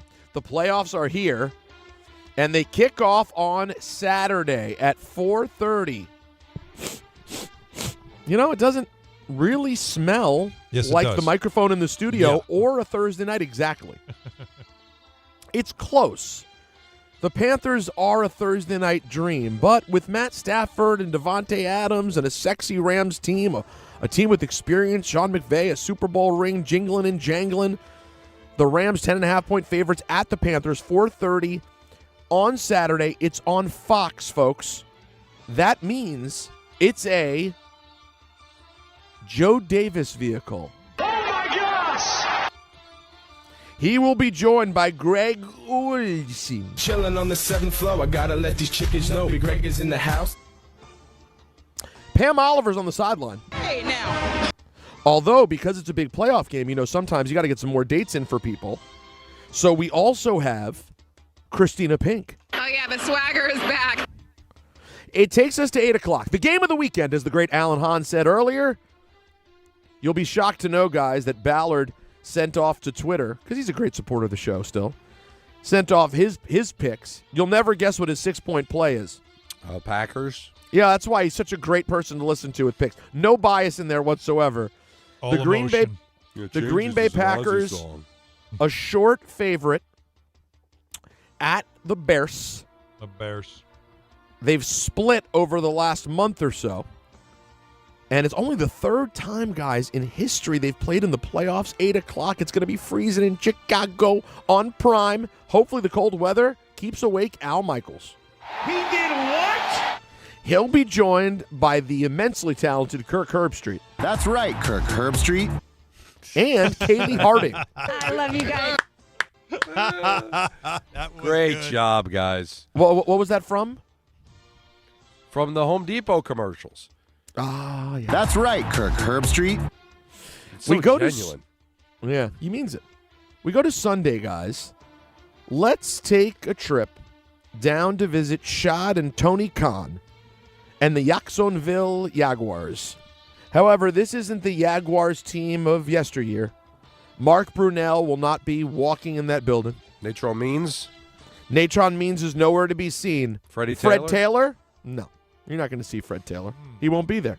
Well, maybe he'll be there. I don't know. To watch the game. You can buy a ticket. Sure he can. I bet they even comp him one. The Buffalo Bills at the Jaguars. Now, Buffalo, a short 1.5-point favorite in Jacksonville. It's 1 o'clock. Why not? It's a CBS vehicle. Thoughts? Jim Nance. Hello, Freds. He'll be joined by Tony Romo. Hey, take your helmet off. Give it to me. Give it to me. There you go. Thank you. Yeah, you can't do that. That's not allowed. And Tracy Wolfson. Wow, what a game, as we expected. Now, I'm going to say something. I think Don and I are polar opposites on this, but then again, the man's never seen Batman, so what are we talking about? Yeah. I got to tell you, we give a hard time to people, if they're not really dialed in, and, the great Al Michaels has had his moments. I know Don's not am I wrong that you're not a huge fan? I think Jim Nantz, he's got to be now, in his early 70s? Wow, let's check. Alan, I think his week-to-week energy, intensity, and knowledge is incredibly impressive. I really do. I agree. 66. He's 66. Sorry. I added 5 years. He's just really... So you're saying that's not my cup of tea. I'm not saying he's older. No, good. He's just been around for so long. That's what I thought. Classic, smooth, and just doesn't miss a beat. I think so too. He falls in the same category as the late Dick Enberg. No. They were great broadcasters, but I found them kind of corny and just. I wouldn't. That's not too vanilla. I know what you're saying in terms of I know what you're saying in terms of a little corny or hokey, but Don, I think when it's all said and done, man, Nance is going to be up there. He's there. He's there. That voice is, woof. And I just love the energy. Everybody. No, you don't. Listen, Al Michaels, I think he's mailed it in. I don't think he puts in the same effort. And that's what bothers me because he's on the Mount Rushmore, and it doesn't feel like. And he's just thinking about what steak am I having them wheel in for my meal. He just feels that way. That's why I'm critical of him. But Jim Nantz is also one of the greats, just not my particular cup of tea. Okay, that's fair. You're cup allowed of tea. to. Fair enough. Because we love tea, and I just think it's a little too. That tea is too mild. It's not your kind of tea. That's right.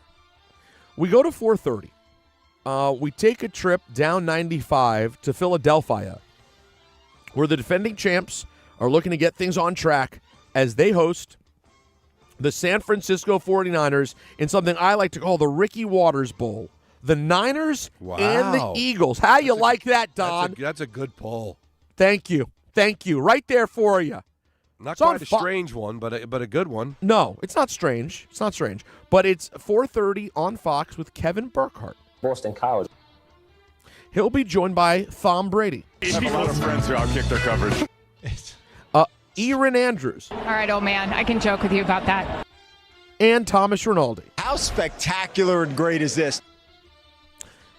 I'm excited for that game, guys. That is going to be a good one. Although I hate them both. I want them both to lose. It's not possible. I got no love for the Eagles. I got no love for the Niners. These are two fan bases who just don't understand what it's like to feel the pain in a real way. Well, the Eagles used to feel that way. Yeah, but not recently. But not in the last 10 years. But honestly, can we be real for a second? If you really think about it, it's basically over 20. 20?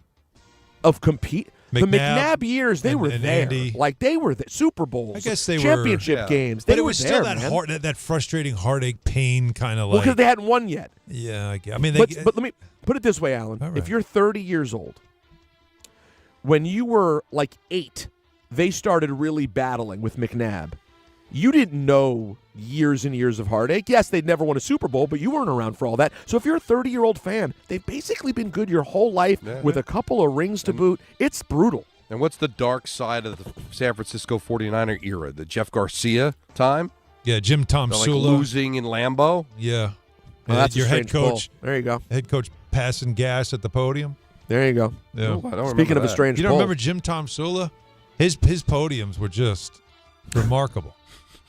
Really remarkable. Hold on. Yeah, I'm telling you, it left an indelible mark on me. He was a coach for a year, and yet the most of the audio we got out of his, because I was doing national, that most of the audio was just noises he would make and crazy things he would say.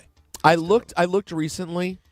They had post Kaepernick. They had a several year pretty bad run too. I think that was him after Harbaugh, right? After Harbaugh left. Yeah. And then that was it? Yeah, there was this bridge in between of awfulness, and then that was it. Shanahan. That was 3 years of nasty. 3 years, Peter. Oh my God. I know. How do you get up from cheese it? I know. Sunday Night Football. This is going to be a fun one. And if I'm you folks and you're listening, I go to your nearest FanDuel application And I put a lot of money on the L.A. Chargers because this show is firmly locked behind the New England Patriots. Yes, we are. The Chargers at the Pats. A couple of great young quarterbacks battling at 8:15 on NBC with Mike Tirico on the call. They still seem to resonate. Tom, there are 3 teams. Can't we? I mean, he had an epic call at the end of the game. We're just going to go with Dom being disrespected. Dom, I'm sorry. Dom being disrespected. He'll be joined by Chris Collinsworth. I love Wicked. I saw the play. I'm sophisticated. Yeah. We got more Collinsworth. We've got Chris Collinsworth, folks. Oh no! I thought they're all together. Straw? Wait, you Well, pulled somebody out get no straw in the playoffs. I thought Collinsworth were all. We had together. more Collinsworth, don't we? Chris All right, Collinsworth. Oh, come on. Come on. That is terrible. There you go. I was thinking he missed a few early on. Then he just threw it in the other guy's hole. Oh, Ryan, that's it. Have a TikTok video. You got to put one down. No, we could have ended on the other one. That's good. We're good. Of course you wanted that one. Melissa Stark on the sideline. Both sidelines have chicken broth and hot chocolate. Yum. Now, that literally makes her sound. Melissa Stark is a respected veteran reporter. Right. And it literally makes it sound like she was doing a project Martha in sixth Stewart. grade. That was like Martha Stewart was reporting on the sideline about the hot chocolate and chicken broth. We go to Monday night. The last game of the weekend will be very interesting. And I got to tell you guys, it's going to be funny for me because I'm absolutely rooting for Houston, given that they're my 6-point play. I need it. Big. But when I watch old man Rodgers, he's just one of my favorite quarterbacks I've ever gotten to watch. It's going to be hard to root against him. 8:15, Texans 3-point favorites in Pittsburgh. Mm-hmm. We're on ABC ESPN. We got Joe Buck on the call. I have proof Joe Buck is the spawn of Satan. He'll be joined by Troy Aikman. He is so hot inside. Lisa Salters. Welcome to the playoffs. And Laura Rutledge. Enjoy that flight. I mean, just deadpan. They're just dead stone inside. cold. That'll be it for your NFL announcer lineup for Week 1, the Wildcard Weekend of your 2026 playoffs. Thank you, Alan. Thank you. Thank you. It's so good. It's almost like this is a sad one today, right?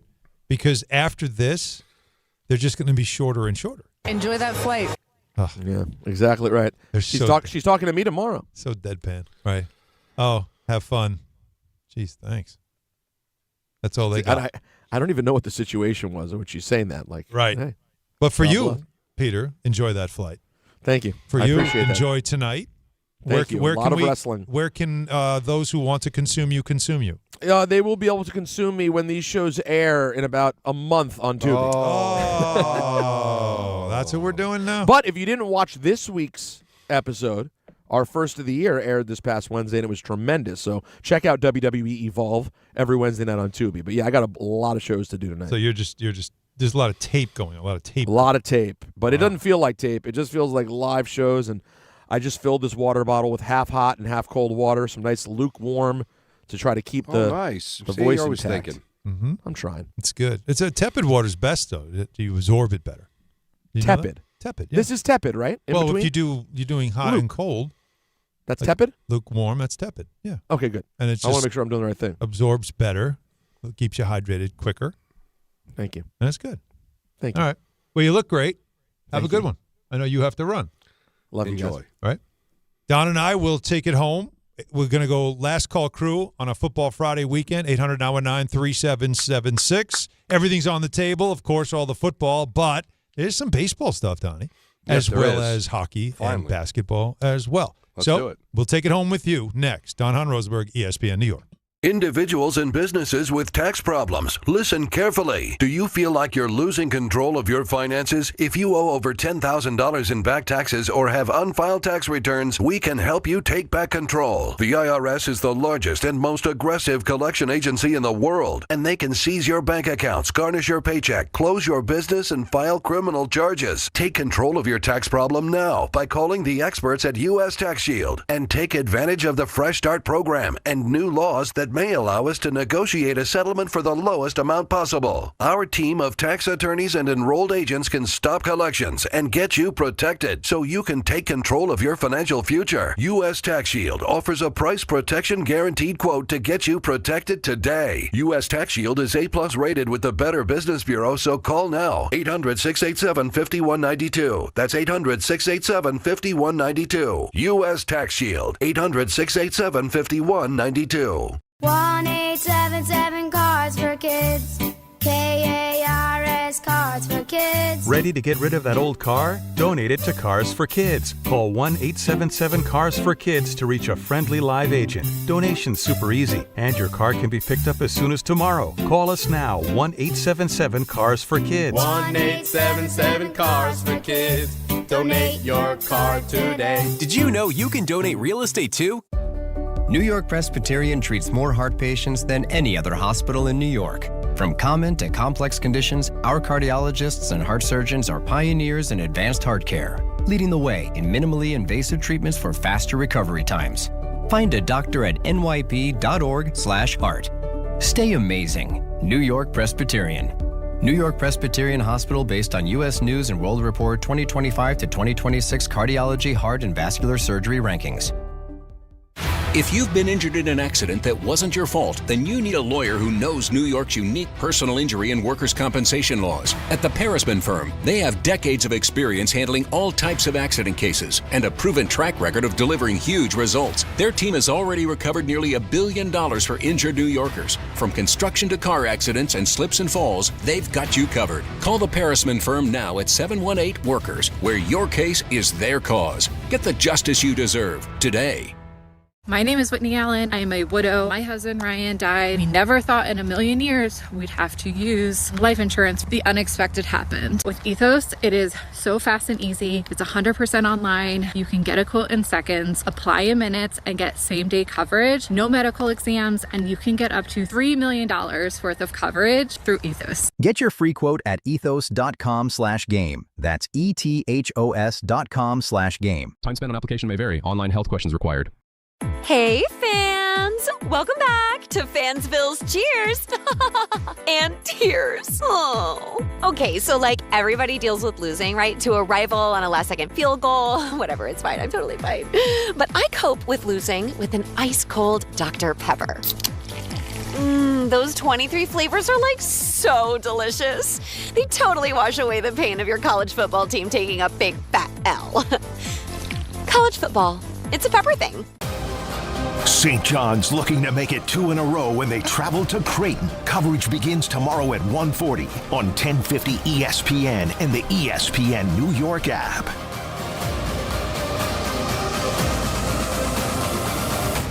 Prizes, flyaways, even cash money. You want it? We've got it. Find a list of all contests and official rules by visiting ESPNNewYorkContests.com. That's ESPNNewYorkContests.com.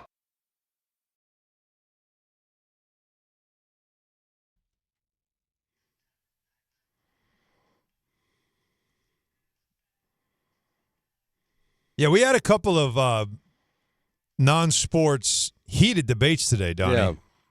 And one of them, of course, was the whole idea of Purple Rain not being a song that Peter would want to have in his jukebox. And then debating all the different Prince songs, which led to a revelation that you have not seen a single Batman movie, and that turned into a whole other discussion. So this has been a day. This has been a full day. And right now, to tell you more about today, it is game time, brought to you by Tullamore Dew Irish Whiskey. Because, Donnie, when it's game time, it's Charlie time. Sure is. Knicks visit the Suns tonight in Phoenix. We have coverage following Dan Grassa, who's on right after us, on 880 at 8:30. Note the start time. It's a 9 o'clock tip-off in Phoenix. The Nets host the Clippers in Barclays Center at 7:30. And we also have coverage of the Peach Bowl. That's Indiana and Oregon. That's the other national semifinal. That'll be on 10:50 a.m., and that starts at 7. Tullamore Dew, the original triple distilled, triple blended, triple cast mature Irish whiskey. Be sure to grab a Tullamore Dew or try the new Tullamore Dew Honey during today's action. Glasses up to enjoying Tullamore Dew responsibly. Cody Bellinger, have you seen the latest there?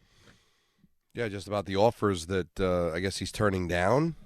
And Michael's talking about like the limited years on it. Here's Michael Kay on the offer to Bellinger. I think the Yankees have made an eminently fair offer.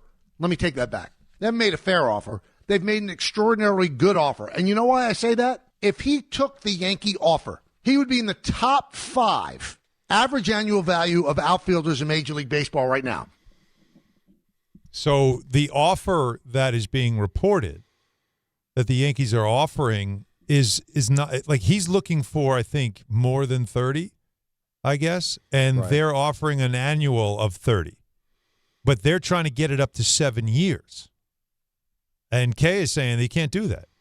Kay's saying the Yankees should tell Bellinger if he wants 7 and thinks he can get it from another team, go ahead and get it.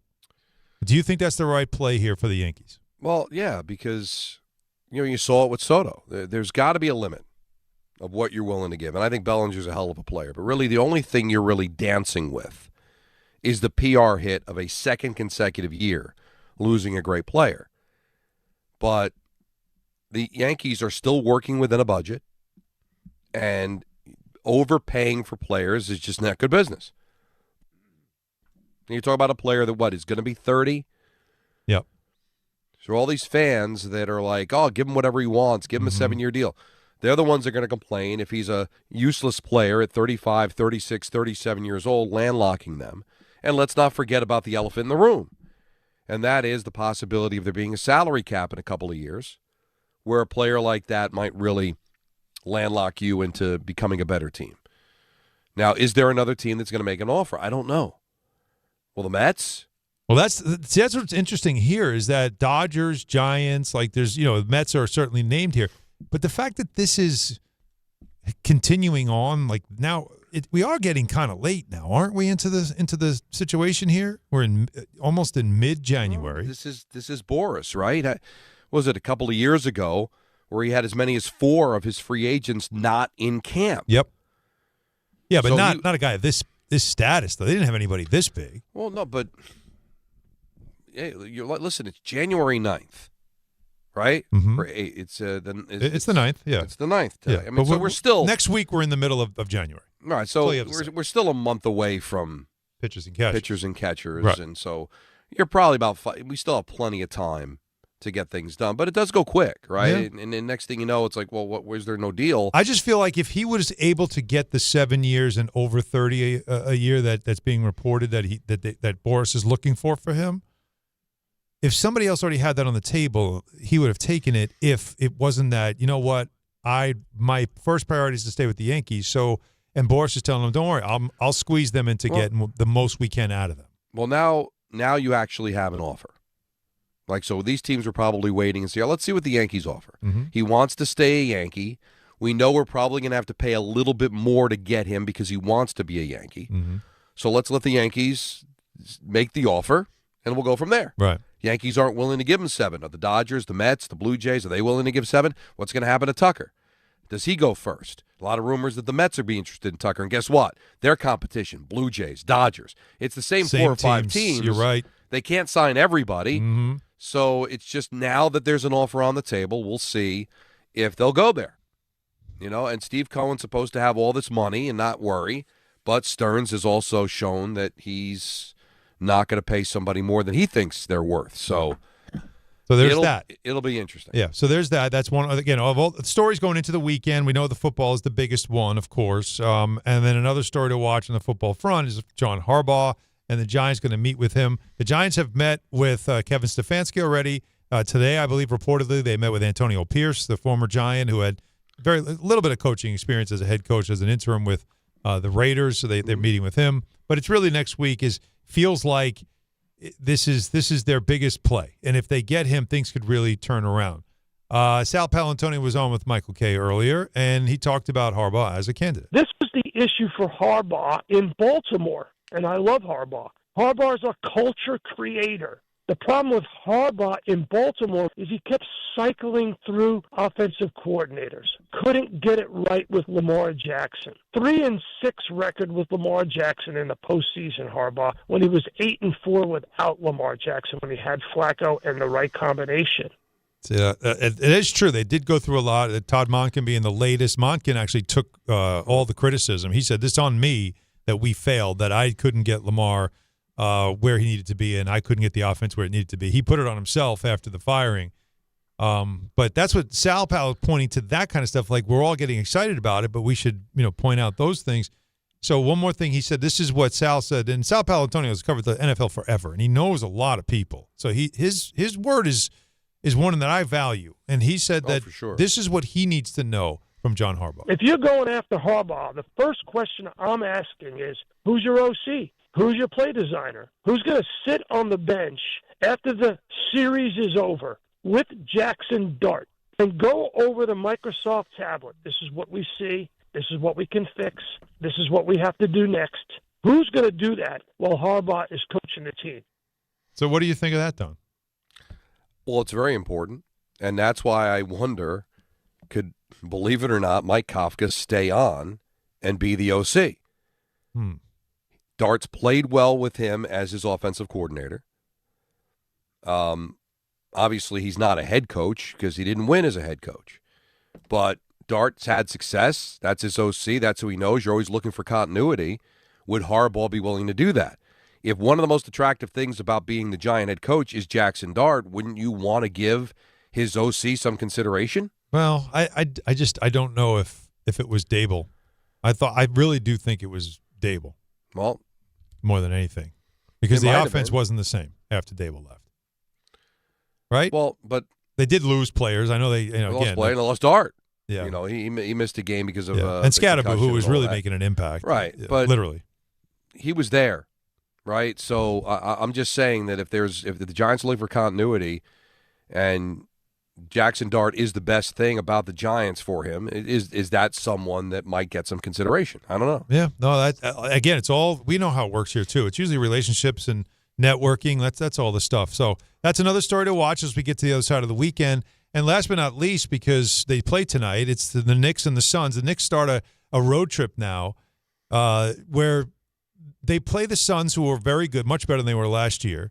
This is not like one of those killer road trips as far as like when you look at the opponents. This is not like, the Lakers and, like they're right. Playing a lot of this trip. People are looking at as, can the Knicks get right?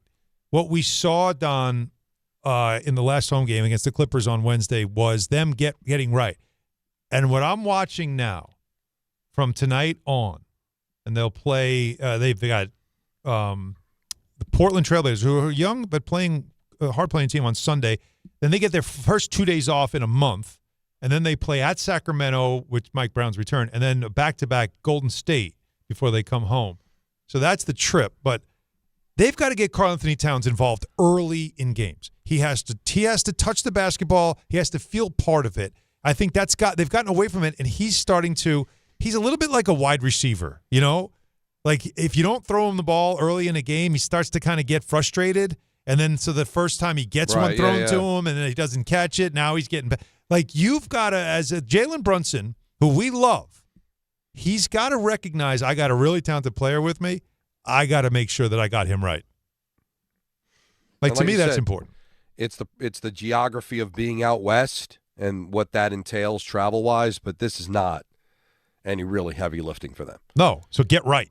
This is a get-right trip. You already got the win against the Clippers before you left, and you've got some winnable games here. Take care of business. So what is it, Suns, Kings, Portland, the Trailblazers, right, and then a back-to-back Kings, who aren't very good, Warriors, yeah. So we'll see how these go, but this is going to be a fun week. Yeah, you know what? You do worse. Donnie, have a great weekend. You too, buddy. And good luck on your picks. We'll see you all Monday. Hey, New York and New Jersey. Boost Mobile has an unlimited talk, text, and data plan that's only $25